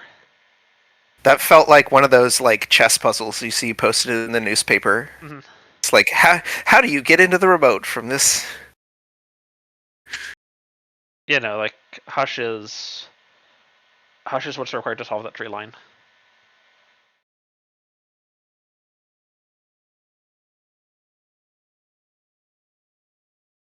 See, 13 minutes in the round. There's probably another game still running. Yep, so that was table 8.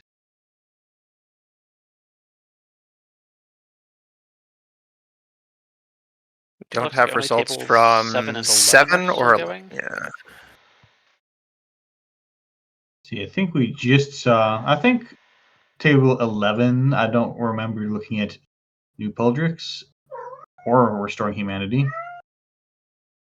Want to check on table 11? Sure. I believe we actually saw them briefly earlier. Cat, Yes, I'm please. happy to go watch Restoring Humanity versus. Okay, there's quite something happening.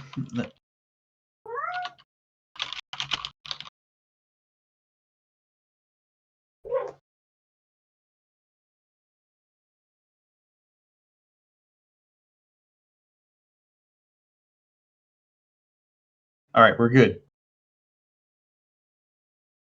All right. So what is this quite something happening?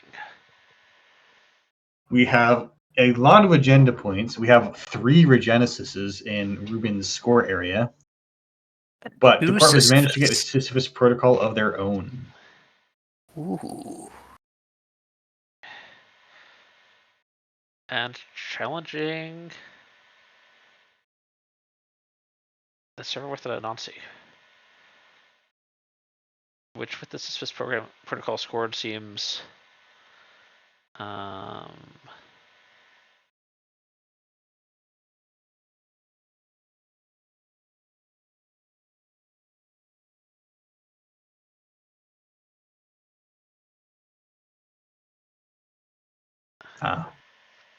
Little whoopsie here.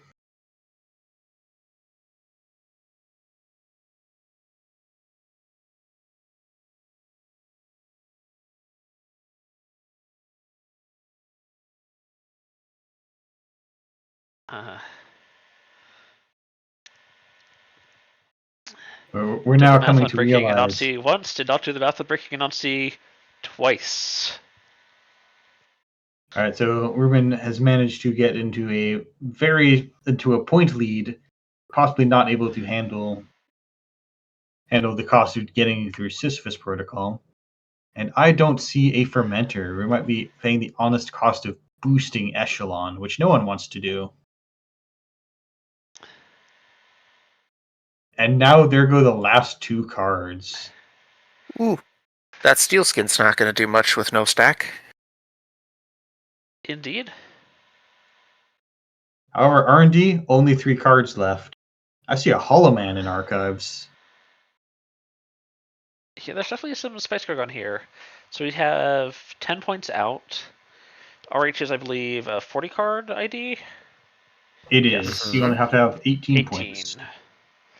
So that's 2 to 3 agendas outstanding.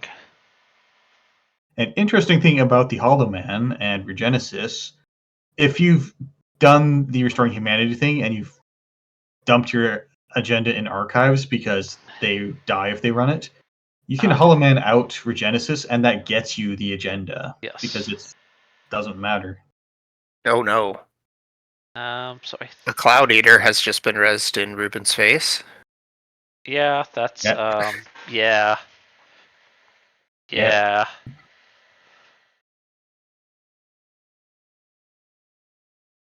All right, Rezol, we've got to see if anything in here. Yes, there's the last Sisyphus protocol in archives. Cat, no.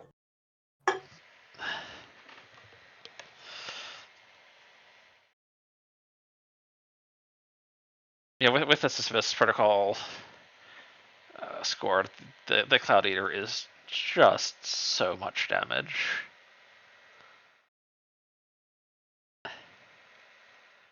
Yeah, the best you can really hope for is that you just take 4 tags from the encounter effect. Yeah. Yeah, couldn't Ruben have broken and just taken a bunch of tags? It's expensive, but you need to 17 boost credits? twice. The boost twice is going to be 6 on the boost, 9 on the brakes. Only had 17 credits. Okay, well that's all the games for round 6.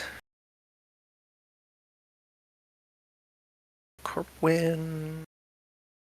Conclude.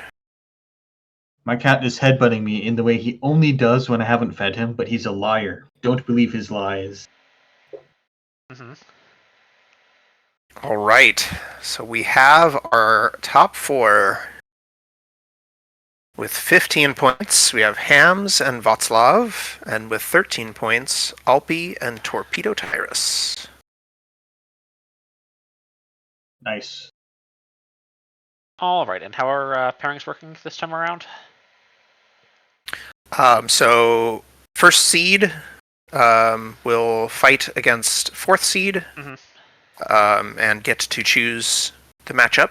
Okay. Same with 2nd and 3rd. Excellent. So we're having higher seed choose the matchups on this one. Yeah, that's. So I know some AMCs have done it in the past where this results in the second round of playoffs being paired based on side balance by the algorithm. So my question is more: the second round going to be higher seed chooses, or is the second round going to be based on side balance? The second round of the cut? Yes. I'm pretty sure that should just be side balance from the cut. Okay. At least that's how I understood it. Oh, could be wrong, I suppose.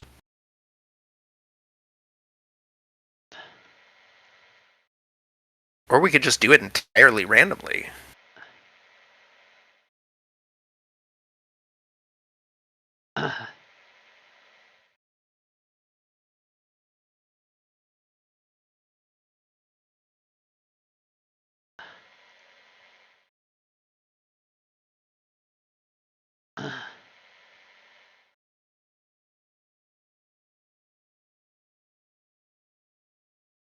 Well, I can neither confirm nor deny the best way to run the cut.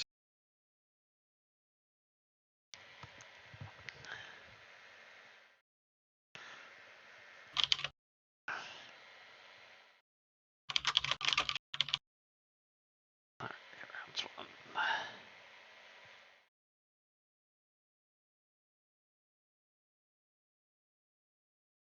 All right, we have the cut rounds: Near Earth Hub versus Mercury, and then Reality Plus versus Tau. All right, I have said that I'm interested in seeing what Hams is doing with Mercury. Yes. Should be table 1. Then we do have open deck lists, I believe. For the top cut, I believe so, yes.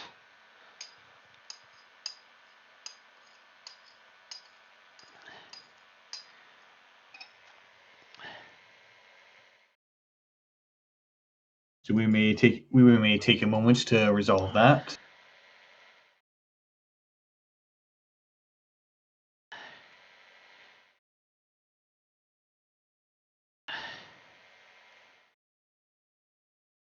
All right, so looking at our top cut, in first place we have Hams, who's playing Ob and Mercury. In second place is Watzlaw on Reality Plus and Toshiko, followed by Alpi on Nuvem and Tau. And in fourth we have Torpedo Tyrus on NEH and Loop. So we actually have all factions represented on the runner side. And on corp side, we've got a mix of Wayland and NBN, with each sending two IDs through to the top cut. Yeah, it is pretty wild that we've seen no op games. Mm-hmm. We just didn't manage to catch them while they were going through the cut. I believe there were only 2 players that brought Ob. Yeah, only 2, but Op's always such a flashy ID that you gotta watch it.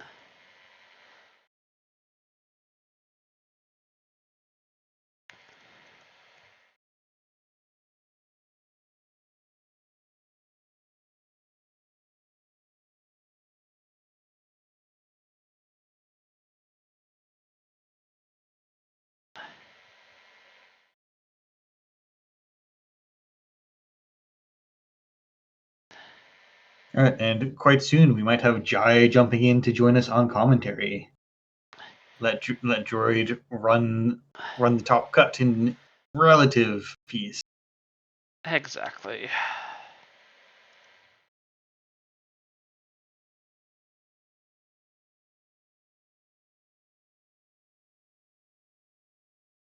Meanwhile, the players are going to be reviewing each other's decks to decide which side they want. Or no, they don't decide what they want to play as, do they?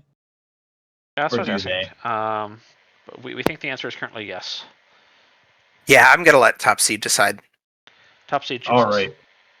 Top seed chooses.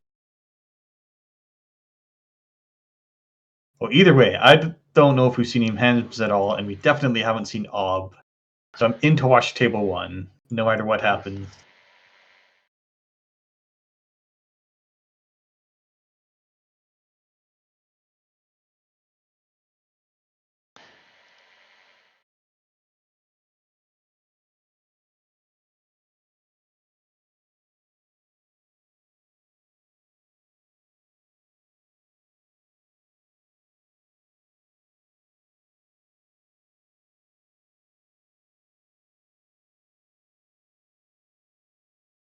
So thinking about what we've come to expect and fear of what is...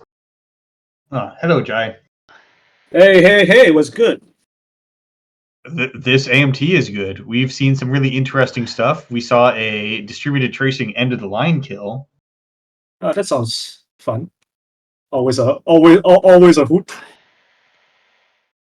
And then we saw a game where there was 3 Regenesises all in the runner's score area. Oh, that's not so good for the Corp, I guess. But the Corp did manage to kill the runner with a Cloud Eater face check. With this defense protocol well, scored. Oh, ouch. Yeah, that is not fun. Yeah, sounds like everyone had a great time.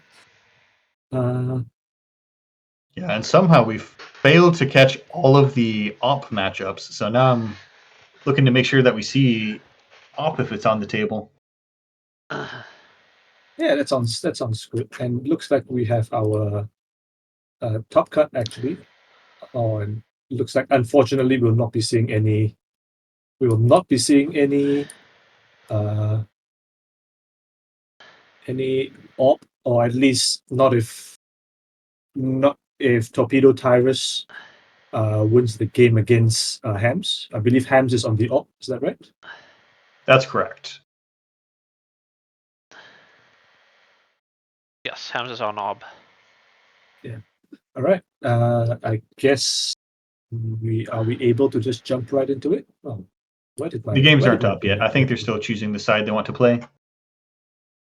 Are the sites not confirmed in ASOPs yet? That's why I took my. We're letting the top seeds are gets not to pick. confirmed. Yeah. Okay. So.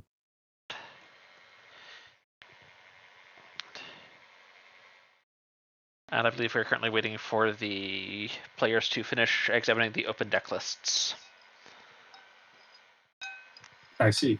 Okay. For strategic advantage. What? This is why I can never be a tournament player. I just want to not read the deck lists and play as soon as possible. Let me tell you about the last AMT I played. The previous AMT I played, where I only realized that.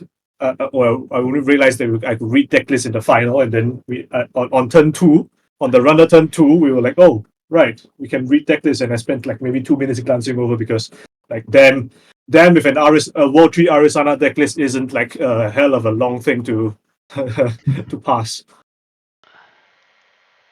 Someone brought 60 whatever cards of nonsense. Yeah. Anyway, someone brought Ampere and Nova to this AMT. That sounds wow, that's a lot of cards to read, huh? Oh, yeah, okay, if you fine. want long deck lists, that's certainly up there. Yeah. So the number of cards is of course not as good, but the just by number of line breaks, yeah, that is definitely, I don't think it can get better than that. Yeah, I remember at a tournament last year when people were bringing that for a reason. We had the paper deck list you had to write on. Players had to start writing on the back of the sheet. Oh. You mean it went all the way around, or did it just start from the back? No, like they had to go on both sides of the paper because. Oh my gosh! Ooh. It just wasn't a form made to accommodate Ampere. Mm-hmm. Yeah. I don't want to be the one that does that deck check.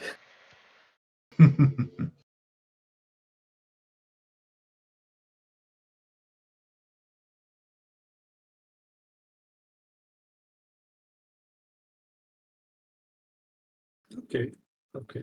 So, I guess we're gonna give a couple more minutes for the top cut players to go over the deck lists. I know we've been seeing some Novum yes. on this stream. Yeah. I'm a bit surprised actually that just looking at this top 4, just let me go over it again. we see 2 op and 2 NBN. Okay, I guess we can go over the runner first because I think this is just about what you would expect in terms of like the side distribution. I think 2 Anak, 1 Shaper, 1 Crim is about, I think, not out of the ordinary. I suppose maybe the Crim is a little. I think the This Crim may. was perhaps a little unexpected to me, and Yeah. I would have expected to see 2.5 Anarchs and 1.5 Shapers, I think. Something like that. Yeah, but I feel like every AMT we've had so far this season, since RWR release, we've had like 1 Crim sneak in, like here and there. I mean, I'm recalling Sebastian K's S connections deck. Inception, yes. Yeah. So that was pretty good, and I'm curious to see what this Mercury has in store as well, if we get to see it. Yeah, there's a lot of concern about Tributary kind of ruining Criminal's day, but it's surprisingly that Mercury may have found a solution for this. So I do think Crim has had to sort of reinvent itself some.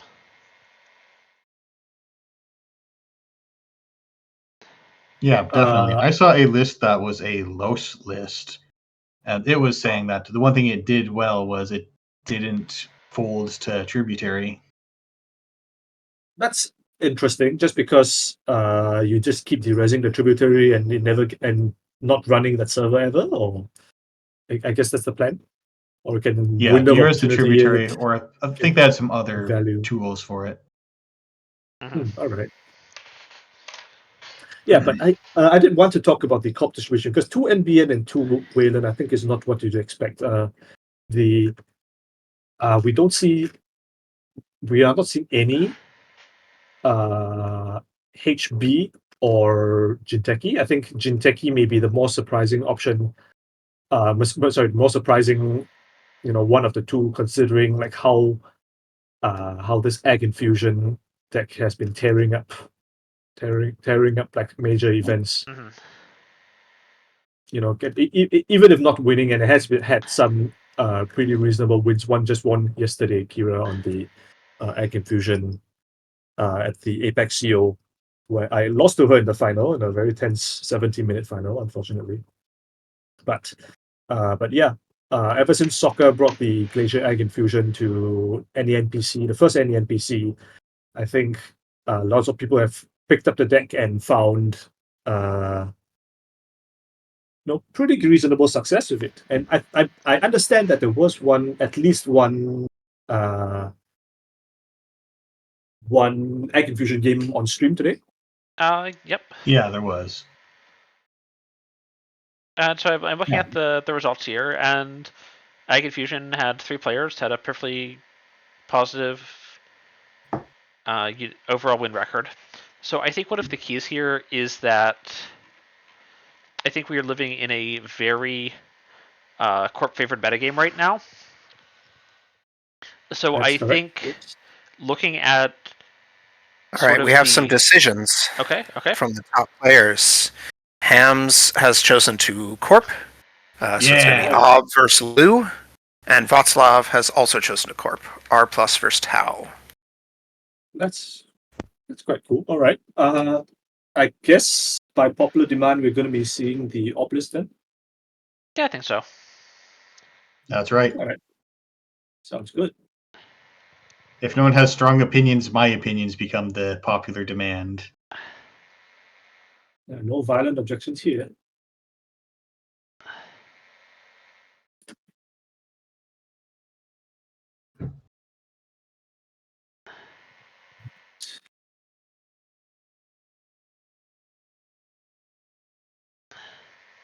But I think in some ways, with such a corp-favored metagame overall, like being in the top cut is going to be defined a lot more by your runner play and having a good runner list. Sure, and that's so the theory goes that because like all the corps are good right now, it doesn't really matter as much what you pick, and right, maybe exactly. There are lots of to corp variants and more so the runner side selection. That makes a lot of sense. Yeah. It's like we saw Ag Infusion, had an overall positive win rate. We saw a bunch of Osses that ended up at like 2-1, and just couldn't quite get entirely there. There was Yeah. a Restoring Humanity that actually went 3-0. And then, as you say, let down by the runner. Yep, there was also an NEH at 3-0. And there are two all that Asas. seems. There are two Asa groups that got 2-1 on both of their runner and their corp, but they just didn't make it into the top cut. Just barely. I see. That would be. Let me see here. There's also an exceptionally large Real? bubble coming in after round 5. We had, I believe, 6 players tied for first at 12 points. Yes, that's an excellent point. I think the fact that there were exactly 6 players on 12 points means that going into the last round, I should say, means that with a single ID, which LP and Torpedo Towers did take, it means that none of the 9 pointers going into the last round had any chance of making the top 4, which is a little bit unfortunate. All right, are good to stream on table 1? Oh, Interestingly, the fact that they ID'd means that they are both the lower seed and don't get to choose the matchup. Yes. Yes. But I suppose I didn't think that to ask because I think the top cut is just assumed The that we'll top be cut streaming. is just streamed, yeah. But we could Yeah, potentially watch okay, the other yeah, game both- first Both if they say want we're to good. push it off to the finals. Yep. Sorry, stream, for making you wait. Nothing's happened yet. Although we do immediately see Lou has 39 cards left in this stack. This is a 44 card Lou deck. Okay. that's somewhat unconventional. I think the generally accepted wisdom is that the Mulch Hoshiko decks are the ones that are more likely to go over minimum deck size, but part of Lou's power, part of his identity card is being able to have that smaller deck size, that consistency, which is why we see much more of the time Lou players keep to minimum deck size. So it is a bit unconventional that we see 39 cards in the stack at the start of the game here. Of course, the op being a much more regular 49 cards, no big size op here. But okay, we're off. Just All right, we have the classic very opener. classic. Yeah, ice hedge fun. You'd love to Especially see it. against Lou, where you're worried about the imps coming down, getting the value trashes. Yeah, if it's good enough for 2012 Netrunner, it's good enough for 2024 Netrunner. It's even better because you're shutting down a much stronger central exploit kind of plan. Exactly. I mean, I haven't seen anyone play exploit in quite a while. Oh, that's a card I haven't heard in quite some time. But okay, Torpedo Tyrus. Worth noting that both players kept their openers, but Torpedo Tyrus went with a draw botulus, and install. That's probably indicative that there was some kind of a imp opener in hand. That's not really. That's a bit stifled by this double ice opened by op, and as we know, op, especially this Wayland in general, it's really likes its ETRs. So the odds of any like blind imp plus run on a central are not high. And we see extracting that HQ ice just to keep that imp opener down. And also just get the extra value killing the botulus. Yes, for sure. Of course, it's not all bad for Torpedo Tyrus, given that the fact that you put the botulus on that unrest ice, you force a extract on that ice, which means that yes, you are losing a botulus, and the ice gets reinstalled, but the silver lining is op didn't get a trigger off of the ice because it wasn't rest. So it's kind of like the botulus solved and ice. It's just that the ice hasn't appeared yet. Yep. And we see an ice wall. That's probably what you wanted to have botulus on, but now we're gonna go try to play cards to make the runner game plan advance. And there's the imp. Now in the heap. Yeah, there goes the imp that we're speculating on, as well as revolver and hush. Or no, that was discarded earlier. And one labor rights going, which is not a problem. There are more labor rights, but if Hams can find a way to potentially snipe labor rights with urban renewal or some form of damage. Yes. So we see a double install on this server too, which leads me to believe it's maybe not an urban deck. Although it could of course be some Rikoko deck of some kind. Oh, but we see, oh wow, Torpedo Tires has been saving up with like sculpting the hand with this couple of turns, coming down with this boomerang and a second imp. Of course, the deck will always play 3. And now we see how many end the run subs or subs in general this Ice on Server 2 has. Mm-hmm. Now the question is, Loggem's been doing poorly for me, but right here it would be pretty good. Oh, and it's not the staff gun. That's a very curious res, actually, given that. I mean, I suppose that you might as well res it to get the boomerang out of the way, but that means it's not. And this is not being paired with another res on something else. Exactly. So, because, like, for example, if there was another 3 cost, if there's a 3 cost on the board at any point in time, you could staff guard and pop it for a half rune and half rune the boomerang, because it's not actually limited to icebreakers. So you could staff rune the boomerang and get your trashes off. But now, okay, we see here.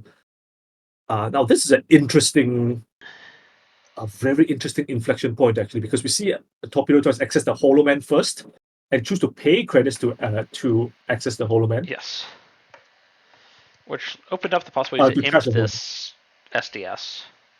Correct. And of course, he had the option to imp the SDS and run back archives, last click to do it, just to get the loot trigger. But I suppose he valued getting the fermenter down on the last click higher than the loot trigger itself.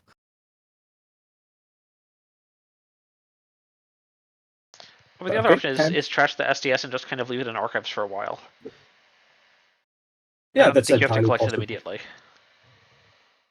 So there is one weakness of installing this fermenter last click instead of going for the imp trash and running for the loot trigger, which is that now with this fermenter installed, you can't really just run past this staff guard. You kind of have to wait until this fermenter cooks a little bit more.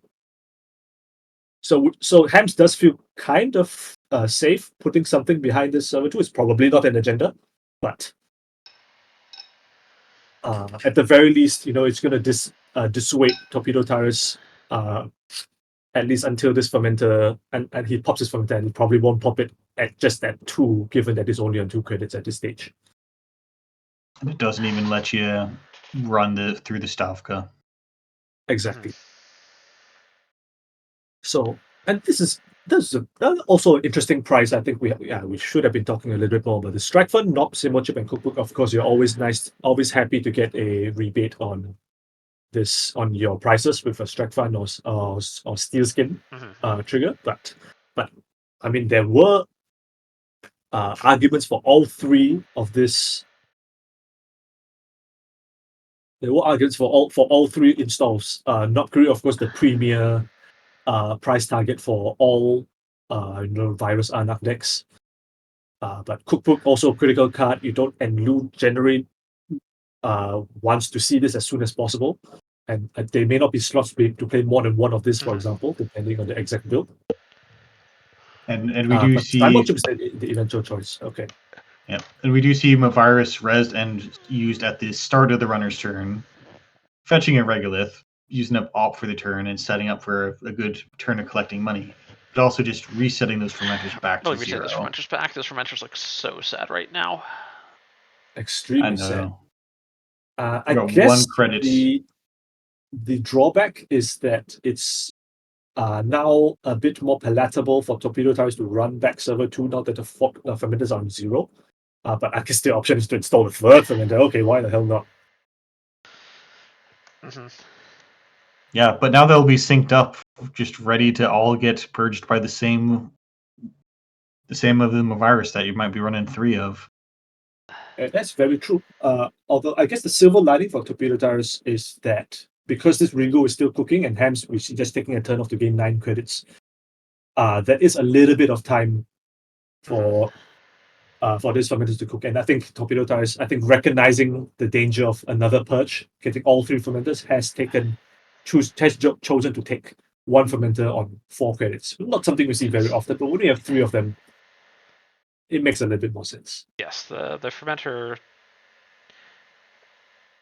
on 2 counters is a little bit sad. 2 clicks and $1 to gain 4 is. I've always felt that easy mark should be a double. And cost 1 to get started. Oh yeah. Okay, we see the second cookbook come down. Very nice. Okay. So we are not even finishing this regolith. All right. We're moving. 12 credits can go away pretty quickly. Not as quick as if you're playing Jinteki, but... Mm-hmm. So, I mean, what's the most expensive card in Wayland right now? Is it Ferris at 7? I think so. Yeah, I think it's Ferris at 7 unless you're importing something. And wow, okay, Torpedo Tyrus just going back in on this remote. Fermenter, Botulus, Boomerang. So basically, you get to solve all this ice. For at least once. Okay. With border control. Yeah.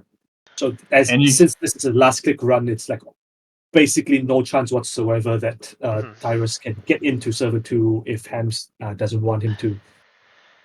And you can hold their boomerang hostage because you res that ice and now they have to boomerang it. Otherwise you don't pop your border control.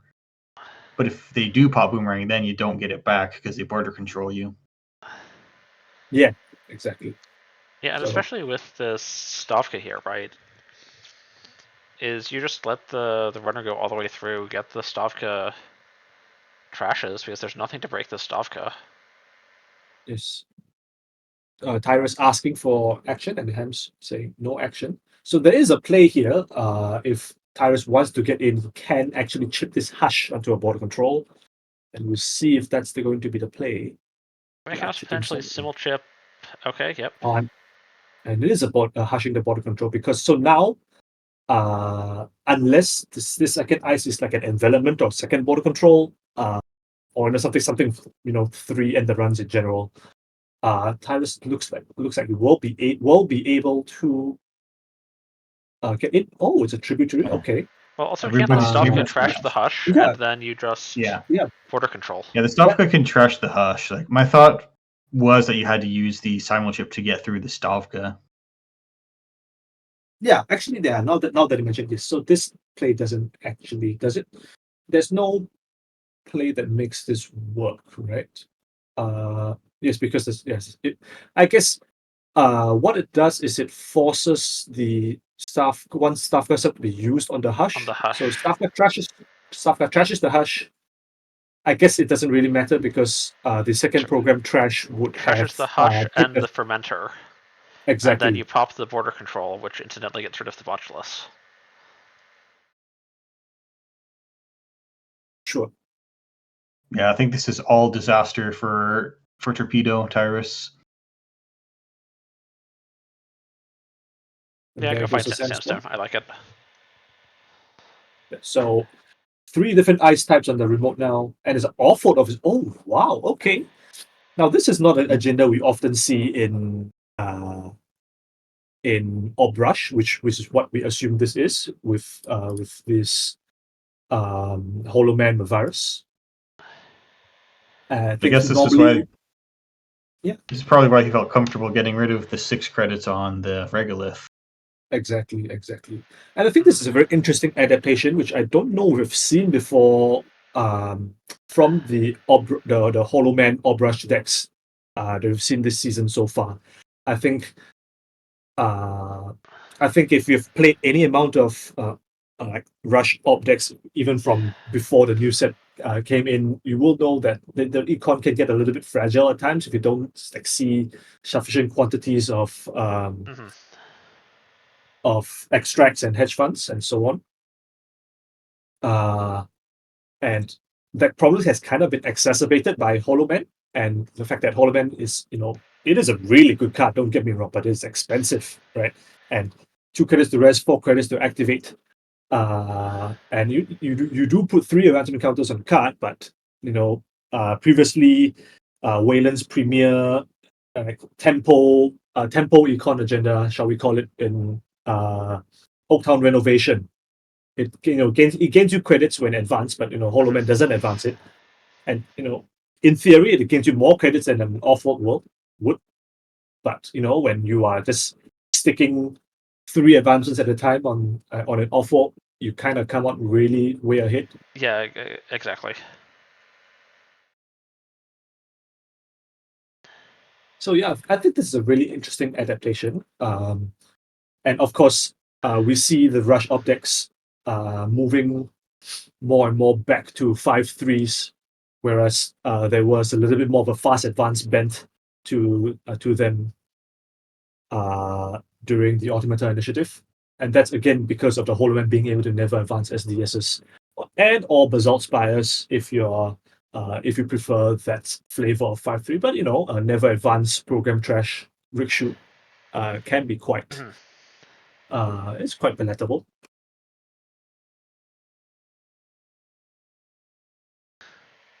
Okay, We see a bunch of cards going into that remote. Presumably, there's one Hollow Man in this list currently sitting in archives. Maybe there's more. I mean, the first thing I'd certainly assume when I'm thinking about what upgrades is upplaying, it's Mavirus, and then I see that there's a second upgrade here, and I'm not entirely sure.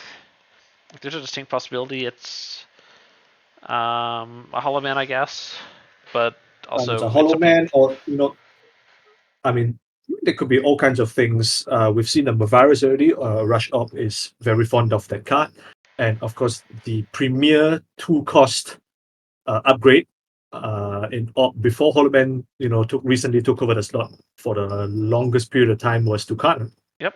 So I do expect to see at least one of those in Server 2 now. Yes. Whether or not it's paired with an agenda and this with this install is a different story altogether. Oh, but no, it's okay. We just got it hostile. Okay. All right. Crits. We like money. I like agenda I points. think we do like money. Money is also nice. But yeah, And Tyrus, interestingly, I think, kind of struggling, wouldn't you say, to get the engine running through that Stavka, only to get border control is quite crippling to the tempo and just in general the board that has been trying to generate. Only sitting on cookbook batch chip right now. Not many credits. bad publicity that we don't normally like taking is kind of offset by the fact that they'll have to spend that much to deal with Tributary every run. True. Yeah, that's very true. And I mean, add that to the fact that, Lou and this virus Arnax in general aren't that great at spending credits in the run anyway. Okay, as I say that the cleaver comes down, that deals with ISO exactly for bad part money, even with Tributary Fire. So there is the option of going HQ now if Tyrus wishes. Of course, no imp of any kind to speak of. So I'm also going to shout out, we've seen all 3 fermenters already. Like, there is not that much more big money in this list, probably. Now, obviously, there's the option to recycle the fermenters with the Sybil chips, with the labor rights. They can come back around for another go. But Okay, piling on even more. This looks like trying to square the drone deployment. Yeah. I mean, there are 2 options here, right? We could see SDS triple advance next turn, or maybe this is an Atlas. And if it's an Atlas with 2 counters, I think that also is basically, I would say, it's even more dangerous than the SDS, given that This would mean with the with a 2 counter Atlas, you can basically just fast advance at will, pulling an Audacity and another 3/2. Checking to see if there's a clot in the bin, and there is not right now. Right. I think you would expect there to be a clot in this deck somewhere, given that there are 44 cards in the deck. I can't imagine what else to spend it on as some tech cards. But okay, we will see a chip for Botulus, double breaking the subroutines and using Backpop on this ice wall. Extract is the access. Okay, so no action here. I guess Tyrus probably not willing to spend the last chip in the deck to fetch one of these imps. Is it 1 imp or 2 imps remaining? 2 imps, 2 imps in the heap. One left somewhere. We assume, of course. Yeah, they like 3 imps. It helps you get good openers.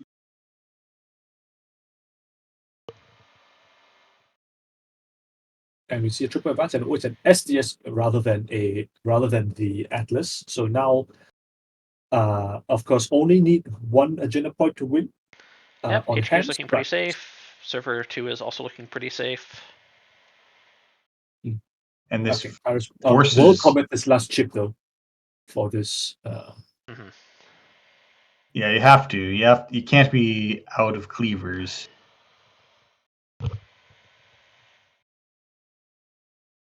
So spending the last credits. Go ahead. Oh yeah, I was just gonna say that given that there's the clock. All right, a little bit late, given that all 3 chips there's are no down. chips left.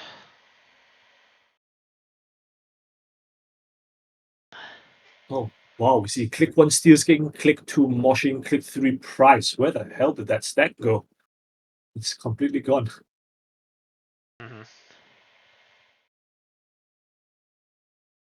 But okay, so we finally see the Audrey come down for Tyrus. So you still can run this HQ as with your last click and try and get a loot trigger, and this would cost you just the 1 Botulus counter and your back pub on Cleaver ISO, because even the +2 strength on Tributary isn't enough to boost ISO out of Cleaver range. To beat Cleaver. So this is a kind of attractive run, I would say, unless Tyrus wants to be spending the last card. But okay, so the option would just be to price for DJ. Of course, he would know the cards remaining in his deck. But click 1 extracting Ice Wall, all right, serve its use. Get a spin, Doctor. And we also see that a second labor rights hit the bin on that price. So this might be have to get pick 2 labor rights in order to have any kind of ongoing late game. Absolutely correct. And sticking another card in server 2 as well as R&D. I suppose the fact that the ice is going on R&D rather than HQ is probably indicative that there are no agendas in HQ. I mean, even more so because that this DJ Steve is online. Yes. But I mean, if I had to put my money anywhere, if there's an agenda anywhere, it probably will be in this. Will be in server 2. It's either an agenda or a Rashida. One would expect. I would take agenda at this point, especially with the extra draws from spin. Absolutely. So now, so we do know that there is 1 imp. I mean, most likely there is the 3rd imp in the grip right now. So it's Tyrus' option whether he wants to click for a credit to install this imp and then run HQ, or just click on run HQ and get the Steve trigger, and maybe hope that there's something trashable out of HQ with this 1 credit. Actually, to be 2 credits because you're not spending the bad part now. You're just breaking with Botulus. And it looks like the option will be to click 1 run.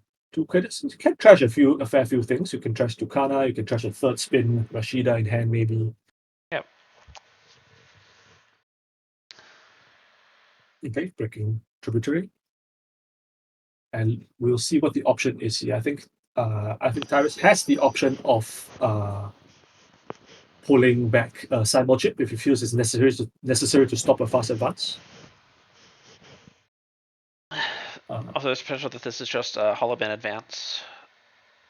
Oh, it's a math. Okay, so that purges the Audrey, but okay, that's a instant trash from Tyrus, and I think not unhappy to see that math trash, even though you purge. I mean, you get your Audrey counter back anyway. Mm-hmm. And it looks like Cyber Chip will be the option rather than the Laborettes.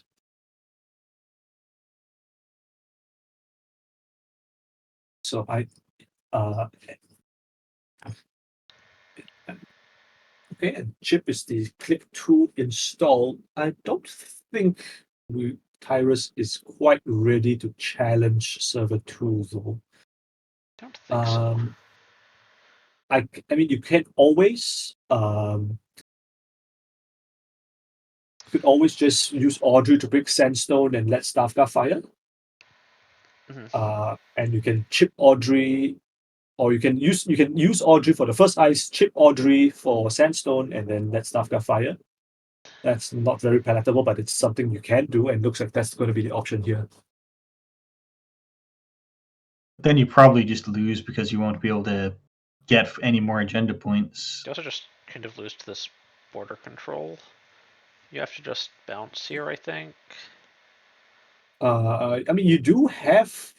Yep, cleave. Oh, Well, so there's a chip and a hush in the heap, which is interesting.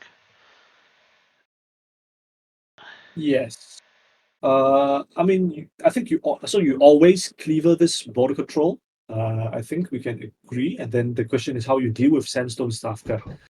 I suppose you can Audrey Sandstone and then chip Audrey for Stavka. Mm-hmm. But then you just get border control, and they're just really sad.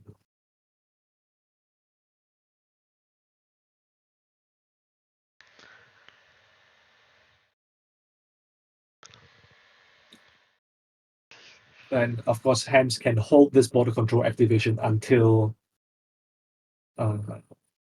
Torpedo Tyrus has shown how he wants to do this stuff now as well. Mm-hmm.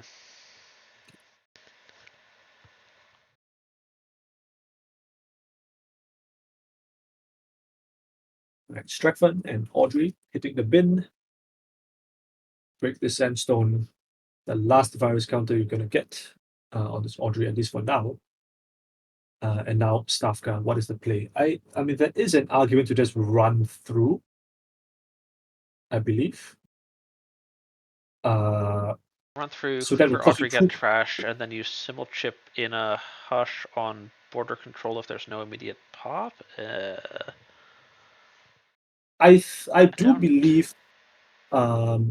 So I do believe Tyrus has a window here. Okay, so I should say Hams would have to be very precise in the timing of this border control pop. You would have to do it after the Stavka subroutines fire, but before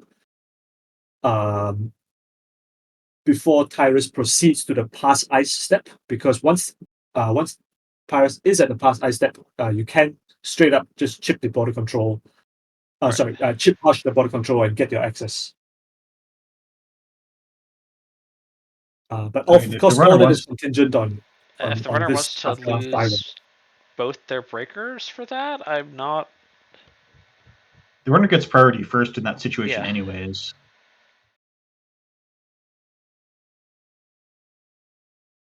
Okay, But it watch does list look the like, Stavka. yeah,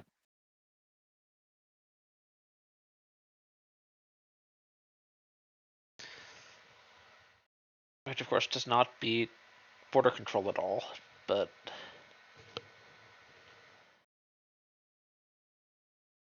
yes, I believe that is correct. I don't believe there's any way to get enough credits to just brute force this border control and Sandstone.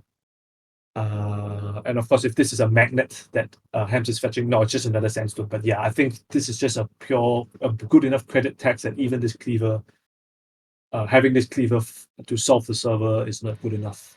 Mhm.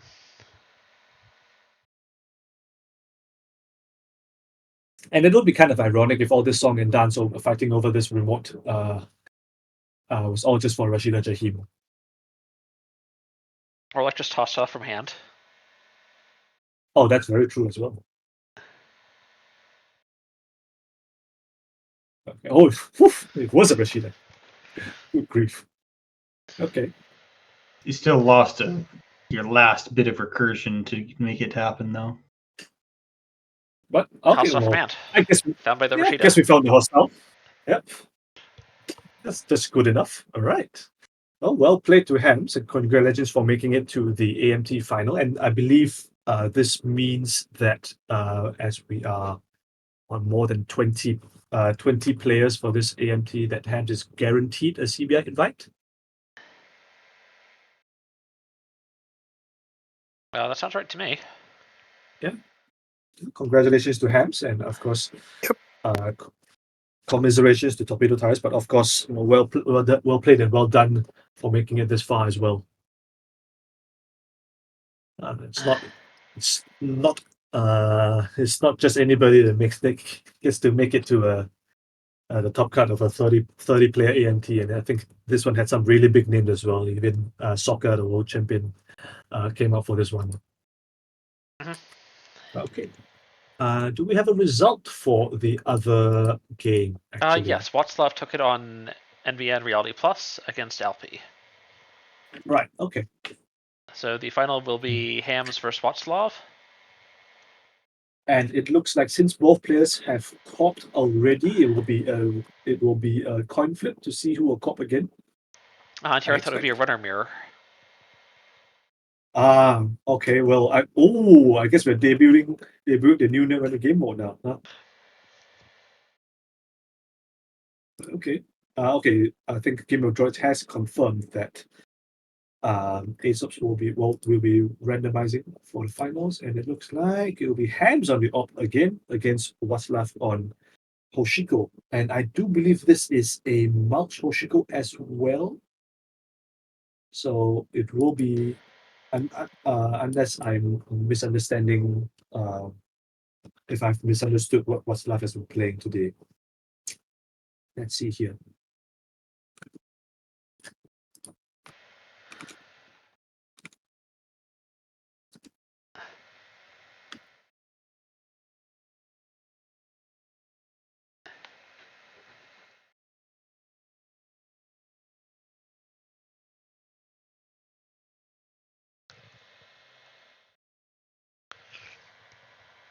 Yes, it will be Hams op versus Watslav Hoshiko. Just waiting for the lobby to go up.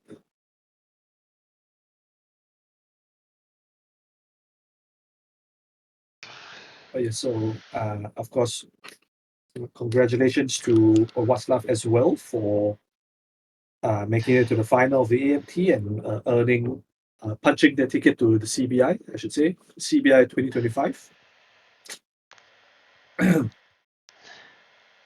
And yes, so this will be the grand finals of the 2nd April AMT. Op Super Heavy Logistics and Ushiko Shiro. Well, the AMT is quite standard at this point.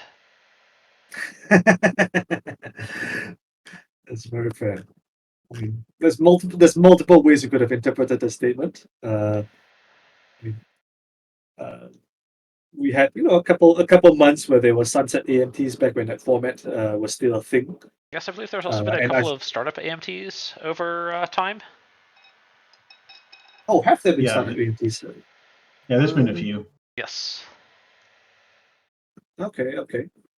I in fact vaguely remember when they were initially announced. The initial plan was to have one standard and one startup AMT each month. All right. Yeah, but now 2 standard AMTs. Well, I can't. I mean, having won the first one earlier this month, I can't say I'm unhappy that they aren't 2 AMTs per month. Considering that I get the chance to to play one, commentate the other. It's a good life. Yes, I really should show up and actually play in one of these at some point, but You were supposed to. so I'd Jonathan, originally weren't you been supposed planning to make to it be at? to the NANPC yesterday, Yeah, but you then I weren't got supposed to. a new job and everything just sort of shuffled around, and travel ended up not working. Well, I guess if the price for not being able to play Netrunner is being able to get a new job, I suppose that's a good trade. I think. Yeah, yeah. Yeah, shouldn't complain. Shouldn't complain. I'm quite happy with what I've got. It's gonna pay more and be something I like doing more. So those are both selling points, honestly. Hmm. It's also closer. Yeah. Oh, that's excellent. Congratulations.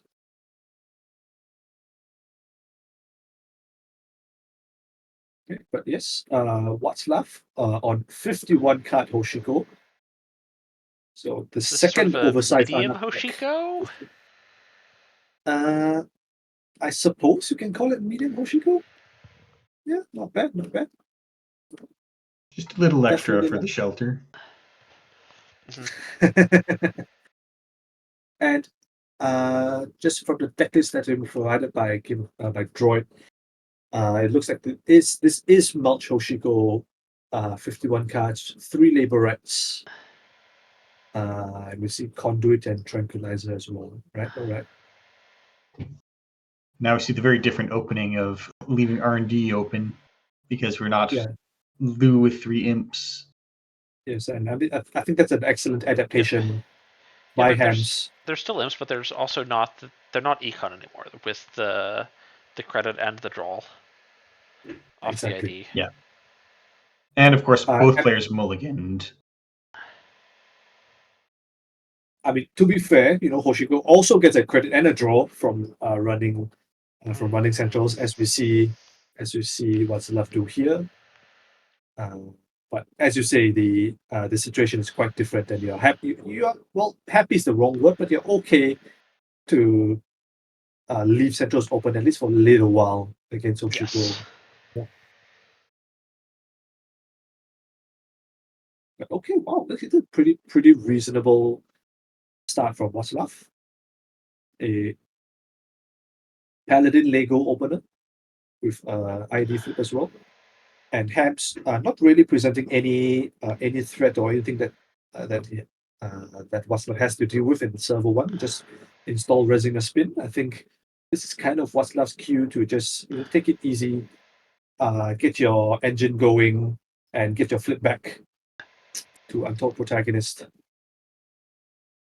Yeah, this mulligan, especially in conjunction with this spin doctor install res, just kind of chill for a bit, suggests that maybe Ham's hand is not all gas.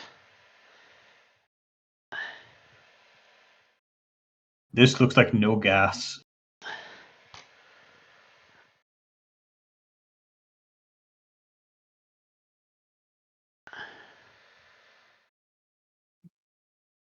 But Václav also seems to be having the misfortune of not drawing economy in a lot of cards in a runner deck that's probably all economy. It's quite a feat. Mm-hmm. Well, I mean, if you look at it from another way, if you have Audrey installed, you can turn cards into breaking subroutines, and that's kind of economy in itself. So in that sense, you are right. Every card in the deck is economy. We do see a strike bundle up to 5 credits that can practically install everything in this deck. Oh, and an imp. Okay. So I'm actually going through and looking at these lists for a little bit, and there is some spicy stuff in this obelisk that we haven't really seen.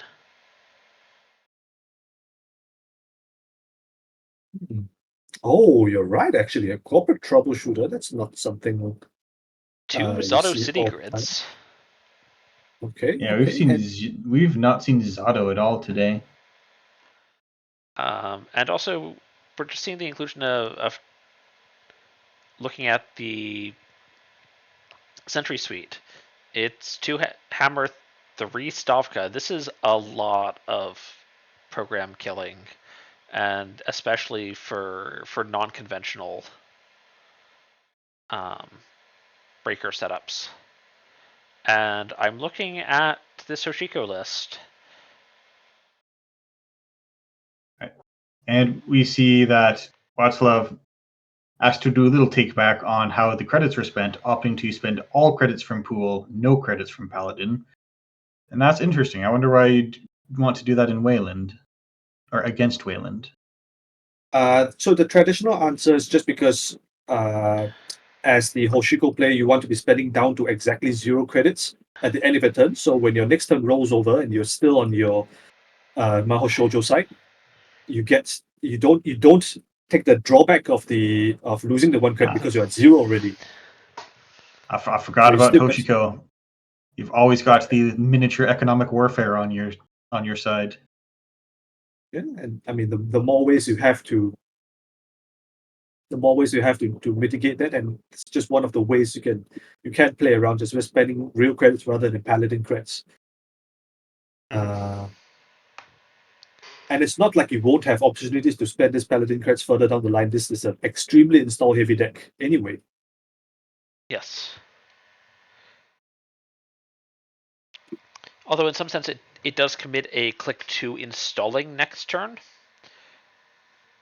which, I mean, you're probably going to do anyways, but this does sort of force you to install next turn, whereas otherwise you might not have to if there are enough things to go check or contest that seem important. Yeah, that's very fair.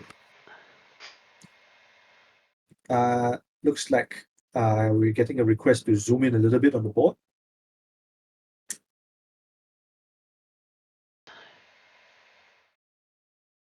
Okay. Okay, that should do it. But yes.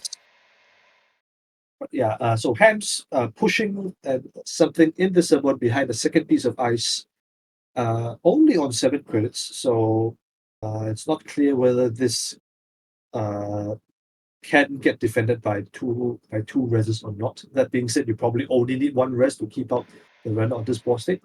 Mhm. And I think Hams is quite happy to see this Audrey get milled by this Lego.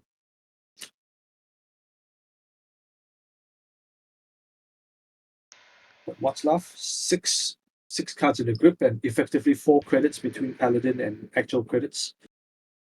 Has to decide if they are contesting this server 1 or just taking another turn off to flip back and rebut the board. Oh, it's going to be a click 1 run. All right. That's very interesting. Okay. I mean, the worst case is end the run fires. And that, as you say, that border control, getting a 2 credit discount rather than the 1 that we normally see on border control face checks. So not unhappy about that. I think Hams is. So, I mean, I think one of the appeals of the click 1 run is that it gives you more time to maybe get information and then botch list whatever ice was rezzed and then come back. Absolutely. And do we have, it looks like we do have okay, pinhole threading. With this imp counter, of course, very nice. And we see is above the, excuse me. Oh no. And we see the smiley face coming up from Hams. What? Gotta love some banter between the players in the finals. Both players know they've already locked in their CBI invites. Yeah, they're just playing for nothing more than the prestige, of course. So, when you nothing score, gets you in 1 click. this is above the law. If you do, what do you trash? Oh, that's an excellent question, actually. So I think you do shelter. The connection means you can't spend paladin credits if you have a replacement. That's possible. So between Paladin and Daily Cast, I think I'd be inclined to pick Paladin just because it's like still very early, and I think you expect Paladin to give more value than casts over the remainder of this game. But I think it is a more interesting question between Paladin and Lego. Oh, but the cast goes, okay. So I think we're all wrong. The cast gives you real money much faster than the Paladin does. Exactly. That's the consideration I suspect Hams is going for here. I think above the Ronginos, wall is the pick if you want to just go as fast as possible. that's very fair as well. And okay, what's left? Going down to 0 credits to just Raindrops HQ. Hams Good not pick. resing. At, that is a snipe. Palette goes up to 4 credits. I sure hope WhatsApp has some solution for it, for putting those Paladin credits to use. If not, something's going away. But what was I saying? Yes, Rongidoj in the chat pointing out there's something more than a prestigious thing, and that's the beads. The netrunnerbeanstalk.com, and of course, set up by Encoder. And I do believe a 30-player AMT is would be pretty good in terms of bean count. And I'm not sure how aware that both these players are about, I don't know, or how cognizant they are, or how much they're thinking about the beans at this point in time. But okay, Ham's just trying to hit back on the econ with this regolith, install click. What's left? Price getting another daily cast, very nice. Waslav is a bean counter, all right, okay. Good to know. So definitely playing for more than a prestige here, I would say. Now, this daily cast install, I suppose, yeah, so there wasn't any real choice here, but I suspect that Waslav would have liked to you find something to use this Paladin credits on. Yes. And it looks like he's found it with the second fermenter Coming down. pop.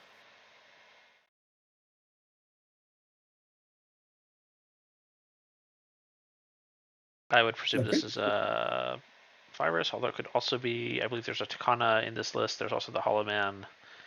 Actually, a number of different. Yes, the Zato City Grid, The of Zeta City course. grids. I'm not sure I want to throw border controls at people. I mean, I do, but the border control throws itself already. But now you can mean, throw border control at them for money. I don't want to think that's why I put border control in my wow. deck. Zato for border control crits would be really interesting, and I mean, I can't imagine the kind of boss state that would convince you to do it, but it is definitely a thing you can do. But anyway, what's left? Finding a not career, right? Finally managed to spend out all those paladin crits and finally cashed out. And do we see? Okay, we will see an archives run here just to get the Hoshiko flip as well as the not career As well as counter. the Nopkuri And counter. this is yeah, it's a lot of value for single run, and that's Fermenter will be taking to 5 on the next turn if there isn't like a Mavaris pop or manual purge here. And that's a lot of credits to be giving the mulch deck. That probably funds the rest of the game by itself. Probably need to bring up an important accusation being brought up in the chat. Apparently, Václav is a bean counter, and that's a very. And I just love that it's a nickname for people that are into the beanstalk. Oh yeah. I mean, I don't think that's the implication that Václav is an accountant of any kind. That is the, of course, traditional definition of bean counter. But okay, so Yeah. this Regolith fighting an ice wall, slightly superfluous considering that we haven't seen Waslav produce anything yet. But action on turn begins from Hams, and it looks like this is the math. Okay, it was the original card was the math. Okay, so this thing in server 1 is something new. Mm-hmm. But okay, that's a lot of effective value gone from Waslav. Yeah. And so it kind of does two things. It does negate the previous Nopkari run that put the fourth fermenter counter on, and it negates all future archives runs to charge this Nopkari or use Nopkari to charge something just because the math is in archives now. Unless we see Helium 4, which I haven't checked the lists to see if it's present. But there is. There is archived no trap Helium prevention Fora. now. That is very true, but yes, there is no Helium Fora. Good shot though. So given some spin, accepting some spin reshuffles or something of the sort, probably will not be seeing that many archives checks for the remainder of this game. Worth noting, though, that the math got a descent onto server 1 rather than the Hollow Man or Tucana that we normally expect. I'm not sure what this implies for the contents of Ham's hand. Do we think that there are agendas that need to be cleared? I wouldn't say so. I feel like this remote is pretty secure already with even feel like 3 this- eyes before the descent. Descent is just to add a code gate ETR and not about picking it back up. Not sure. That's a good shout. Of It course, gives you about the same tax on Audrey. yes. Yeah, about the same tax on Audrey. But like Audrey does not really want to be your soul-breaking solution for a 4 ice server. Exactly. I mean, this is already like even in the absence of any other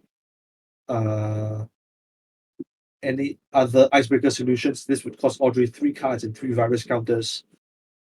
Possibly the first resource is more expendable, especially in a mulch deck where you want to be trashing your own cards, your steel skins, your strike funds. But 3 virus counters is, in this economy, hard to come by.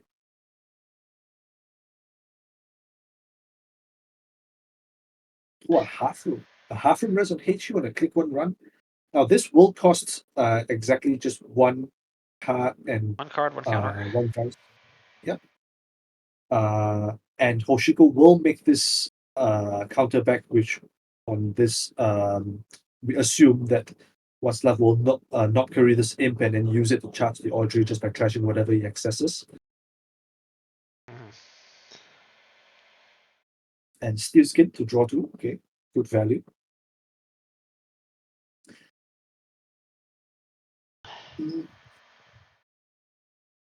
Oh, I don't think we've talked about this actually. The 2 regolith binding licenses and second math in HQ. That gets instant purge as well, of course. But I think Waslav will be much happier to see the second math hit the bin after the first is already there. Yes. And looks like we're going again. Now, I wonder if we'll see a chip for this imp. Resetting this imp would let Waslav. Oh, but no, just straight running, and just rolling their hard 6. Hitting the corporate troubleshooter. I mean, decks are full of trashable stuff these days. Oh yeah, The odds are good. and Descent is the last card in hand. All right, so that's the last Audrey counter. But of course, we can't chip this cookbook. Chip this Audrey with the cookbook, and we see the second chip coming down, of course, Exactly. to reset the Audrey if necessary. And I wonder what our breaker situation is. We only see Boy Tata. It's 1 in Boitata, the 1 Cleaver, 1 Buzzsaw, I think. Yeah, and we've only seen the Boy Tata in the heap so far. So in this 9 plus 4, 13 cards between group and stack, is this Cleaver and Buzzsaw, either of which will break this half room for a single credit. The Buzzsaw is also in the heap. Ham's grabbing another ice wall for HQ.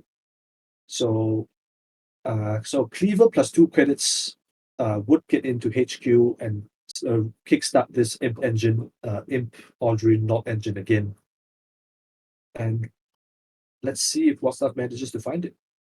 And I will say, of course, that putting down Cleaver plus Buzzsaw, and now suddenly server 1 looks a lot less impenetrable than it used to be just a couple of turns ago. Mm-hmm. Although again, the Buzzsaw has to be chipped. The Buzzsaw's in the heap currently. Okay. When did that get here? I didn't see that. There it is. Huh. So Waslav has Buzzsaw access now. It just needs to find this ice wall. Sorry, this solution to ice wall and border control. Ham's of course on 22 credits, so probably able to rest all this ice, presumably.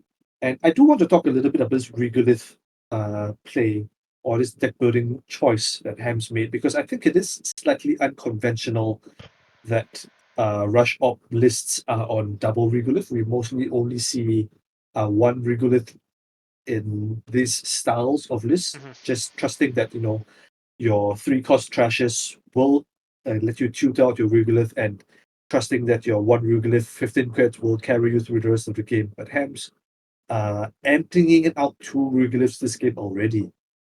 That's a lot of econ. It's a commitment to econ even.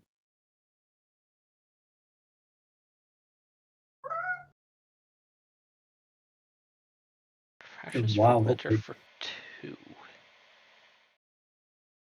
That's not something you see every day. Oh, but the hammer rest. Ooh, that is a nasty ice for a mulch like to face it. And I assume we're gonna see a Boitata chip here. I don't know if this is another way to do this. Yeah, there we go. Boitata. Fortunately, the card was trash, obviously. So it will be 4 credits to break.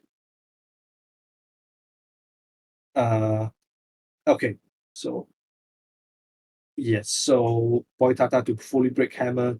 Uh, for those of you wondering, Boitata is slightly bugged on JNet at the moment. I believe you're not able to use the subroutines, the interface ability if you've trashed the card already. Okay. But of course the credits have been manually deducted. Deducted, yes. So no harm, no foul there. And second ice is an ice wall. So of course Václav, we've already discussed not having cleaver access at the moment. Wait, hold on. Light. Okay, there is no cleaver access. Good. But we'll chip a Botchless onto this ice wall. A little bit extreme for 1-cost ice, but sometimes you just got to do what you got to do. And we're in. Chip Knobkerry on Imp, we expect, and then Audrey can I would do its expect, thing. yes.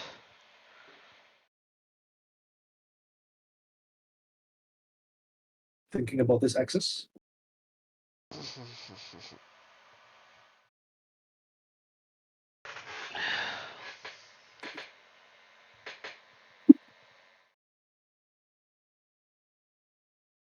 Now, it's worth noting that Boitata, of course, spent 4 credits to break this hammer after it got chipped. Yes. But on subsequent turns, when there isn't any chip going around or any self-trashes going around, it's the cost to break hammer goes from 4 to 7, and that's extremely unpalatable. Oh, okay. We are sacrificing this Audrey for to steal this SDS. That's definitely a decision. All right. Okay, and we see a click 3 labor rights, strike front, imp, and chip. That's the third chip I should add. Strike front, of course, look very welcome. Looks like it will Labor be rights chip. labor rights chip. Okay, quite standard. And here goes another fermenter. Now, this fermenter, of course, is relevant for multiple reasons. So, firstly, of course, the econ. And secondly, it's another thing that you can. It's another Self-trash thing that for you can trash Boitata. for Boitata, as well as being able to unilaterally trash on your own terms for the chips that are currently in the deck, rather than having to trade in a program. And we do see the cleaver get milled off the deck with this Lego draw. So Well, there are 2 chips we do back know. around for another go. Yeah, exactly. So if Václav has drawn one of those 2 chips, and there are no reasonable odds, it's like he's drawn 2 out of 6 cards, and there are 2 chips within those 6 cards. You could fermenter chip, click fermenter, install chip, and run R&D again if you want to try your luck on another single access. But looks like the choice will be draw, and I expect that we will see a spin doctor challenge here.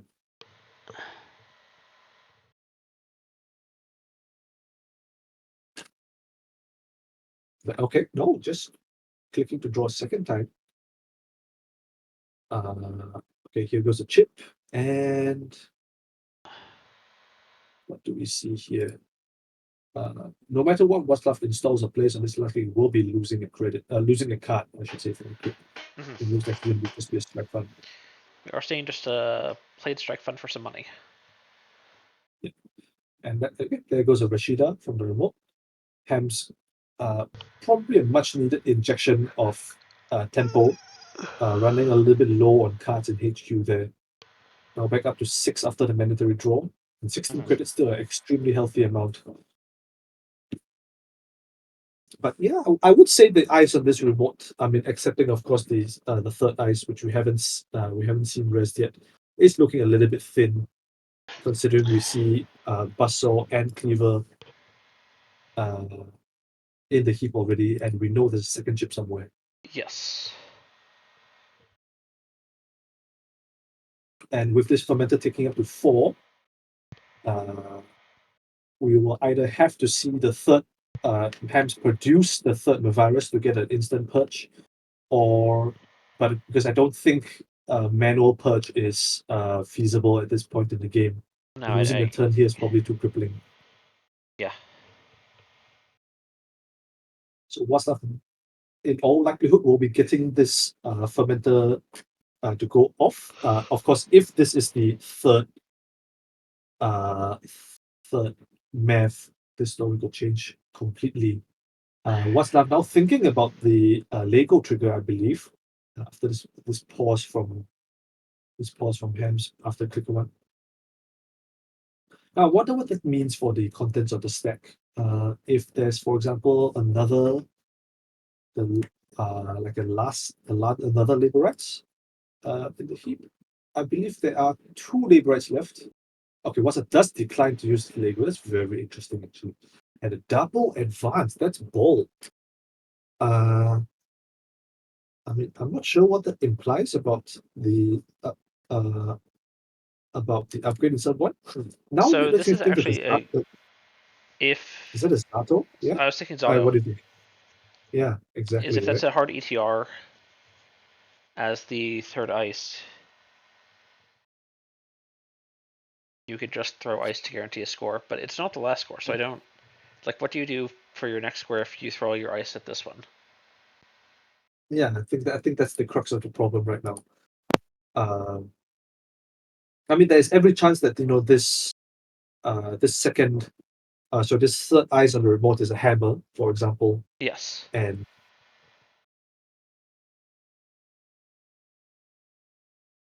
that makes it a little bit more defensible. But now here comes the second chip. This should be the last chip. Yes, that is the last chip for now, accepting any more labor rights shenanigans. And I believe there are 2 more labor There rights should be that 2 we more haven't seen. They Liberites are and probably hand right exactly now. in hand right now. Yeah. Yep.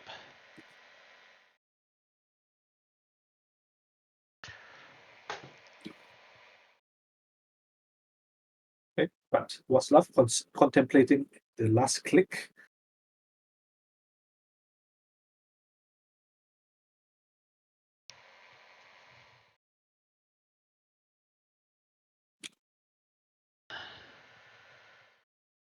And just clicking the fermenter, just getting the 8 credits. Notably discarding a price that's very reasonable. Not much use for the card anymore. But now importantly, the chip is the chips aren't active. Okay, well, I guess because of this STS triple advance, they are back to active. That's I think you have to chip back in the Boitata right yeah, now.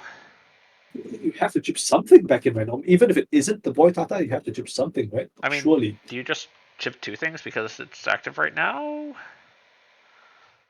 Oh yeah, that's a very good point. I think Waslav is contemplating that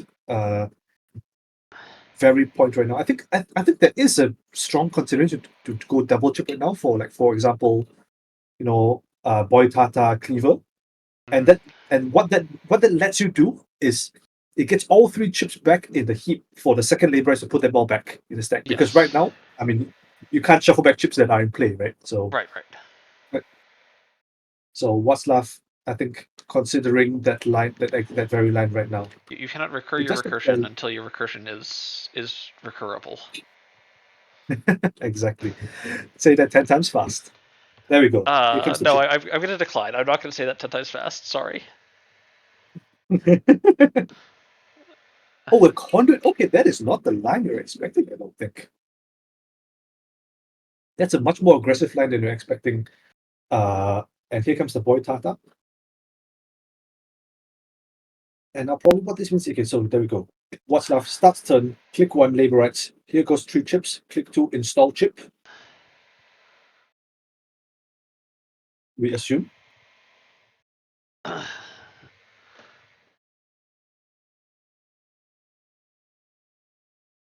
click to you install a chip. You're not building up this conduit very fast. I mean, I guess Nomcree helps, but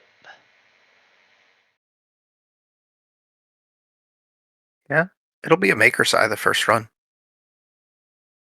true. Yeah, that's not too bad. Oh, we still click 2 botulus. Interesting. That probably we still have to install this chip first, I think. If not, boy Tata is getting hella expensive to break hammer. And there we go. Click 3 There it chip, and is. we Okay. assume look for a conduit. It's And border. it's a Okay, this descent. descend doesn't do all that much.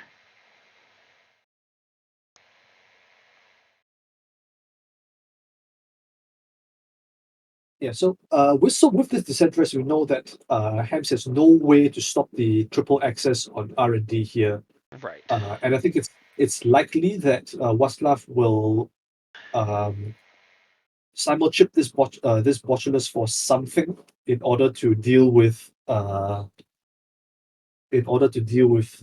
hammer. Just because the descent can bounce itself back to HQ and then strand Yeah, the no, otherwise the botulus just gets... exactly. Oh, but no, looks like Václav is just straight up going to pay the iron price on this hammer, valuing the extra 3 credits over the simul chip activation. Okay, that's definitely reasonable, and you can afford this for the time being with that little bankroll you had from your fermenter. I shouldn't say bankroll, that's an actual card, right? Yeah. All right, let's see. 3 cards. See if there's 3 maybe a cards spin and in one for... Yep. Trash from imp. That's okay. Spin double math. In the Very Maverick. reasonable. Oh,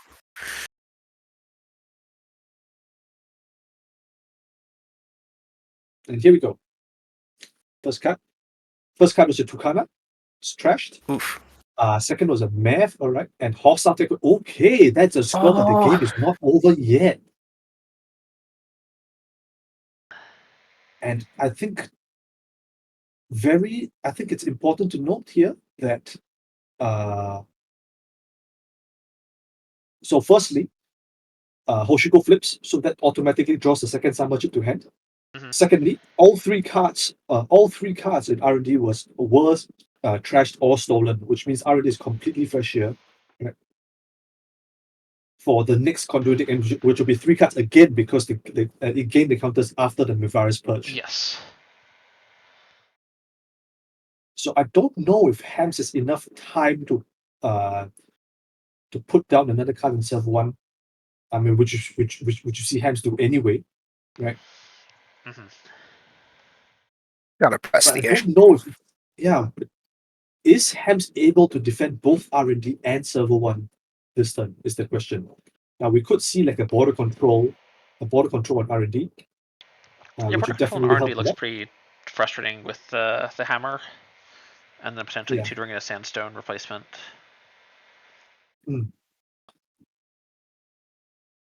Although, where do we see the hush anywhere?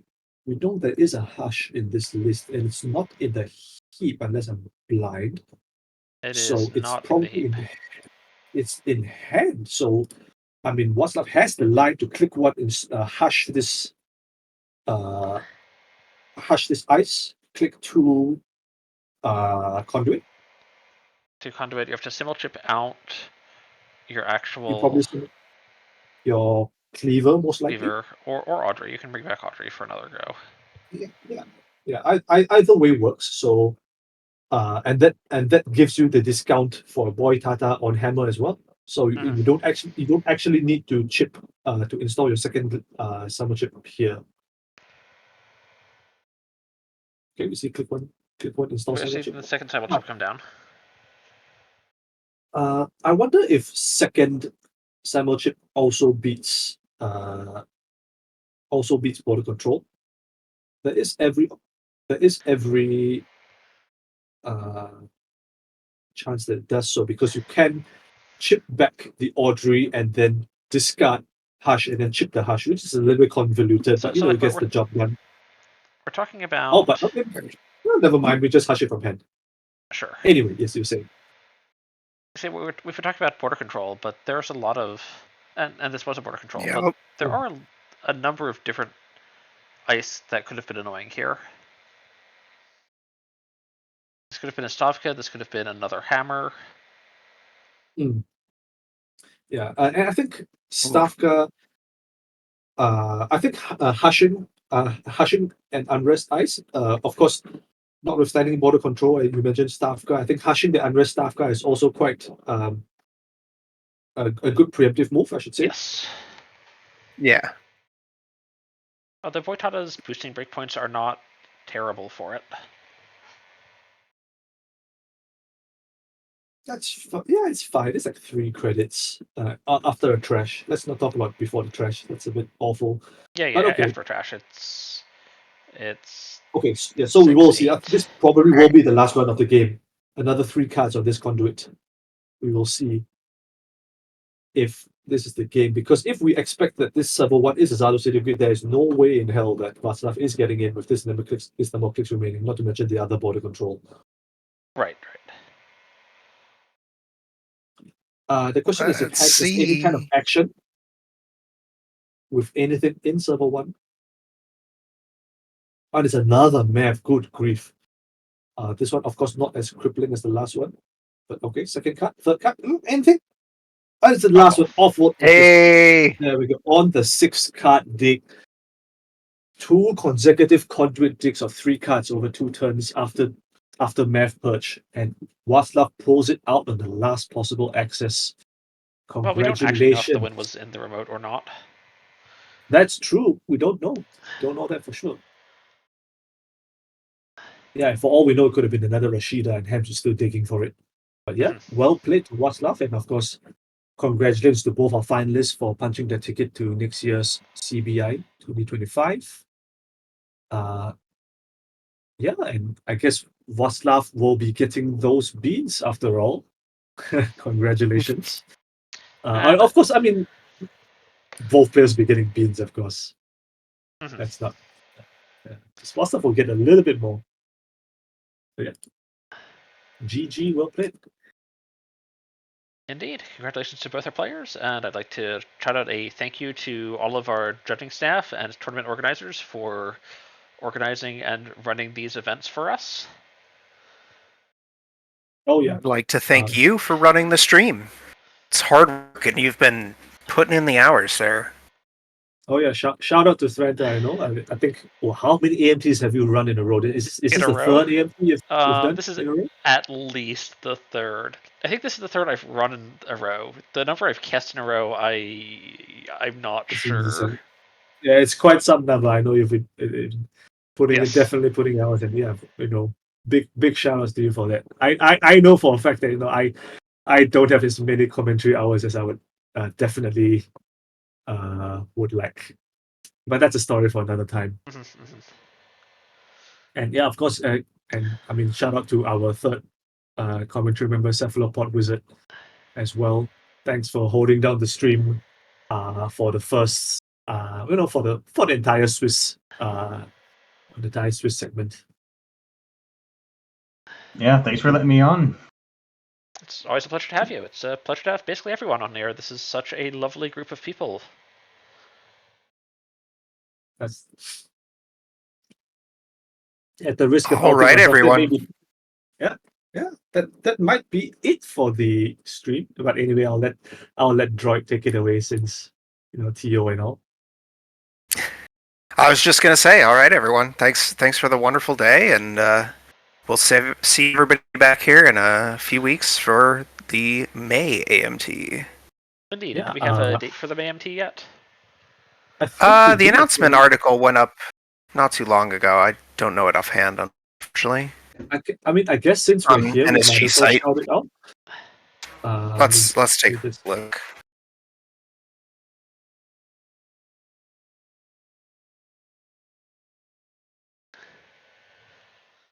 May It should be accelerated the meta test tournaments.